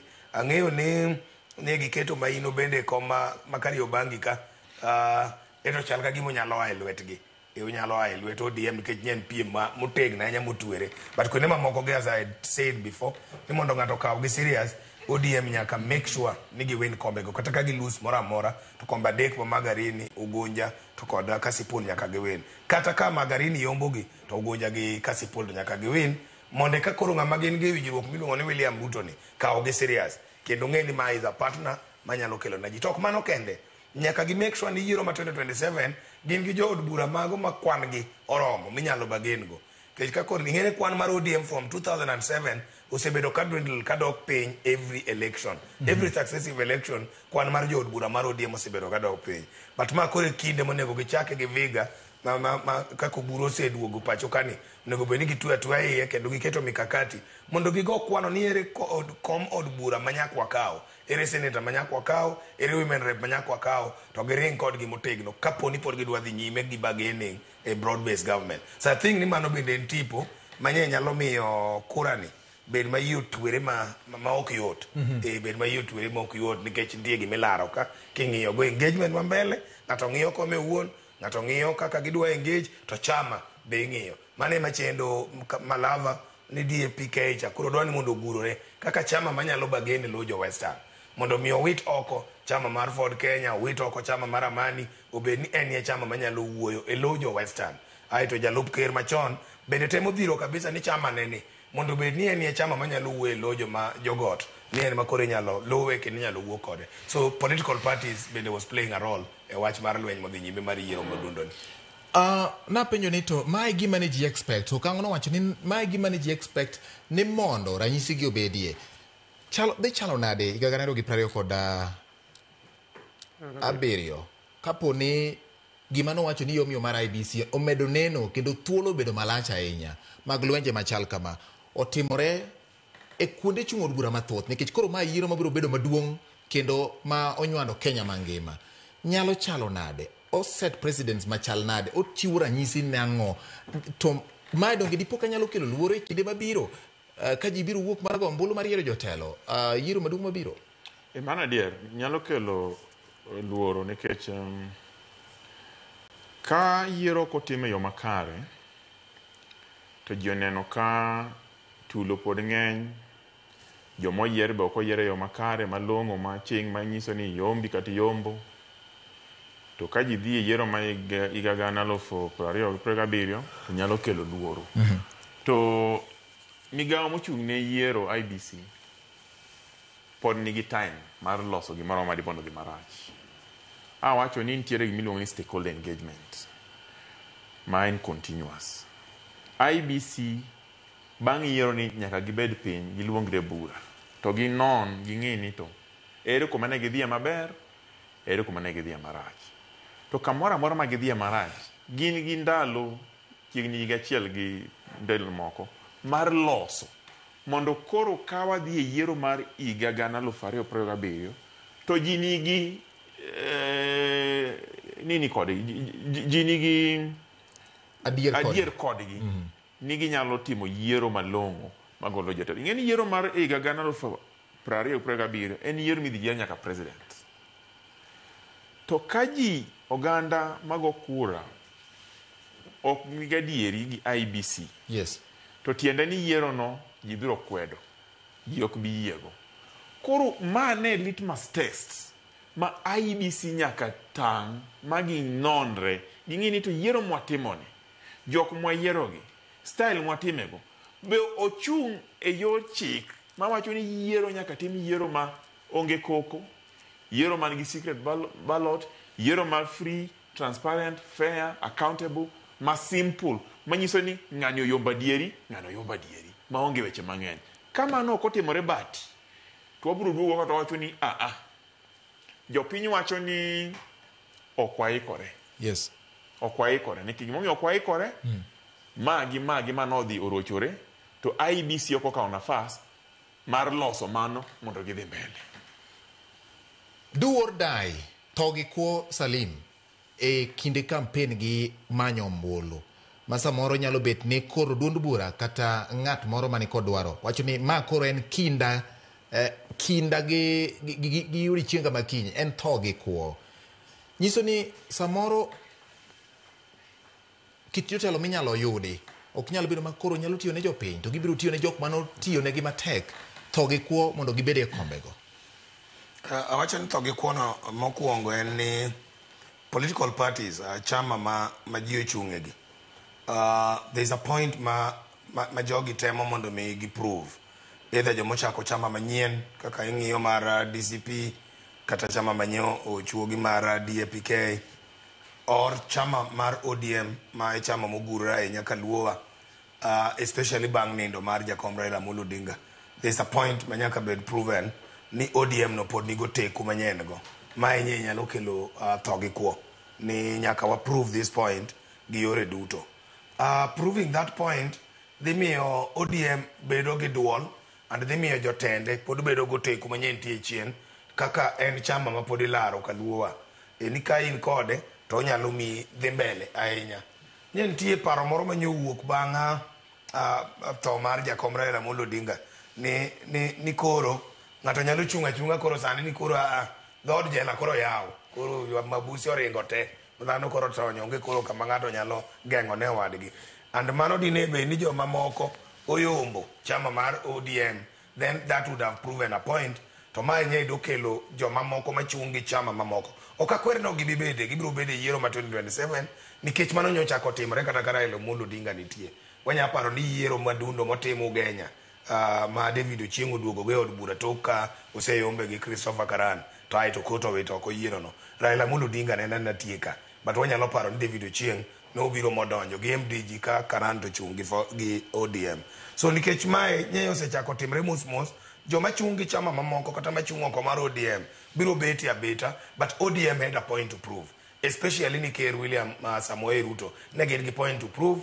mondo mi okaw gi serious mondo ngin atube unjo mo nyalo negotiate ko koso gini ne wanyalo mana wacho kara Raila Amolo Odinga emane nitie para ne statement mar Winnie Mombasa ni ODM nyocho entrust ngata chiel kende gi weche mag twak ewi wach mar broad based government to ngano ne Raila Amolo Odinga koro kara Raila onge nyakwa chakwa doge NDC kucho mondo ODM mondo jopiny jochamo nyiswa ni joma taegi e jomo nego be ni tae koso gimiwa joma nyien that is also another point magini point mondo nyisi ni jomo mako wiro wath mar ODM nigo teku moromo ginyalo dhiro chama yo makare and pod wan ye ji koro kata kidwa negotiate kodwa and that would bring wach mar Togi Kwo or do or die ni nyaka jowa gi yombi nikech do bedo picha magalagala ni kode duto ma ODM ochunge ji ni jo ODM go rem ma oko yombo then it is as good as saying ni kata jomo mako kombe masani uchunga jo ODM gi koro kuomgi omoke rot kendo ngimagi ni kinda kuru gasumbi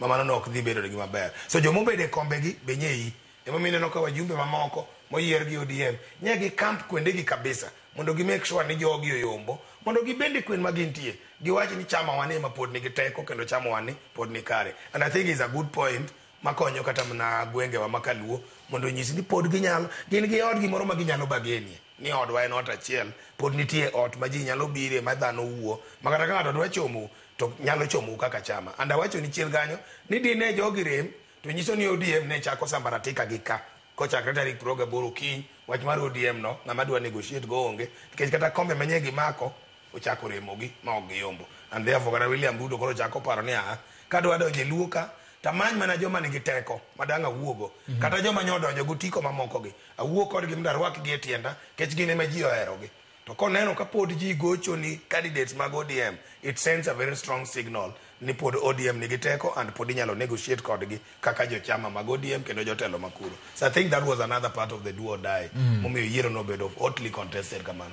Erokamano Governor mar kaunti ma Kisumu Ngire Peter Anyang' Nyong'o ndiko ka wacho ni okwedo timbe mag maundu gi tulo moneno e kinde yiero manotime moko kuom kuonde chung' od bura ma pacho ka ma wacho ni ok en gima owinjo bed ni timore kendo wacho ni lweny ok en gima owinjo bed ni bedo e piny Kenya. Ondiko gi dho kisungu ni violence has no place in Kenya today. Ni lweny onge kod thuolo e Kenya gi sani.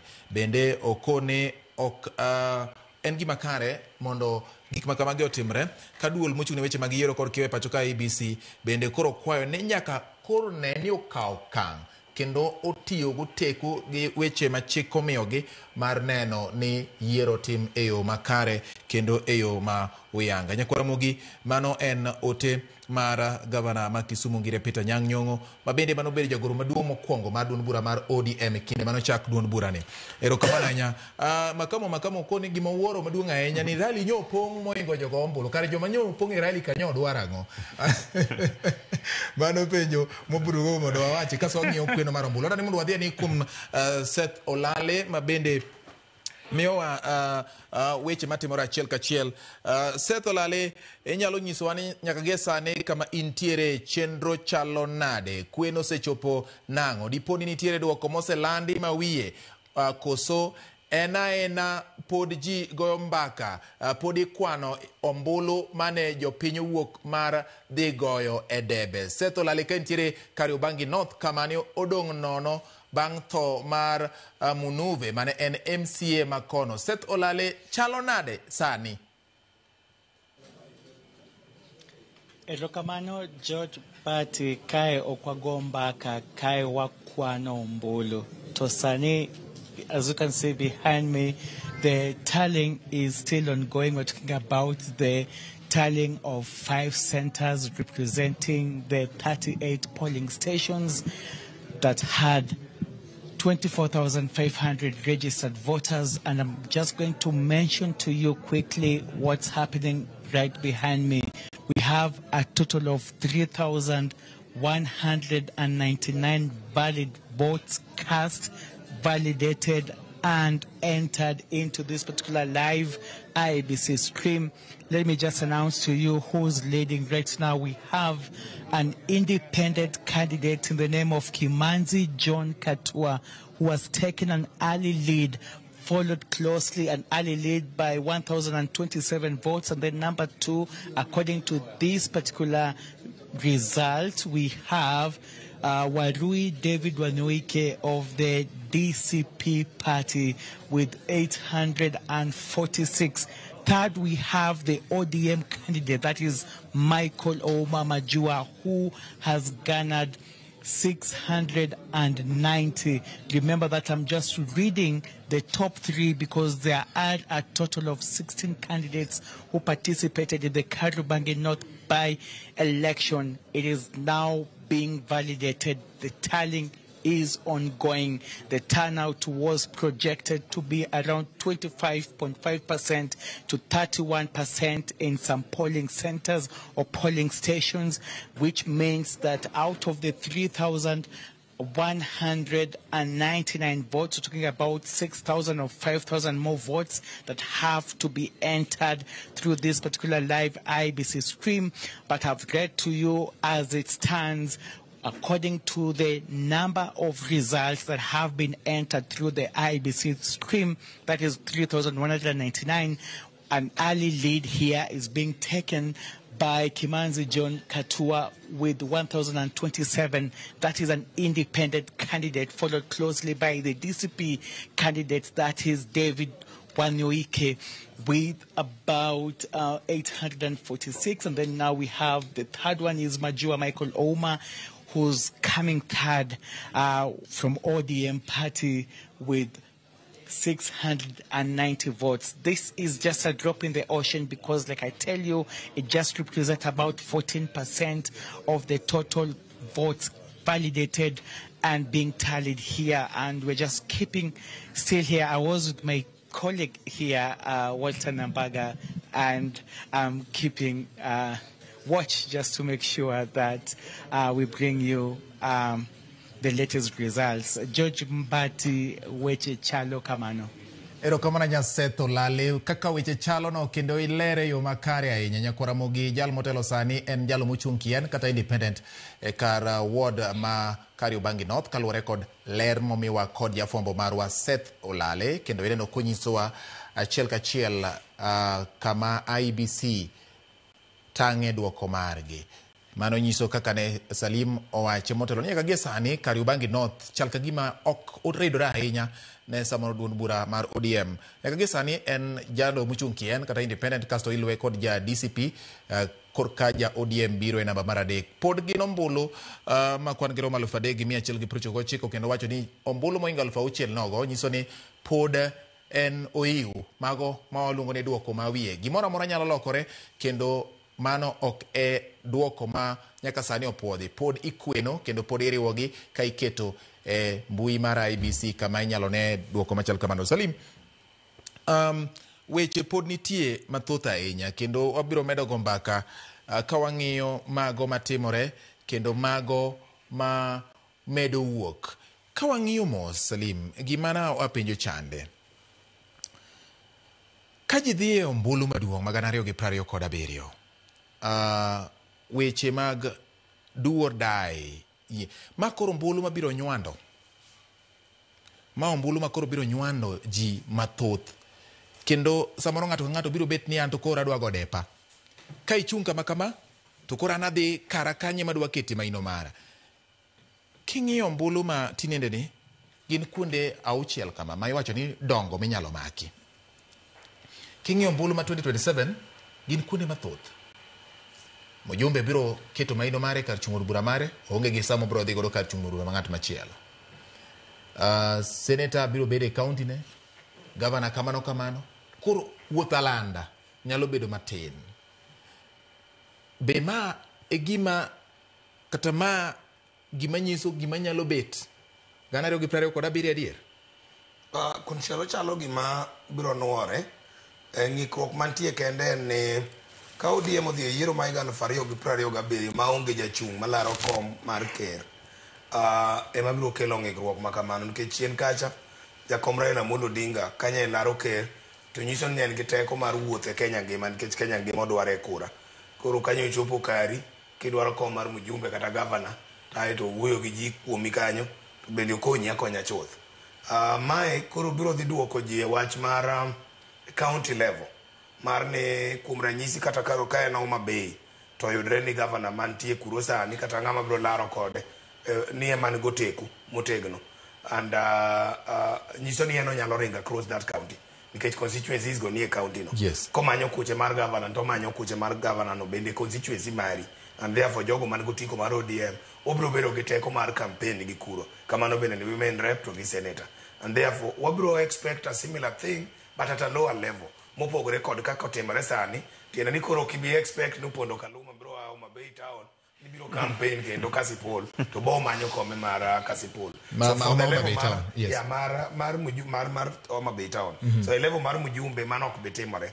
Of course en gimo wasega bedo kwa neno all along for by elections, kech wajumbe moko gi already gin gi kombe gin thuolo. So ginyalo dhi kama moro mondo gikony wadgi kama kanichama oyudo candidate mare. But 2027 that will not happen unless not timre level mar governor, nikech ing'eni yiero ma wadhie ni maybe samoro ng'ato ka winji gima otimre kata ne Opondo Kaluma kacha, wich nyalo wil ni en ye jakom mar chama in Homa Bay, kama Kasipul no is part of Homa Bay County, ma en ye jakom chama kuro. Be wich kik wil ni Gladys Wanga ok en mana governor mar Homa Bay kende, to en jakom mar chama nationally, and therefore kiyombo ng'ato kumoa e county ne men governor, mano bende ne nyalo kelo wa e level mar the cutthroat competition. So 2027 obro chalo to kobi chale level no, nikech wajumbe ok bi ringa across, MCA ok bi wuok karo kine kama ni MCA wuok te across Homa Bay County nigi ringo gin Kasipul, mano be nyotimre kata mana ina Ugunja kod kwede mamoko. So mae ok bi timre kamano nikech two things. One, ka onge presidential candidate manyalo luoro kwende wagi duto kendo ng'ama nigo teku ma pinje gwenge wanyalo winjo niko wuoyo ti winje kama. And two, mbunge ok bi wuok ni campaign mbunge wadgi ko bende ode wang' odhi omo pi osimo go mana mae ni ok onyal dhi simo mach kama chielo. So that will reduce the intensity mar campaign manyo wanene by election, nikech koro ng'ato ka ng'ato dwaro gire wuon ok dang' okaw kinde kodhi manyo mar ng'at machielo. Okang'o koro were gi gima nyalo biro 2027 sani waneno ka ng'wech ni obedo e kinde mag go ombulu.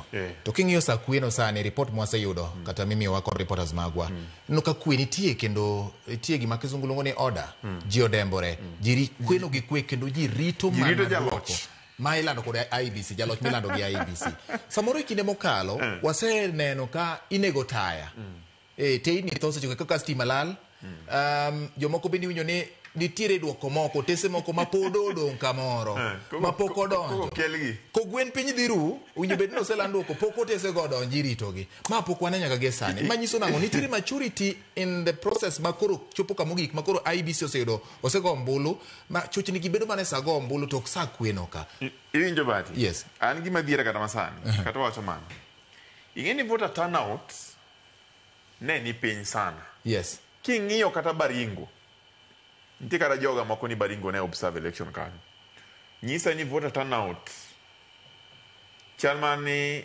atamala 17 tiende ni samowuoyeni king'iyo polling stations tema Baringo ne ber ka wasechako ng'iyo indication ni Baringo dhi nang'o ng'ama dhi yombo chal nade mano pok wawinjo gima girito wan wakia to ayie gi gima wacho ni ing'eni jopiny bende tinde olonye weche mag ombulugi ok apar ni jopiny nigi dwaro mar dhi ketho polling station mar kelo rikni gi koko mondo mi weche makamano kik dhi e yo makare jopiny odimbore kendo girito mondo olandi to kata kamano king'iye mbui nitiere jofwambo moko mabe fwambo gigegi kia ng'ane yudo gima kamano kiang'o wach mar IBC chawa ji por rito IBC emoyiene gi chik mar lando ni ng'amo yombo olande polling station ka to gimo lando no mano e final pok waneno mano kotimore kuonde mamoko to ana paro ni iga ka iga kwa dhi e yiero to nitie gik mwalan gik moko mwapuonjore kaka orwok mondo mi kik waketh weche mag yiero kaka somo chike mag yiero kaka winjruok gi jo ta ombulu kaka arita kwe mane gine environment mar yiero no koro ayie gi gima wacho ni chal ni kaka jo Kenya medo timo yiero igni ka igni kata obed by election obed main election to nitie gik ma ji puonjore pile pile nikech ka in japuonjre maber to gimani makosa mane timo nyoro ok itim kawuono to mitimo kawuono ok itim kiny koro igni mamedore kwa timo yiero gi to wamedo neno kendo IBC keto temo keto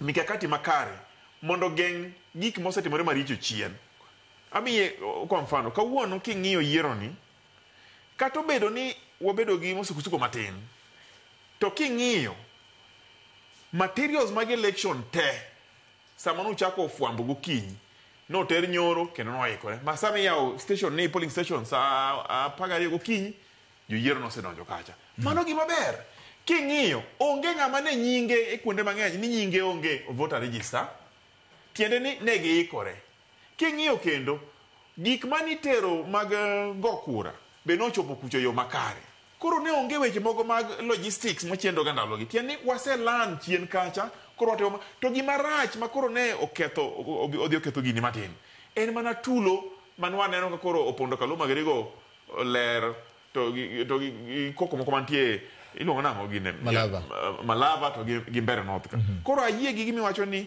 chal ni demokrasi wa be grow to ka demokrasi wa grow to wambi wa grow kode mana kamano ang'eyo ni biro giko kang' ma koro kata mana wabiro go ombulu ka wan mana yot digital voting igni mabiro go biro bedore koro okang' mwakawo e go kura nitiere gimwasomo to gimwasomo no nyaka wakete yo makare mabiro konyowa igni mabiro to gi sani gimiluongo ni logistics kata chenro mane IBC oketo kanyo timiyogi imiyogi puoch gi pak so ma bende amiyogi puoch gi pak nikech nachieo gokinyi to ka yawo TV taneno ka kuonde duto tete mane time kura gige go kura nosechopo sanduge go kura osechopo jo apise mag IBC ochopo kacha dhoudi oseyaw kendo kura nochakore mana maber joma ketho ga go kura gin josiasa. Josiasa makoro biro to gibiro gi tim, to tim no konego gibigo. Onego gibigo ombulu tiwuog idhi. Sani makoro wacho ni koro weche muolni. Weche muol nikech ng'ato rito ni to an kanye kacha. Omiyo weche muol. To kolanda ni pup to weche nyalo kethore. To walemo ni kik weche kethre nikech waonge Kenya moro. Yiero matin ni ok onyiso ni koro nyaka koro wagore. Yiero matin ni ok onyiso ni wan joka ng'ato, wan joka ng'ato. Sana ahinya ma joka Luo. Kata bed mani Aroko gi Boyd Were ne laro kom to gi Mani Bior.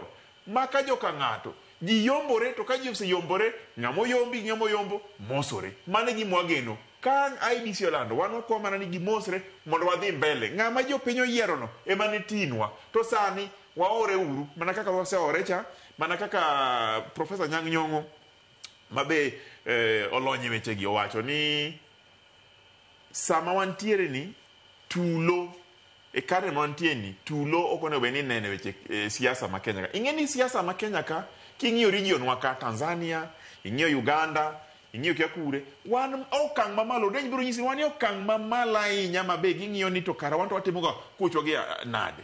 Kuonde moko ntiere jomoko ma kupiem go to oselori e sel.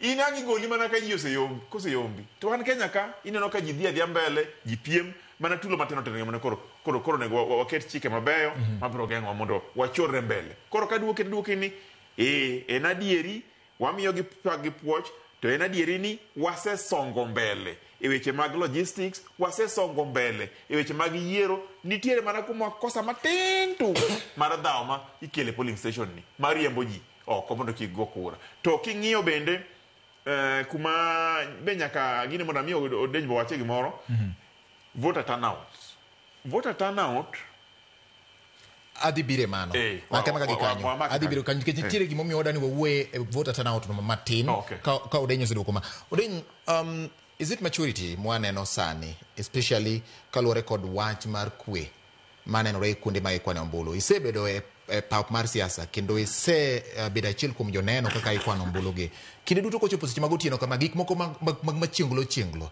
jatimrega kata mana alwora mag kuonde ma ikwane ombulu. Sani ka wawinjo report mawuok ka gi kacha en ni ji odembore kendo ji rito duoko, kweno timore e yo makare. Weche mag deko ni box moko kia ng'ato lal go kanyo pok wawinjo, to magi gin gik matimore ahinya kuonde ma ikwane ombulu gi. En adiera ni wapuonjore kaka time dhi and wamedo miyo yiero wabedo maber moloyo, but onge sama jachung' winje wach kata chiko ite moloyo sama idwa land duoko. Iwacho ni jachung' mok winji jago ombulu chieng' no winji duond returning officer. Koro rito winjo duond returning officer wacho ang'o nikech samoro jago ombulu nyocho ng'ise ni tim kama to kowinjo. Koro mairo nyako winji koro nyiso ni nyako dembre nikech nitie giminyalo wach kanyo manyakale okae to nyako winji kabisa. Emomiyo jowa wacho ni ng'ama ni kichung' to kiwinji duond jago kura mang'ado ni rieko returning officer biro winjo. Koro geleng sani mondo giwinj returning officer wacho ang'o eko biyo ywaga ng'eny to kara gima ne joka wachna cha ne en kare dina los ka dowuok kare. But partly is also ni demokrasia marwa machua ando medo machua ruru athemewne kaka wamedo timo yiero wamedo dongore. Ineno kata mana yiero mag chama the way ma ODM of late nye timo yiero mage opogore kod kaka ne time gi wago kucho.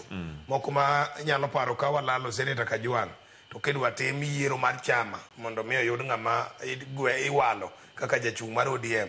Gik moko nyodhi okethre makia delegates to chak ni timo gi delegates ng'ato ringo gi delegates ng'ato go dhi go Tanzania ma delegates go kiyudi kendo chak iketho mani timo kia consensus. Koro king'iyo from 2022 no kaka ODM ochako machua in terms of kako timo nomination ne makata ken gi preferred candidate modwaro to there's a way magi organize go themselves. Kata ka gidwa chiwo direct ticket to ken direct ticket michiwo last minute en direct ticket ming'isi choni kama okwabitime yiero obiro chiwo direct ticket ni jogo so that onge ywagruok gi muodo lak mawang'o i japiny ma japiny wacho ni ma ok nyal timre e yo makare. Koro mae be ji neno kanyo okelo luoro mang'eny mathoth inyo ni an ok adhi donjo e gino gir ODM ne notego makoket ni otego ni donje ni dhi e nomination to mane kaka idong'. Koro because of that I think there is maturity in terms of kaka watimo giwa. Preparedness mara IBC bende is good ne giiko kwende achiel ariyo adek kod kaka yiero dhi gi train staff gi yo makare and gik moko ringo kare mana ng'ikruok achiel ariyo adek ma wanyalo ng'uono nigi because kokanyo gidonjo office especially for the commissioners but secretariat mosebedo kanyo all along to konego we mondo makosa moko aina matindo tindo gi otimre kech gin gisebedo kanyo kata ka commissioners onge gin ema gimako wirwath mar riembo IEBC commissioners ka wacho weche policy gang'o gini but gin ema gin gi day to day management and running of IEBC koro gin to konego giwe mondo ng'ikruok matindo go bedie but it's also a show mar kaka gik moko biro timore mbele dwa mer mnajiwo jowa ne wamiya IEBC ni time wamiya support madwarore eka dwa bed gi yiero makare kech yiero ma ji odhi ka IEBC okomi support kendo kwan kode gi yie ni waketo to ei IEBC then manok ni kare ng'ata man kod ng'ur ewi kaka yiero timre wan gi framework makare mar chik inyalo dhi e doho mondo mi idhi kwedi kata ichor ng'ur mari ma in go ewi yiero kaka otimre ka in kod ranyisi makare miluongo ni evidence ni mayo kotimre kare ma ok otimre kare mondo mi keth yiero go oko kata ji chak duogo e yiero kendo so partly is maturity and partly en ne jachung' koro chiko ite kabisa sani kech duond ng'ama idwa winji en returning officer warito mondo jochung' winji duond returning officer to kendo jopiny bende rito mondo giwinji duond returning officer ni to wacho nang'o koro miyo ji duto ore jochung' ore jopiny bende ore mondo giwinji returning officer en ema nigi duol sani wach moro okang'o ne wacho kaendi mar low voter turnout nyiso ni kwan manok mag jogo ombulu mowuok mondo odhi ogo ombulu mokwongo en nikech samoro nitie onge dwaro maduong' ahinya kwang'iyo samitimo yiero madongo iyudo ka kombe ng'eny koro ng'at masiro Salim Odeny kata Fredrick Okango nyalo wuok to kochopo kacha nikech nosiro Okango to yudo ka jomoko bende nitiere koro gidhi joma ng'eny mane kod ji mopogore opogore misiro nikech igoye dichiel mano nyalo miyo kwan ji bedo mamalo ang'o manyalo kelo kwan manok mar oganda and then ka wang'iyo koro siasa ma ji dhi e gana 2020 kod abiriyo wang'e ma kawuono ang'o manyalo bedo ni ne okelo kwan manok mar oganda dipo ni en koko manobet kata koko mane samoro ji wacho ni ne nyalo bet nikech kiwinjo kaka makamu ndiko ka ni sama nyo ji nie rally kendo de ne nyiero sama na agosomo message no sama ne ji nie rally to pap no pong to koro chopo sa ombulu to koro ji onge ang'o matimo mar ariyo ji dhi e yiero ka onge ogai mar ODM Raila Amolo Odinga ting'eni kinde ka kinde Raila kano wacho ni ochung' kata sama nochung' to ganda ne dhi ni wadwa tero baba iwinjo bati yes makamu to wacho adieri ng'eni makamu be jamiel koro samoro ma ji dhi ga ralia be ji dhi neno makamu ni kaka miel nikech makamu be jategno mar party ma ODM ma be jiwo ji to okelo mchanganyiko maber maloso weche rali kendo mano watimo ne pak gi puoch to kiduogo e yiero bati gimomiyo kwan manok mar jogo ombulu bedoga yes e yiero matindo gi yes ji ok miye seriousness madwarore nikech gineno ni mama na by election koda dhi kotoka dhi onge president mayiero onge woman rep mayiero ayiero mana mjumbe koro iyudo ka sama iyiero ji te iluonga ni suit president governor senator woman rep mjumbe kod MCA to jogi te nigi jogi mopogore opogore moko riwore koro gimbe gidhiro jogi ka teni wuoguru oko wadhuogo kura koro ji ng'eny koro voter turnout bedo mang'eny to kiyiero ji achiel moyiedh kama to voter turnout bedo mapiny namba ariyo gima kelo dok piny mar jogo ombulu be en ga tulo ka ichiewo gokinyi tidhi ineno ka tulo wuok agoro sare mjumbe mosegomo gima rach miwuoro to ina bati abata manie ode manie puodho ang'o ma diteri kacha agoro sare mondo idhi go kura tiende ni tulo buogo jowa to koro ok gidhi go ombulu namba adek gima duoko gini piny be en ga ni ji ng'iyo ni onge presidential vote tiende ni gima duong' ahinya kacha en ni presidential vote miyiero kom mar ker kelo ga mijing'o moro ma ji wuok oko ni mato marwa gini wakawo koso waweyo koro mage gik momiyo voter turnout mar by election ni piny to kendo ji wacho ga ni nikech en piny ji ong'eyo ni dhi bedo piny koro ng'ato wacho ni polling station loro sa 11 bati an wadhi apur katieko pur tadhi chiro katieko chiro tadhi atwe dhok koka ang' adhi kacha iyudo ka samino dhi kacha sa oseromo 11 koro jin ose koro onge gima dhi omo kanyo koro vote ta obedo piny then mogik adwa na miyo jowa mawinjowa manenowa example mar Baringo. Baringo ne dhi bedo piem masihi to gimomiyo Baringo koro voter turnout ni piny. Yes. Gideon Moi mani paro ni nyalo chung kendo dhi piem gi ja UDA nowuok oko ochung. Koro competition makacha ne ni piny matin. Koro ji chuny gi moko to wachni koro gicho gimo wacho ne gini wasekawo. Koro jo Baringo wacho ni UDA ma Baringo gini wasekawo. Koro gine tiende dhi kacha mondo gigo ombulu e gima giseyudo. Ing'eni gima in go gimionge gime dhi manyo. Koro kisekawo mwanda ikete ot tidhi manyo ng'o to chiemo in go. Mano gima jo Baringo ne neno. Koro voter turnout charo dhi piny. Gik ang'wen go ema ndalo ka ndalo ka ji dhi go kura sana by election to kelo weche mag low voter turnout. All right. Salim, ini nade ang'o ma nyalo timore, ang'o ma nyalo bet ni timore to samoro nyalo bedo reflection mag gima dhi timore higa 2027? Not really. Sigand by elections Kenya ka en ni voter turnout bedo ga mapiny. Ok othor kalo 40%. Obedo mapiny ahinya kuonde mamoko kata less than that. And majorly en onge gima miyo ji sirimo mondo miyo wuog go kura nikech en mana yiero achiel no kende. Kata ka idhi yier mana MCA kata idhi yier mjumbe kaka kuonde matimore ka Luowa iyiero mbunge. Then ng'ato onge gi motivation beyond kom mar mjumbe no nikech samoro nitie ng'ama wacho magima gole ok general election en wuod waye gimoro chung MCA. Koro kanyalo weyo nyathi waya ni nyaka wuog oko mondo adhi ane kaka gochone kata wuod omera ni ochung adhi ane kaka gochone. In the process kochopi polling station dimiye ballot papers auchiel koro chune ong'ien ka ballot papers miya kama to president gin ng'a gini ong'iyo gi maler William Ruto Raila Odinga Raila ne makora gochne koro Raila no temo gole dala but giko ne koche no Raila dhi yudo nikech wuod wadgi mochung MCA ni.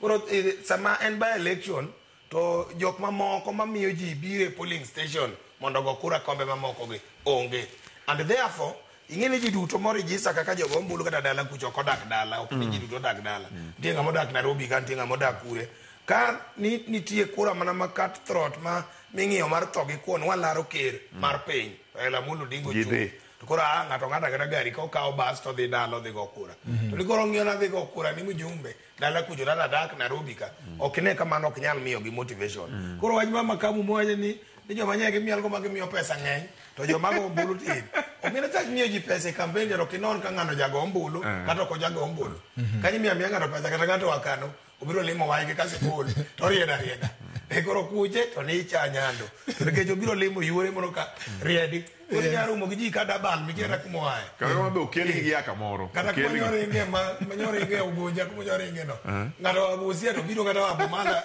e wande chieng' chiro ugonja to riedo so kura joma riedo kata opponent nyalo kelo ni ji mondo joma riedo samigo kura gi ok gin samigi timo campaign ok gin jogo kura aswa jogo kura ni register kucho to koro rajine ni samigonyo jini ok digon ji gi register eri kela ni nyingi na bati register igonyo joma nitie makata opponent ni moriero lando pesa ka obi ke ji gonyo ji kendi gonye garaka koro samoro jomigonyo go kinyal tiyo go ing'eyo jomigonyo go ng'eny moingo jomo register kaka jogo kura. So I just think generally ni waonge motivation majiwo mondo wago kura. Mano kela wach mar ni katudruok mar ODM kod Ker William Samoei Ruto ok otwe maber gi sani to mae be kide kelo voter apathy thurwa kucho.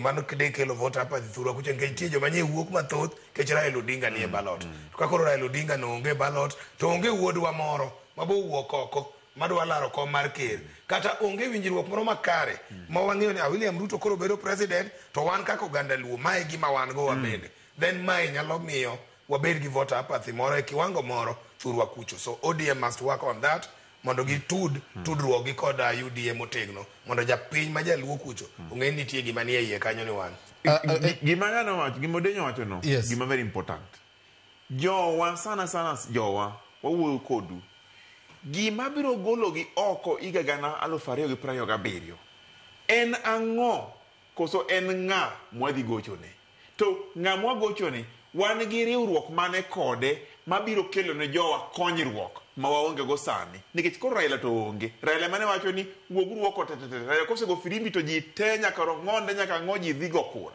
To sani nyaka koro wang'e ni to kadi po ni nitiere tudruok moro ma wadhi bedo go gi joma moko. Tudruokni to ere olemo ma jowadhi yudo mabiro miyo gi mijing'o mar wuok oko mondo gidhigo ombulu. Koro yie gimo denyo wacho na kabisa. Okay, eruro kamano twak ni koka medo bedo mamit gini chwakore mana kwadhi kokoro rumo nikech odong' dakika matin to watieko twak marwa. Kata kamano nitiere weche ma bende wamedo yudo manyiso duoko mag ombulu moko ma osekwan nyaka gie sani kaluwore kod duoko mar ombulu e ward ma Chemundu Kapng'etuny manitiere gwenge manandi kocha. Vincent Kiplimo ma ochung' kod duond bura mar UDA loyo komno mar ward ma Chemundu Kapng'etuny ma en ombulu mane ng'iyo ahinya kendo koro kawo kar wuon gi mosenindo mane en MCA Julius Keter.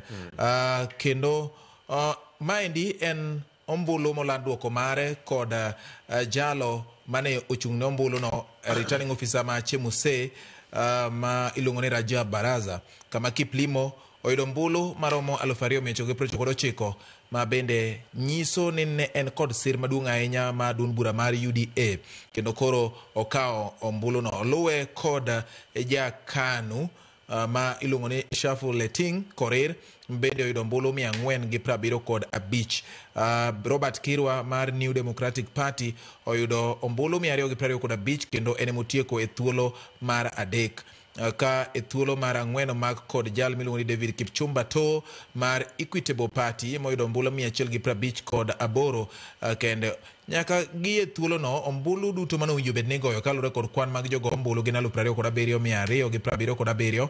Kata kamano jomowuok mar go ombulu ne tin. King'iyo ng'ama olocho oyudo ombulu 2,199 kende e wi ombulu 27,277 ma bende kalure kod ombulu gi nyakora mugi atimo mos ni kwan jomowuok mar go ombulu en 27.277. Manyiso ni gima nodenyo wacho ni samoro obedo ga matin ne 40.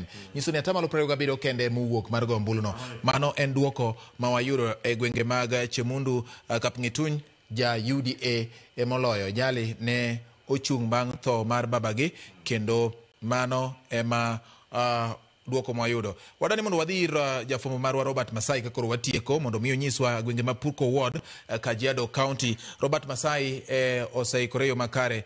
Robert Masai, kama unanisikiza unaweza tuambia utuarifu tu hadi kufikia sasa matokeo yametangazwa rasmi ama kuna baadhi ya maeneo ambayo yamesalia kufikia sasa ndio matangazo rasmi ya matokeo ya uchaguzi huo yatangazwe rasmi. Robert. Nama, asante sana. Bila shaka kama ulivyosema tunakuja moja kwa moja kutoka wadi ya Purko, hapa ni Kajiado ya Kati, na labda kwa faida ya mtazamaji tayari matokeo yametangazwa na mshindi hata amekabidhiwa cheti. Kama unaona katika ukumbi huu washaondoka kwenda kuanza sherehe kwa sababu mwaniaji wa kiti cha UDA Amos Mbusia ndiye ameweza kutoa kiti kile baada ya kuzoa kura 2,085. Na vile vile alikuwa unyo kwa unyo na mgombeaji mwingine wa kiti cha kupitia chama cha DCP ambaye ameweza kuzoa kura 1,522, na vile vile kulikuwa na mgombeaji wa kiti cha ODM ambapo kama itakumbukwa kwamba hivi majuzi tu mwenyekiti wa kitaifa wa chama cha ODM Gladys Wanga alikuwa huku kumpigia debe, lakini kidogo bahati haikusimama upande wake, akaibuka katika nafasi ya 3. Lakini hapa ninaye afisa wa IBC ambaye anasimamia uchaguzi. Karibia tu hapa hivi, alafu labda ukiangalia kamera tueleze labda uchaguzi umekuwaje na nani ndiye ametangazwa mshindi rasmi kutoka sasa kwa IBC. Kulingana na vile umesema bwana Masai, mwenye ametangazwa kuwa mshindi anaitwa Amos Mayai Mpusia na ameumbuka na ushindi, amepata kura 2,085 na tayari ashatangazwa kuwa mshindi na akabidhiwa cheti cha ushindi. Labda uchaguzi imekuwaje tangu asubuhi? Tulianza saa 12 hadi sasa, vituo vilikuwaje na shughuli imekuwaje? Shughuli imekuwa sawa sawa. Tulianza asubuhi na mapema saa 12. Kulikuwa na changamoto hapa na pale, lakini tuliweza kuzitatua na uchaguzi ukaendelea, na watu wapiga kura wa eneo wapiga kura wa Purko Ward wakapiga kura na uamuzi wao ukaheshimiwa. Labda uchaguzi huu unajiri wakati ambapo tume ya IBC hususan wale makamishna na mwenyekiti ndio wameingia afisini mara ya kwanza. Hii inaashiria uwezo wenu wa kuendelea kutekeleza majukumu yenu kwenda mbele ama vipi? Kwa sababu ilikuwa tu ni kama litmus test kwa IBC kuweza kuandaa chaguzi ndogo kote nchini. Ukiangalia hapa Purko, ina kuonyesha picha gani kwenda mwaka wa 2027 kuhusu uwezo wenu wa kuandaa uchaguzi na mambo kama yale? Nafikiri sisi kama IBC, na niseme wale tunaofanya kazi nyanjani, sisi tunakuanga tayari kila wakati, na wajibu wenye tumetekeleza leo ndio wajibu ambao sisi tumepewa na mwajiri wetu kama commission. Kwa hivyo sisi kazi yetu tukiwaambiwa tufanye hivi tunafanya, na tunafanya kulingana na utaratibu ambao umewekwa kisheria. Yes. Labda sasa tayari ushamkabidhi mshindi cheti, kwa hivyo nini kinafuata? Atatangazwa kule kwenye county assembly ama nini kitafuata? Chenye kitafuata ni kuwa sasa yeye hiyo cheti chenye nimempa ataenda nacho kule katika bunge la county ya Kajiado, atakikabidhi kwa speaker kama ishara kuwa yeye ndiye mjumbe rasmi wa Purko Ward. Kutoka sasa hapo mimi yangu itaishia hapo. Speaker wa bunge hilo sasa na yeye ataanzia hapo, na nafikiri pia hiyo kutoka hapo ataapishwa, na kisha apishwa ataanza kufanyia watu wa Purko kazi. Labda mwisho kabisa tukimalizia, mna zoezi la kusajili wapiga kura wapya na baadhi ya maeneo ambayo kulikuwa na chaguzi ndogo haikuwa imeanza. Sasa hii inaashiria nini katika eneo lako ili la Kajiado ya Kati? Inaashiria sasa kwa sababu uchaguzi umeisha, tume gazeti mwenye msajili na mdogo wake, na kuanzia hapo kulingana na vile tutapewa ruhusa na tume, basi sisi tutaanza usajili wa watu.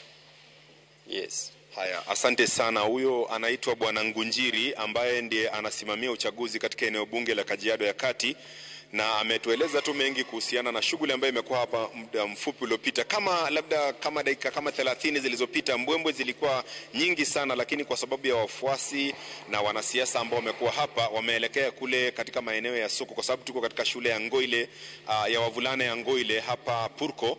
Lakini sasa shughuli ndio zinazidi kufungwa. Tayari mshindi ashapatikana.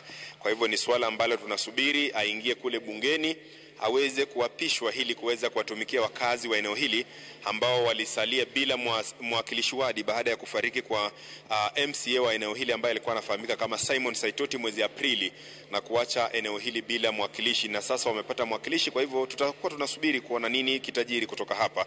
Lakini itakumbuka kwamba ilikuwa ni kinyang'anyiro kati ya chama cha DCP ambacho kilikuwa kinapima uwezo wake na umaarufu wake katika kaunti ya Kajiado, na vile chama cha UDA ambayo kidogo ilikuwa kuwaonyesha makali yao katika eneo hili. Lakini kwa miaka mingi tu chama cha ODM kimekuwa kikitawala hapa Kajiado ya Kati, lakini kutokana na uchaguzi huu huenda masuala mengi tu ya kisiasa yakabadilika, hususan kuhusiana na nani mkali zaidi ya mwingine tukielekea katika uchaguzi wa mwaka wa 2027. Kutoka hapa Kajiado nitakomea hapo kwa sasa. Mimi naitwa Robert Masai. Kwako studio. Shukran sana Robert Masai. Sidai Oleng, sidai kabisa Robert Masai. Erokamana nya kwa Ramogi man Robert Masai kuwuok Kajiado Central kar ward miluongo ni Purko, kamanya kagesa ni PM kako wancho bedo motegna ahinya kata mutwire ahinya kind duond bura mar UDA kaachiel kod DCP. To bende parne ma gin gweng' ma kinde machien ODM ne kod ambia ahinya. Kata kamano kaluwore kod Robert Masai man jafumbo marwa, okoni chal kagima duond bura mar ODM ne okoneno ka opimo pi, to neno ka tut mar pi ne okonyal donje gi tiende. Koro miyo ne oichorre gi chien. Nyakwara Mogi, mago gin duoko mwamedo yudo ka jachung' mar UDA miluongo ni Amos Mpusia mar UDA ema oloyo ward ma Purko Ward mayudore Kajiado County, Kajiado Central Constituency. Gin mago manitiere nyakwara mo. Kopogore kod mano bende nyisi motelo ni Vincent Kiplimo mar UDA moloyo kar ward ma iluongo ni Chemundu Kapngetuny mayudore County Manandi. Kendo oloyo kod kwan ombulu maromo 2,999 ma bende nyiso ni kwan jogo ombulu manowuok ne gin 27.277 men kwan matin ni 50. Kendo mano bende nyiso ni kwan mag jogo manowuok oko ne en mana matin ka opim kod gwenge mamoko bende mane nitiere kod kwan matin mag jogo ombulu mane owuok. Nyakwara mogi MCA moyier Purko Ward Kajiado iluongo ni Amos Mpusia mar duond bura mar UDA ene molande kod returning officer ene makoro owinjo duond returning officer to kowinjo duond returning officer to winjo ka ene manyinge oluongi. Nyakwara mogi gin duoko wamedo yudo ni kendo wamedo mi achiel kachiel kokalo Ramogi TV kaka gimedo donjo wabiro medo nyisigi kendo wabiro medo kete wi koki ewi weche duto matimore. Kaluwore kod kakoro warie kama watieke. Penjo mara maduong' ahinya kata motenore kod ma en gima jafombo maro wacho ni duond bura mar DCP ne temo gwenge mamoko. King'iyo gwenge ma opogore kod alwora mar God Kenya kata masawa mar Kenya, Kenya madiere ma bende wacho ni kanye kama jatende nitie kendo kanye kama jatende nyo temo wacho ni en wuon alwora no. Kajiado Central gibedo namba 2. Pi machielo ni nitiere Narok Town bende. Mabende wabro ng'eyo ka IBC kokalo kuom apisa margi olando duoko ni ng'amo yombo. Kiwinjo Kariobangi North. Ma e kinde mokalo chien ne omake kod ja independent miluongo ni Munuve mosenindo. Sani kiwinjo kendo ja independent emane otelo kalore kod duoko ma wiye manomiwa kod Seth Olale. To king'iyo samoro kwan mag jomodak alwora ma Kariobangi to jomoko wacho ni oganda onagi odwa bedo ka bende gin mana kwan minyalo wuoye wiye. DCP emane luwore kod ja independent ni Kariobangi North. Ma nyiso nang'o ka ujo ma bende kolo i siasa ma wiye ka warie kama tieke okang'o. DCP en party mar Rigathi. To en party mano los mana nyoro ka. To king'iyo kuonde ma diponi ne ginyalo kata mana kawe kura, ng'eny gi ne gin kuonde ma ya gwenge ma Mount Kenya kata gwenge ma joma ya Mount Kenya odake.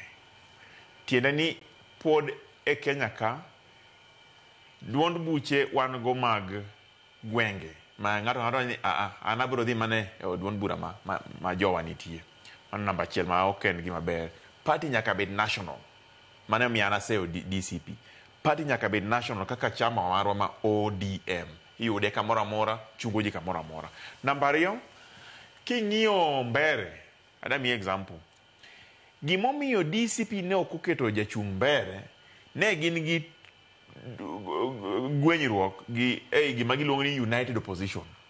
Ma Mutudi mabe principal kacha, former speaker, ne dwaro ja DP. Gachagua ne dwaro ja DCP. To ne Gachagua girogolo ng'atgi to koro giweyo ng'at DP makolo ni Karisni makoro piem gi Wamudhende ma bende en ja UDA. Koro ibro ng'iyo ni kuonde ma ne gineno ni ok ginyal yute ne gigolo. To kuonde ma gineno ne ginyalo kwanya achiel ne giketo. Mano e siasa ok en gima ber nikech ka in gi party ma national, unless ni une coalition muwinjoru nudhi zone, nyaki chung ji kamora mora mane kaki gero chama. Koro an kanyo taseyo DCP. Mogik munda weno denj bonge ke gimoro. Weche mag party matindo ineno Nairobi ka Kariobangi. Maku makosmo maji ng'eny. Jiokikore. Koro party ka party no keto. Ndiye independent, ODM ne kacha, DCP ni kacha, Kia Wiper ni kacha. Koro kanyo PM bedo ga mani malaenya. Nikech Cosmopolitan jiokikore. Party manodhi ogo campaign moromo maber ema yude. To kani dhi mandhem be unyalo mana dong. Koro kibiro nyiswa kaka odhi to wabro neno to kara party mane manochung. Anageno ni jowa ochak ng'iyo ni kuonde ma koro gidhi kete jopati wa ochak ng'iyo ni kuonde ma koro idhi kete joma chung gikete ji kamoro amora mondo mi wayud nafas mar yudo jokanyo no moyier mang'eny. All right. Salim. Anyalo wacho ni dho okadwa seyo DCP nikech kata ODM ok ochungo jochung kuonde duto. Nitie kuonde manyaka ng'iyo ni ok en strategic chunge ng'ato. Kaka koro dhi wacho ni gichungo candidate Mbeere North en akawo kinde gi kayiem nono. Aeti ng'eni gi kura gi bende ka ichung tiyombi ok en sura maber ahinya. Para ne gima nye jakom mar ODM national owacho Purko ka en kuro ko campaign. Owacho ni ka ing'eni ka kombulu ni koyombwa to dhi nyiso picha marach ni dhano koro weyo ODM ka kendo dhi nyiso ni kata Raila Amolo Odinga koro chama ne otho kosetho koro chama ne otho. Koro ing'eni ka gine chako dhi moluore ma oyombo ODM kanyo koro akeka ko wabro kendo muonyo wechegi nikech ne wawacho gi kendwa in Purko. Yes. So samoro en gima kare bedo strategic ng'eyo kaka wadwa dhi. But aneno ayiera gi gima Robert Masai wacho ni Kajiado Central osebedo kar chung od bura mano ma ODM osebedo go motegno. Ko ndalo ka iseri gi ni chien kucho ne en kama ODM nigo gadier ne gibro yombe. But aneno ka UDA consolidate the entire Rift Valley mondo mi oduoga ka ndalo mane wan e Kanu cha. Ming'e Rift Valley no ng'ama yombo gi Kanu. Sana no ka gin gi kinda kabisa mondo gi consolidate ho mar okak mondo mi oduogo wach mar UDA. And ayiera gi okang'o kama wacho ni chama wa ma Kenya ka githodhgi ichako gi dhoudi mag gwengawa ni ng'ato ka ng'ato nigi paro mar ni chama ni onego bed kama chama onego bed kama. But mano to kema gima katiba marwa kata chike matayo duond buche geno. Chike matayo duond buche geno ni chama onego bed gi national outlook, onego bed chama mantie kamoro amora. ODM osetemo in that wise kabisa. Ma ODM osebedo kinde moko ne gi wajumbe chiegni in almost all the counties. Kata dhi Meru, Buchiro, Mpuri, Aburi, Girigani tie. Almost everywhere yudo ka ja ODM nitie moyombo. Ma kama waonge mjumbe nyaka yud ka MCA moro nitie morire modonjo gi ODM. So because of that en buok ni Kajiado ka chal ka gima oteko marwa dok chien ten gima paro ni governor makanyo Lenku nyaka koro timo tegno kaka ja ODM. And my be bro depend gi kaka jo ODM otrite and jo ODM omiyo bugo tiende lo. Otherwise kecho bendo ja siasa to bende en gi interest ne kodek puko ng'wech mowacho ni aka jo wagi koro dokoni kecho bendo pimo gimoro gi gir Purko no. Ong'eno ka jo wagi odokoni kikalal koma ka yiem nono 2027 ni ana hero chama. Gima hero ni chama to koma do lalo onge. Koro nyiso ni chama nyaka ket maino ne kanyo. Bang' yiero gi chama nyaka ket maino gi kanyo Kajiado kanyo gimi Lenku sir makende mondo mi mobilize grassroots mondo mi ong'ere ni ODM pod otegno mondo kik gilal kuondegi mane ginie gi stronghold kaka Coast kaka Kajiado no to kata gi parts of Western. Then machielo mafuenyo en ni DCP keda ahinya okeda ahinya mondo nyaka kwend ma ok kwan ka gima traditional vote base mare otema ahinya mondo mi candidate ne obedie iriyogi mondo gibedie mondo mi candidate ne no bende omiye huma.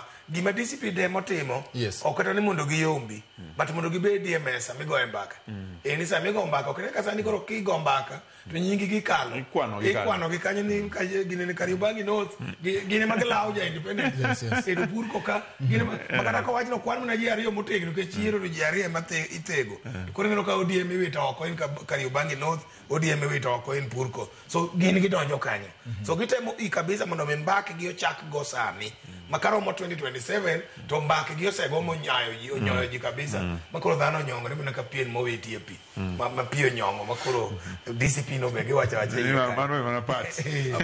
in politics kata weche mag siasa strategy machal kod made onge nyalo miyo siasa dongre kata duond buro dongre mapiyo. Yes and strategy ma ingene kwende duto kochuno ni nyaka yombi. Yes. Samoro idwaro mana ni mondo mi johera makanyo obedie. Para ni yiero ma Makadara by election ma Makadara maparo ni koto wito oko yiero mar Ruben Dolo. Dolo ne ja ODM. To ODM kara Raila Odinga pod ngima oyudo maling' kabisa nikech ODM ne gi intelligence modhuro. Ni rawera moro biro kama iluongo ni Mike Mbomo Sonko. Oento kendo kodhi kacha to bro yombo. Bro yombo kacha kabisa mi euro tiko ma dier Sonko biro manyo tiko ka. Mondo mi omiye tiko dhi ochung. Mar ODM. Mar ODM. To kuku mar ODM, tend kuku mar ODM odagi ni a. Kata doko nwang'eyo no dhi yombo. To kwadwa bagni ni ndolo emanye ochung kanyo emanye yombo to koro kendo wacha kwa mayo tike by election wamiyo ngama chielo.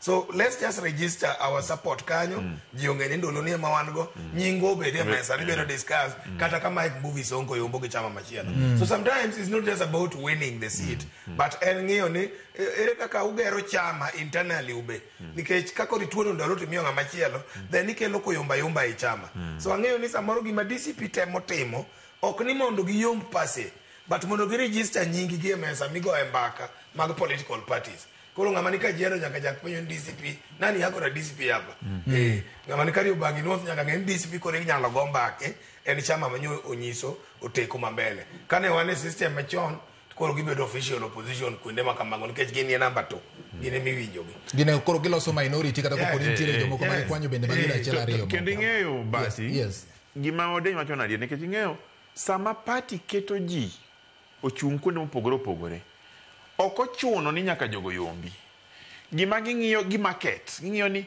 to ere kaka ji dhi nenowa e yiero mabiro visibility giko kendo mano be grow party ahinya kata ODM kano chako ne chungo ji kamoro amora chungo ji kamoro amora koro kata ng'ato orem mana matin to next time tiyo ng'ane ne wanogo ka no timo kama wadhi mana mbele kamano koro an ing'eni nitie duond buche chiegni 92 Kenya ka tadi manigi teko mar chungo ji e yiero kuonde moko matin koro adwa aji gi mondo ni jo od buche mobedo registered gi te konuru ji oko meduru chungo ji mondo ji obed attracted mondo ji ong'e ni party gi nitie mane gima luongo ni multi party democracy otherwise ka gin party mana 3-4 ema chung DCP ODM Wiper UDA to gi KANU gang'o ema chungo ji tineno ka kara multi party wani ber kara thina mana kama koro en gima ber mondo party ka party ochung ji kamoro amora koda gi yombo to en dwaro mar party moro amora mondo ng'ata ma gichunge kom ng'ano yombi nikech party tiloso mondo kaw power koro ka kunya kaw power through election to kara onge gima koro tema ko luongo ni briefcase winjo mondo koro luongo ni briefcase koro mo miana wacho ni kato bedo ni nitiere kuonde moko ma party gi noko oloyo to gimoro ne gichungo ng'ato kacha cha modhi mobedo registered ma kato kwan na kura 100 ji 100 ka mage jo party man kanyo masama koro SG mar pano dhi kanyo ni gweng ni polling station ni an gi joga moko 100 koro party grow mana kamano all right e kinde ni makoro pinyruoth pole laro kendo joroteke makoro dhi yude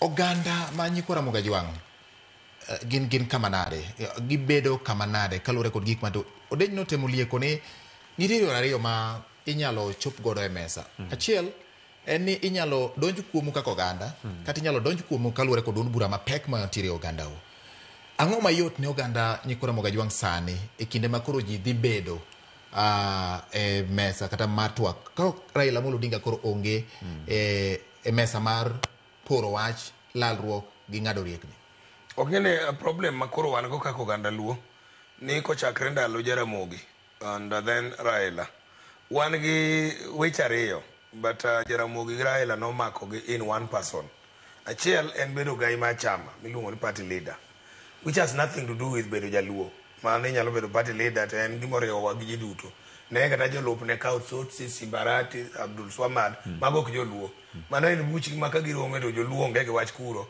giwacho wach gi mar chama e ka wan gi gimi luongo no gai mar joluo ma indeno joge dendo ni kingpin kiango pin en mangamba wuoe lo joluo for the several decades osepin timre ni ngama wuoe lo joluo no kendo bende ma jatend chama so all 2 offices in one person be ma chung president koro be en muchung president ten be ma ko wuoyo to jaluo winjo kata jaluo moko chung e ODM ong'eni ng'ama wuoyo en Raila Odinga Emino kasa jamoko ka ji chunga kaluo kujo.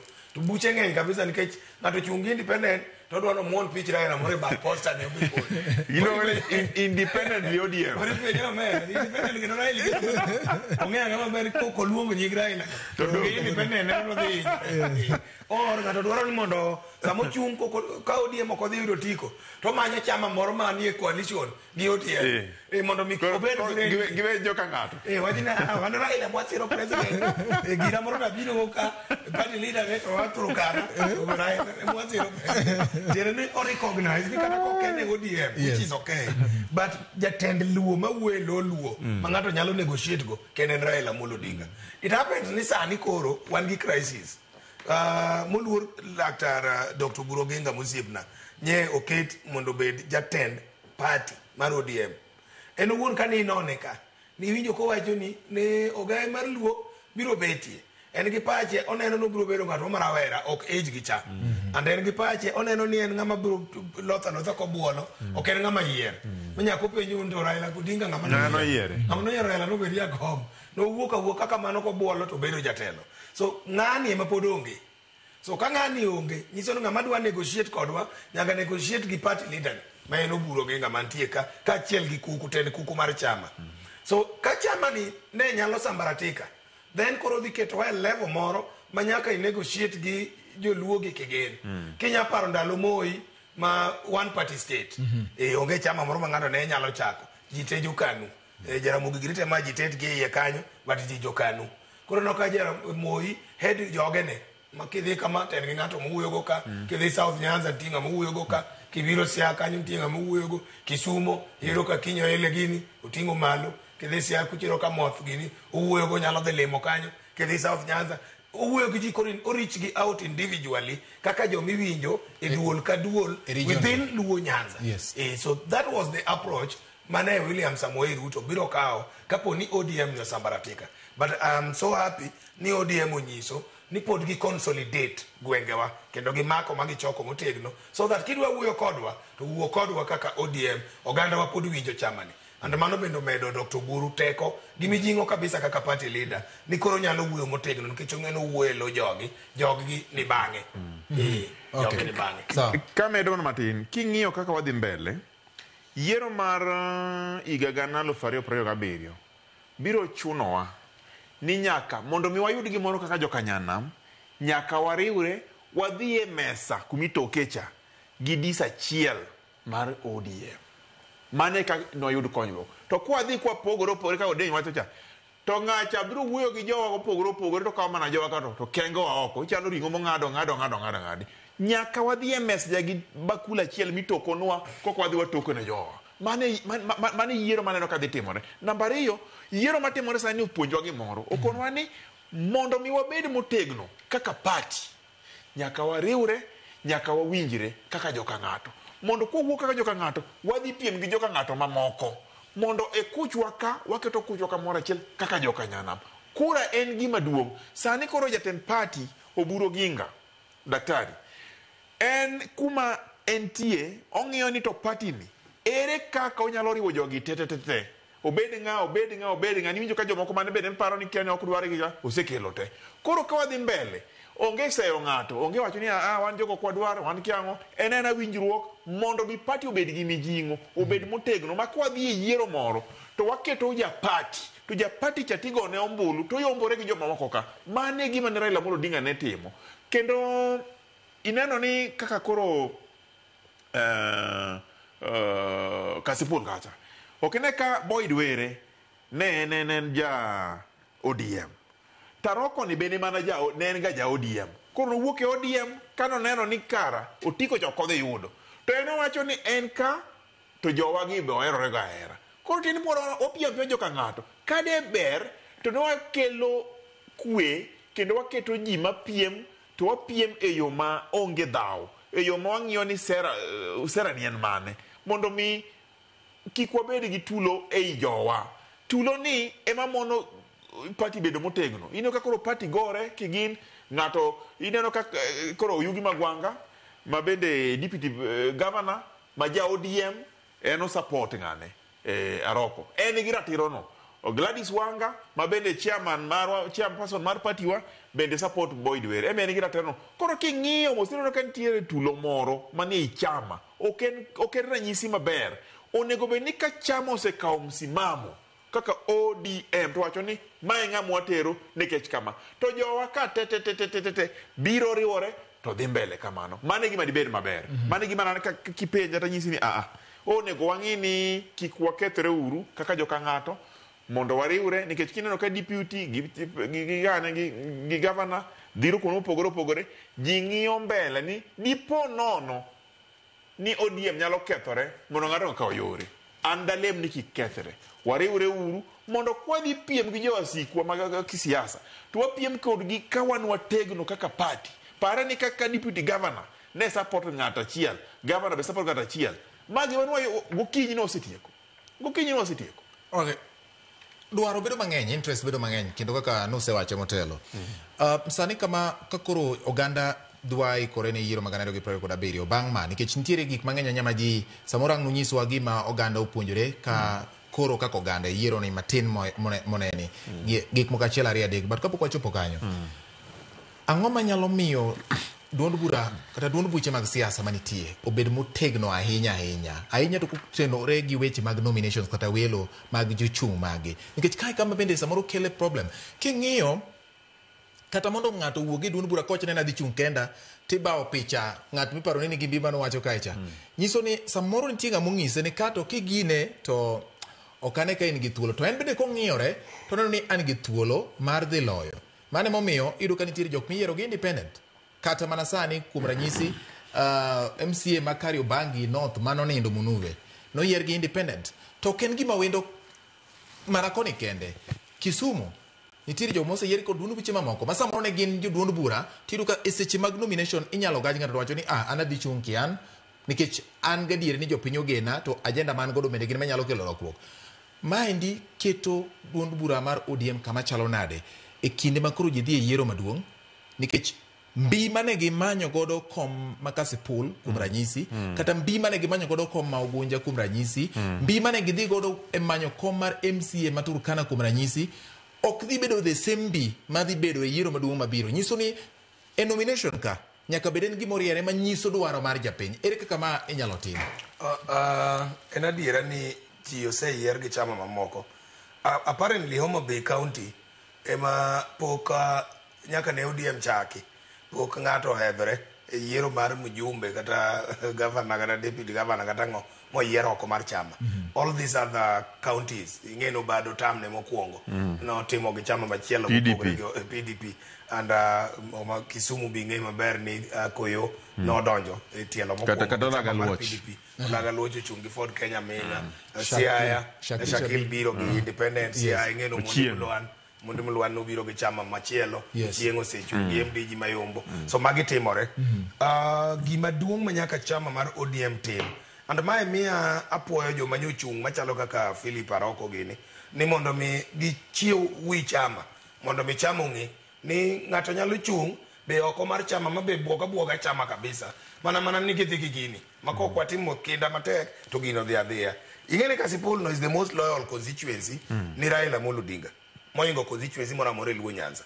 adwa ni pari yiero mwadhie ma 207 yiero mar Raila Odinga noyombo kaka ker ma Kenya ka constituency mar Raila Odinga noyude kura matin mogik e Kenya ngima ne en Mukuru Eini and Raila noyudo kuro 105 constituency ma Kibaki noyude kura matin mogik e Kenya ngima ne en Kasipul to noyudo kura 55 that is a constituency ma has always been very loyal to Raila Odinga and very loyal to party mama edine timre no yom party kanyo. It was going to be the first time and then Omabeite do much. Pokolendi koro kodo kwa. Angeo kata pokolendi. Mano pacho. Okay. Okay, Haji Betty mata.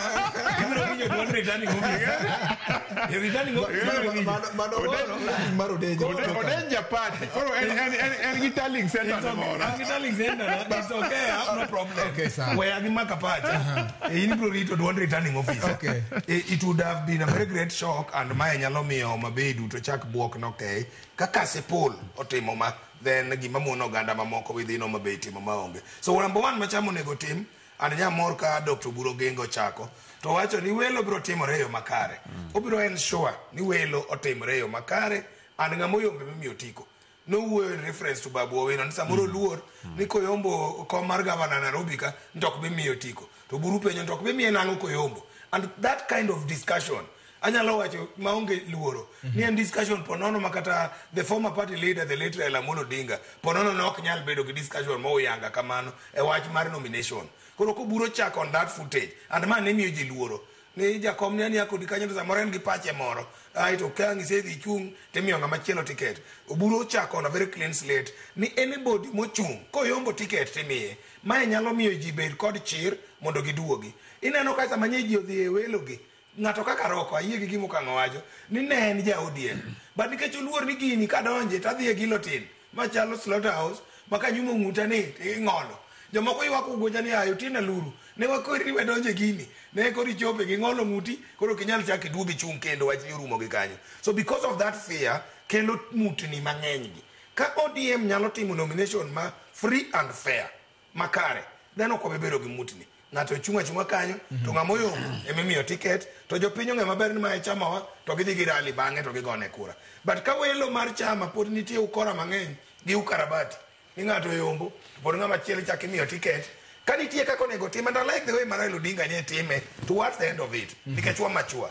kane wachako chon ne ok otimre makare but of late kineno kata 2022 inyiso ji kidero uda sumbi gini ni karoma be kanyo to consensus moro romuru to ko kunyal romo to wabro miyo ng'ato ticket wajumbe wa Maluo Nyanza te not even Maluo Nyanza mana nigi ODM no me direct ticket except Kisumu Central to gi Makibra emana ko me direct ticket the rest of them chama noketo mikakati chon na ji ong'eyo nikech yiero anawacho ga ni nomination ok en ni jopiny miyo chama ng'atgi nomination en ni chama declare ni jopiny ng'atgi candidate gi ok ni jopiny nyaka mok jo ODM chokre to gidhi wacho ni ODM ni mae mwadwa no bed candidate no en ni ODM ong'eyo jogi maloyol to giwacho ni ng'ani emwadwa no bed candidate wa ka gin joma loyol duru dhano 3 kata dhano 4 gitero joge debe to ka gineno ka nitie ng'at moro ma apala manyabute ma bende biro ni dwa donjo kawo ticket to gitame gi e wago ni in to wadhi chiwo direct ticket kae wamiyo ng'ane mondo ji obed gi kwe so they must do that kama gidwa chiwo direct ticket giwach chon mondo ji wetue pesa jewe ketho time gi ng'ama dwa ran oko mar ODM oran oko mar ODM kama gidwa time competitive election mitimo universal suffrage giwach ni ji chon ne akoro kwa chopo Nyakachka tibiro goye ga ji duto kwa chopo Migori county ka tibiro goye ji duto or kwa chopo Siaya kama to ma bro timore mondo mi obed kare finally gimomiyo en gi complication mathoth and now the party leader ben is an elected leader who is the Siaya senator yes and ingene manok chal gi Raila Odinga onge kama nyo yere ruwa onge kura manyo dwaro mako secho kaka party leader to kendo bero dio dolre kamoro ni opiem code ukende yeka koro ma nye miye ong'ala mamalo moingo upenyka okodonje siasa ugi I have no problem with Dr. Buro Genga I am not his advisor he has his political right marichung but Antona paro ni kama koro gikecha otachama mondo dhi malo mar gigi ma ok be kendo chako duogo kendo larre gi ng'ate kore ka ochungo lar kom maduong' kata koko laro kom maduong' to bed party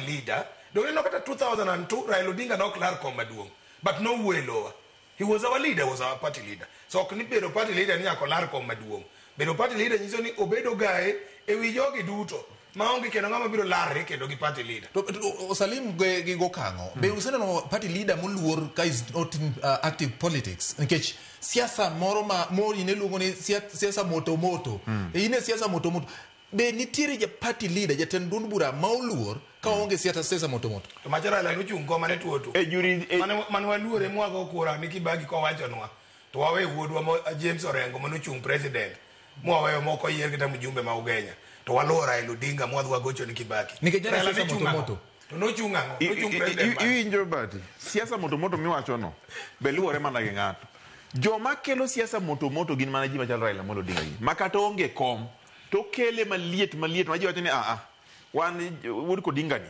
emwaluwo to gimoro Odenyo wacho kanyo maber ahinya iwinjo bati chama a tool mar trade in politics mane atonga miyigo e chiro chich siasa mane chich siasa kendo berne ni sama chamo chung tiyudo ka konyo ng'ama ochung' e chama yot moingo ng'ama achung' kenda luna chung' kenda nikech ka in gi tabu moro amora jochama madhi chung' kodi kidhi e bunge kucho jochama madhi chung' kodi mano emomiyo nokel multi-party democracy e Kenya ka to chik to wacho ni in gi ratiro mar chung' kendi achung' kenda to kade ber diben jok made chung' kendgi gidonje chama ka mondo ji opime chama ka en namba 2 sama ji pime chama nomination cha chike chama nitie mopogore opogore inya paro kan wadhi yiero mar gana 2022 no change chike mag od bura mag od buche mag chama Political Parties Act moketo ni nitiere method mar nomination, direct nomination,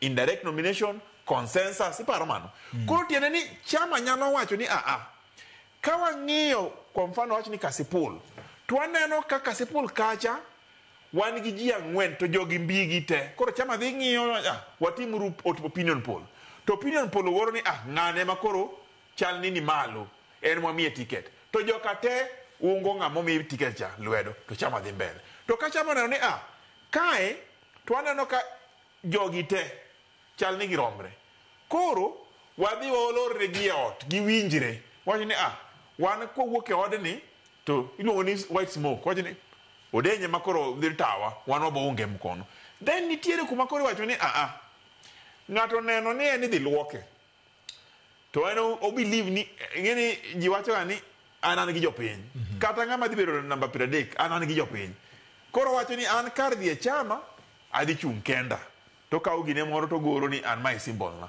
kodhi kuchocho to koro yombore gi ng'ani tema koro ong'e ni joge ka to jog jatelo man gi malo cha ema koro kawo picho deny to keto kacha wacho ni an independent lakini pacha to ni koni mano mchanganyiko mar Raila Odinga mano kelo mchanganyiko nikech ok dibed ya independent to pachi to pod nie chama mano ok ditimre neno kama ok otimore kuonde mamoko koro an kwayo na en ni jowa party en gima duong' king'iyo yiero mar wadhieni most of the jomo madhi loyo ibiro ka giloyo e party ok giloyo independent to jogo kose loyo kani poni jomoko loyo independent ka gidhi e bunge kucho gigo kura kani dong nyaka giriwre gi chama mamoko makoro gigo kura kacho ni you are either in opposition or government koro ing'iyo ni jomage mani kone koro gitenore koro ibiro kidhi e bunge kucho ka in achung' kendi tilal joma mang'eny manodhi kuno dhi lal koro nyaka yud yo moro magitenorego koro ber mondo mwariwre chama to kisefwenyo chama ni chama ema dhi konyi kendo chama otegno tidonje chama tichako kono chama mane kaka igero chama ana yie gi weche chama kabisa nikech chama kigero to koro uchako ng'iyo ni sama uchung' to uchung' gi weche chama konyou tudhi mana kamano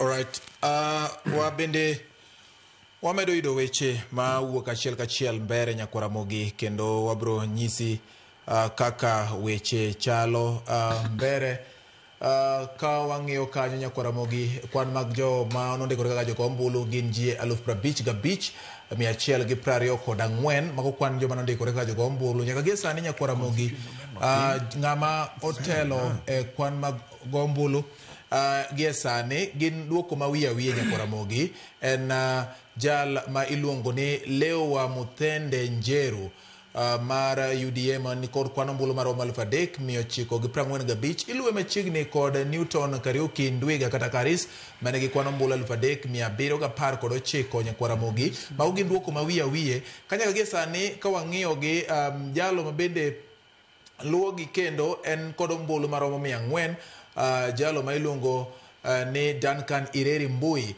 ma bende nie namba mar 3 kanyo ka ombulugo pod imedo kwan Nyakwaramogi mbere north kwan ombulu duto te ma osekwan moyangi gie sani gin ombulu 8,144 ombulu maromo 47 ne ogo marach kendo IBC owito go kuchande Nyakwaramogi kwan mag ombulu ma wiye mamedo donjo gie thuolo ni kuwuok mbere north gin kwan ombulu ma ose kwan Nyakwaramogi gin 8,144 ka 47 IBC osewito oko gie sani jal ma otelo en Lewa Muthende Njeru manigo ombulu maromo 3,945 ka iluwe kod jachung' manyinge en Newton Kariuki Ndwiga mabende nong'eye kaka Karis mani kod ombulu 3,719. Kwan mag yumbore godo ok bor ahinya, nyiso ni piem nitiere mbele North mapek ahinya. Kwan mag jogo mano ndikore kaka jogombulu gin 55,124. To mana kaka nwasewacho motelo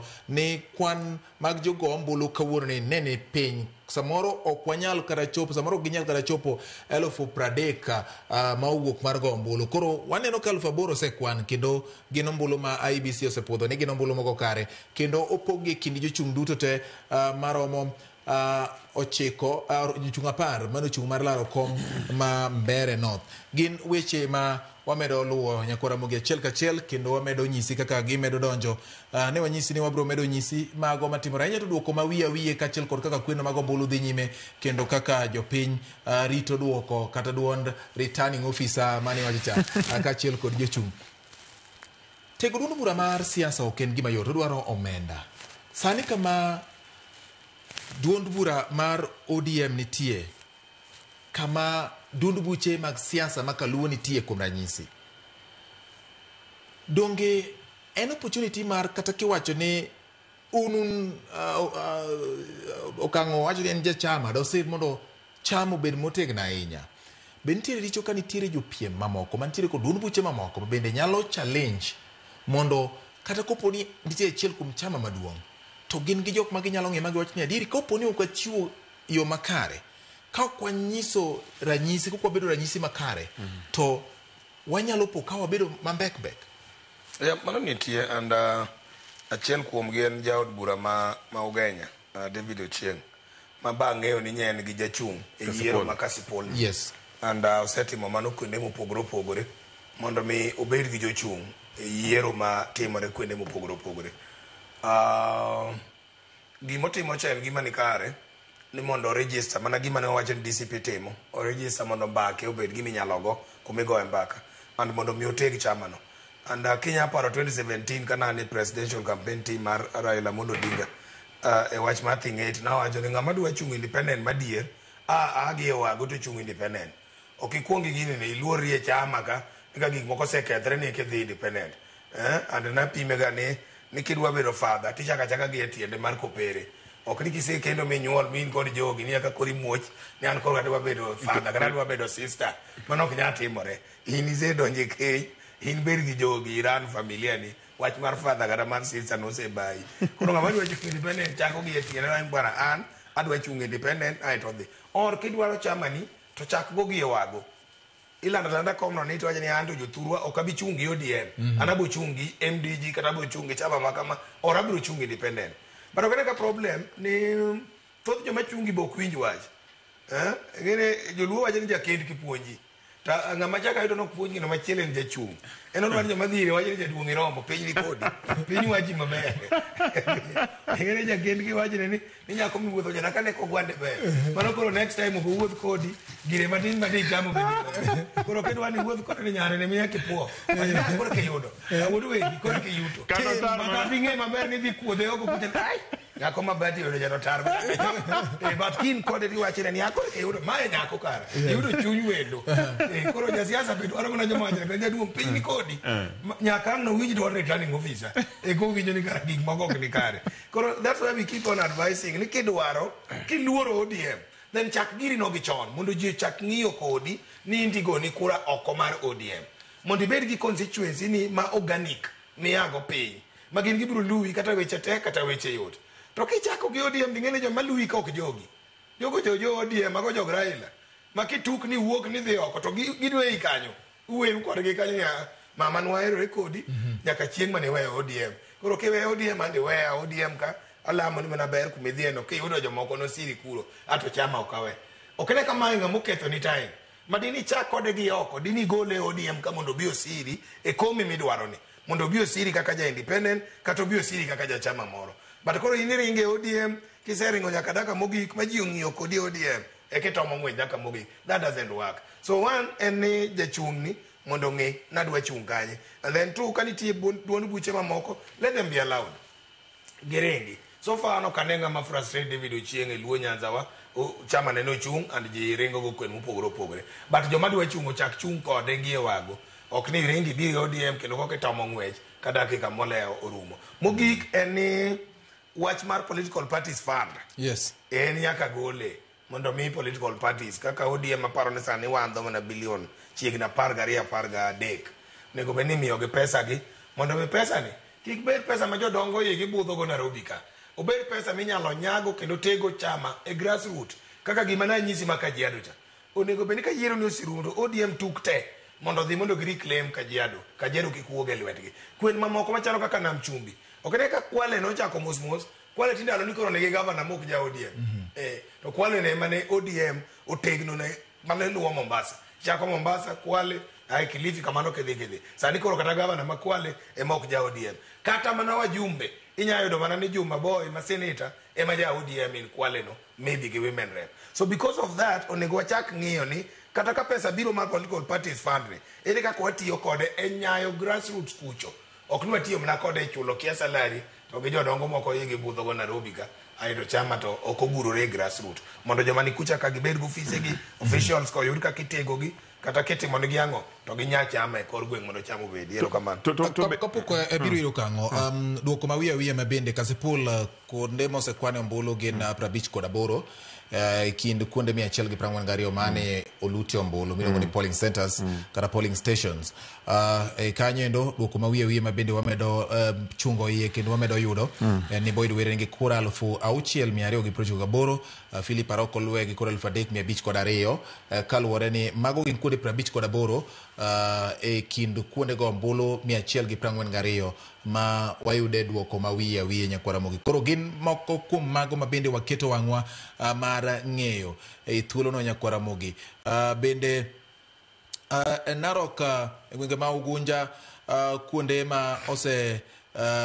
lute kata mosekwane ombulu gin kuonde 63 e kind kuonde go ombulu 116 Moses Okoth ni kod kwano mbula 4,810 Odhiamboro di marwa ipantire kwano mbula 1,200 kod 38 Ochiel Frederick mar UDM ni kod kwano mbula 500 kod 10 kod Beach Okumu Morris Juma mar Federal Party of Kenya ni kod kwano mbulu 100 kod 80 gochiko mago gin duoko mawiya nyakwara mogi ma wamedo yudo kaluwore kod kwano mbulu go Narok Town Ward kanya kagie sani kuonde mose kwane ombulu gin kuonde kwan ombulu kata kuonde go ombulu 43 e kind kuonde ombulu 50 kod 2 kama ombulu chalo kama jachung mar UDA ni kod kwan ombulu 4,260 kaso jachung mar DCP ne itire kod kwan ombulu 5,500 nyakwara mogi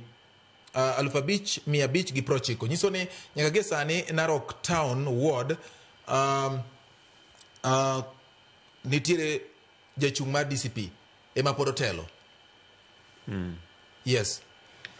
Koro mi wacho ni wach kasipul ja en pacha ja pod iwacho mana ni en pacha. Dong kweno pokoro Mosalim. Misomo go. Masomo en duoko mawiye. En duoko mawiye ema wacho duoko mawiye. Mawiye poda wacho ni wacho ni nyaka mangute. Mami nyaka makore nyaka matiende piny. Anan gi duoko na Salim. Anan gi duoko na nyaka ine me wacho ni wari to ine duon returning officer. Mano ja junge mari to duon returning. Anu ga jung. Okay. Nangi kura basuru. Sawa. Obro medo mi duoko mawiye nyakwara mogi. Kiwinje duonda mano e duoko mawiye. Kiwinje duond Salim Odeny mano en pache.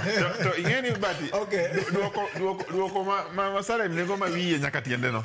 To be ingeni do be ene duoko nikech kaluwore kata ka gisome no duoko mawiye no ka ng'ato oseyombo wade gi chiegni gi nus samo yudo ka jodo gembo yudo duond buche mag siasa wanyalo tego nade koro gima nyaka wang'e kane wachenjo chike mag duond buche mag siasa no wachi ni duond od bura mora mora moyudo ng'ato moyier nigi nafas mar yudo pesa mar political parties fund.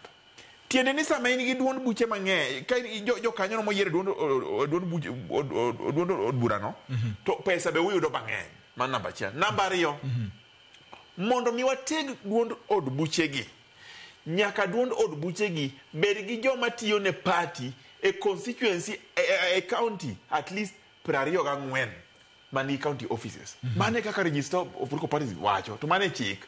Koro mondo mi jogi oteg party gi nyaka bede pesa miyawogo office. Yaw Homa Bay, Siaya, Migori, Nakuru, Narok, kamano. Mondo ji koro joma ya gwengega to dhi to register. Mane kaka kitego gi. Party en ji. Ok dibed gi party to party nigi ji 200 tiwacho ni national. Ok national. Nyaki bed gi party ma kiluongo rally kawuono Turkana to ne machungo pongo. Nyaki bed gi party ma kiluongo ji Samburu to mana kamano. Mane momino ka ODM gi duond buche mamoko nigo teko gi tegno nikech gin gi party gin gi ji kamora mora. To gimoro Sari Modenyo ngieko ka ni pesa ma imiyo jo duond buche mag siasa gi. Yes. En pesa mar sirikal. To pesa ni onego bed ni nitie atamalo mimiye, apani en atamalo 0.5. To king'iyo kaka ing'iye, party ka party, samimiyogi to donga mana matin. Koro ki accumulate higni gi te, tiyudo ka party achiel gin gi gopgi ni kacha motimo mach. Ok na chul nyaka chien. Koro wan gimo temo leko ni en niya. Nyaka koro wamany yo ma pesa mar political parties fund ni dhi ne duond buchegi e yo makare, e sa makare, mondo pesa cha odhi okony rowere manie party, mine manie party, rongonde manie party, kendo ran programs mag party, nikech party intiere gi programs mar policy, mar tero weche kama, mar nomination, mane pesa no. Ok en pesa ma nani wacho, ngane wacho no ka nani Salim yo iluonge ni ngawaja thing what thing 8 yes. But thing 8 wacho ni jodongo dhi kuodo go yigicha ma pesa migero go chama. Then number 2 nitiere kaka pesa ni nyaka riti nikech nitie gimiluongo ni audit report magologa ni pesa chama no tigo nango. Koro sama idwa gero chama mondo iget party obed motegno, audit report nyaka nyisu ni time nango, to audit report nyaka conform gi gik ma idwaro mar auditor general chande. Mineno ka party mang'eny tho, ji chako gore nikech pesa no kel milion 8 to milion 7 ng'ato lalgo. Koro mondo miger chama nyaki ket pesa ni e yo makare. Nitie jomiluongo ni special interest group e party ka party. Youth, women, people with disability to gi ethnic minority. Kende mane ka jogo onge kara party to be ok national nikech chik namba 91 wacho ni party ka party nyaka bed gi jogi, oriw jogi te. Koro jogi te nitiere pesa kidieny ka kidieny en political parties fund kacha mochung' ne miyo jogi teko mondo gitim program mopogore opogore. Mane kaka koro ibiro gero party. Then mogik nyaka koro party mondo iger nyaka iker ji odhi ochung'. Gimeno koro DCP timo cha ma ODM timo ni. Nyaka iket ji, imi ji otiko ochung' mondo ji ochak neno party, ji ochak go mbak party. Kata mana Turkana iwacho ODM, idhi Homa Bay ODM, idhi Mombasa ODM. Mane kaka ji dhi gero party mondo mi party obed attracted. Sani ni waneno ka tho mar Raila Amolo Odinga ni no duoko achien matin. Nitie jomoko mane paro ni dipo ni ka Raila Amolo Odinga onge to ka gichung' gi party nikech koro picha chok miwuok kacha to dipo ni ok na yiergi to aneno ka party pod nigi mbi nikech king'iyo mos ka koro thing 8 oseng'iyo duoko ma wiye mamare ma en ong'iyo ng'ute tiende nyaka piny to neno ka jo party moko ni kacha chal ni jo party no oseloyo kombe moko. Koro anaparo ni kwatimo kamano to wabiro gero party moko, ng'ata man gi party biro gero party kendo kiketo ji mang'eny moloyo idhi yudo pesa cha to pesa cha kotimne audit duoko audit makare bas ji biro bedo attractive to the party tino ka koro party donga mane gimone. Alright, anno ka thuolo marwa ng'adore kendo daher mondo wachop kama ware kama otigo nyakwara Mogi king'iyo television mari mar Mogi TV neno kaka weche ringo mano mbere north kwan mag ombulu mineno kanyo go gin jochung' mopogore opogore kaachiel kod ombulu magiseyudo gie sani ka kweno pod dhi nyime. Duoko ma wiye miwinjo ka wacho nyakwara Mogi duoko moiw gin mago kaka ineno gi achiel kachiel nyaka gie sani ka wang'iyo ombulu medo lokore kendo kwan medo lokore nyakwara Mogi gie sani Jal mapod otelo en Lewa Muthende Njeru mar UDA mani kod kwan ombulu 4,471. Iluwe machiegni ahinya kod Newton Kariuki Ndwiga mani gi kwan ombulu 4,217.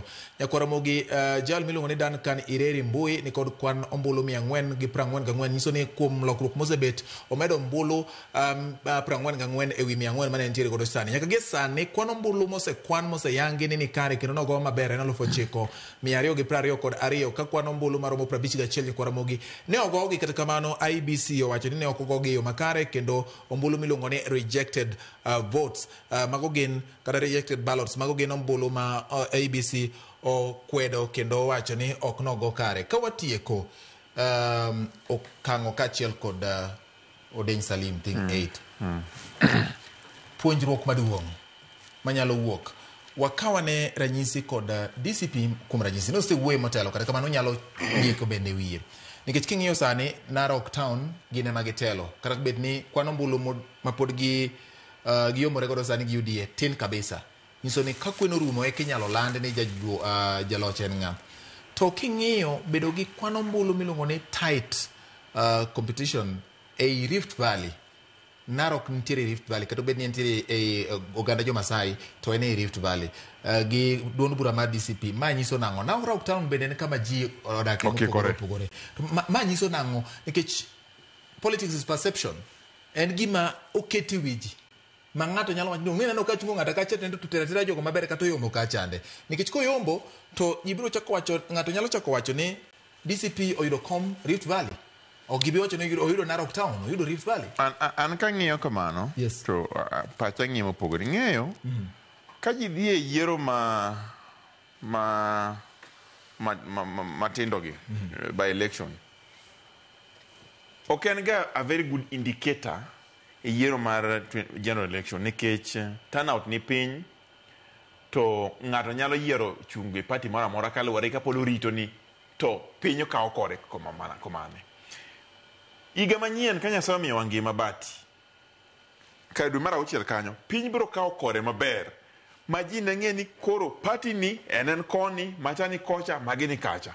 Kosebedo kamano kokibiro ng'iyo ineno ka party ibiro ng'iyo ground mar party malong'o ka en ODM ground ne ni kanye zones ge ni kanye bases ge ni kanye ma ka gichungo ng'ato to gin gi success rate mar 100 kata mana 90 atamalo to kanye ma ka gichungo ng'ato ma Odeny wacho niya en gi mbaka mnono kawo ng'ato ja ODM ni dhi chungo kata National Party tiketo mbele no tiketo Kiambu en mbaka manono nikech mano ok zonu as much as new national to mano ok zonu en ketho sa ng'ato biro yudo kura 10,000 to ng'ama yudo kura 90,000 tiende ni uketho resources kacha lakini ugero party. Koro mondo bigigo bed maber ananeno ni puonjruok mowuoge e by election matimore sani ni en gima ber mondo umed gi chances mar loyo to en gima ber e by election mondo uket osuji kamoro amora mondo upimgo ndara maka gi 2027 to ng'iyo ni ka wanyalo keto ka ok wanyalo keto mane gima neno. Thank you. Wach mano wach ni mogik. Mano wach ni mogik. Erokamano kango. Odeny ki watieko wach ni mogik. Jara mar Ramogi Susan wako wacho na mosi. Amoso nyakwar chief an bende akaw mos. Erokamano. Yes. Koro wach na mogik en ni kaka oganda jokanyanam nyaka wadwar ahinya mondo mi wariwre gisani kapok juogi oloso ewi ng'ama nyalo bedo gai mar luo waol teko waduto gi maino wate e loch mar Dr. Oburu Oginga mondo wasire mondo wamiye support madwarore mondo wuo lowa gisani as long as pod wuo lo chama kotayo chama mar ODM mondo mi gik moko wuog kare. Machielo en ni mondo wanya demokrasia within the political party and kuonde mamoko ma ji nitie mondo ji kik par mana ka gima olor ni ji kamoro achiel anybody madwa chung. And that's why I said I was so happy gi ji machalo ka Philip Aroko gini my pupil master MJ Okumu ganyo do aneno ka jo gunja godwa mie kura matina ahinya kata kapok okwan gi magirumo kamano. Jo machung oko mar ODM go gin bende gimedo nyayo demokrasia makagwengwa mondo mi kik dhano para gimoro achiel kachal ka gima ji nie jela ji ochunga but wang'e maber negi sani chama wa madominant en ODM and Dr. Oburu Oginga is the leader kawamiye support ndo adhi bende kwa nyalo bagen go kech kawayudo ko kwatimo mano to kwanyal bagen wabed motegno wayier ji modhuro kinyalo bet e mesa ka jadi nyalo wacho ni wakelo joma kama ka ok utimo no kama to be ok watim kama kech mane gimidwaro Oburu wacho pile ni political party chako mondo mi ukaw go power ok ilos political party mondo idhi ywe go ot ilose mondo kaw go power koro yore nitie mang'eny minyalo kaw go power wanyalo kawe gi ballot kata wanyalo kawe negotiation e mesa kama to negotiation mar mesa no en ibiro gi ji adi inyalo wuo gi wach ni mibiro go so erokamano ni nyikwara Muga Jwang warituru winjo duond returning officer kwene mopogore but anto mara dan go eru kamano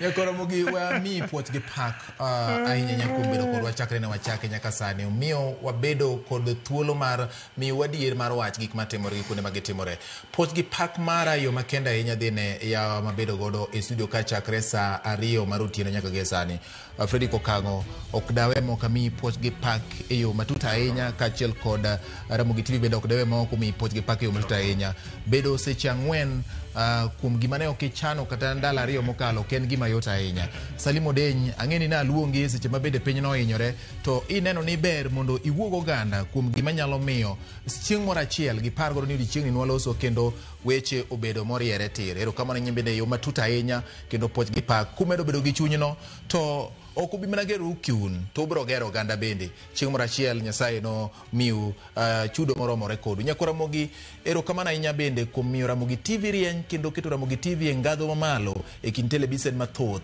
mayudore piny Kenya kaachiel kod piny mangima nikech duyero mondo neno mamoko to yierowa nikech ugeno gima wapuonjou kendo gik ma wawacho mado wamed bedo kanyachiel ka wamedo singo adier mar wach gi gik moko duto te mawatimo ka oluwore kod dwaro mari in iwuon erokamano ne in mioro ote mari jomo bedo koda ino ka koro sa uchelo romo makamu gini pod nitiere ka Susan Wakanya kwar chief gini pod nitiere ka gin jok mabende nyiso ni ok wanyal we ma ok wabedo kodu to king'iyo wang' jowi mari Nyakora Mogi kabro weyi duoko mag ombulugi ma wiye nyaka sama ibiro land jaloch biro karingo ni Ramogi TV kanyo miyo med mana kete kanyo ka in ng'at ma pod wang'e ongenyo ma nindo poko ayul poko lal kodi kata poko dhi kodi ibiro neno dwoko kaka gimedo donjo mane Ramogi TV ka kamano erokamano ne director mara Alex Obado kaachiel kod jago picha jaloko mara mana bedo godo jogo mabedo chung ne TX Nyakora Mogi kiru mara ariyo kacha de ja sound graphics kaachiel kod ng'ano mane riembo na weche manyien auto cue Nyakora Mogi samoro gima wanyalo miyo gi onge to chiwruok manyiso adier gi kinda kaachiel kod siso mar miyo weche matimore e yo malony gi yo ma ni kod nimba mamalo mane momiyo wan ka puoch gi pak ne gin bende ka kamano Nyasaye mondo mi orit na nyinga en George Bati waromo kende thuolo machielo duoko gibro yudo mane Ramogi TV ka oriti masani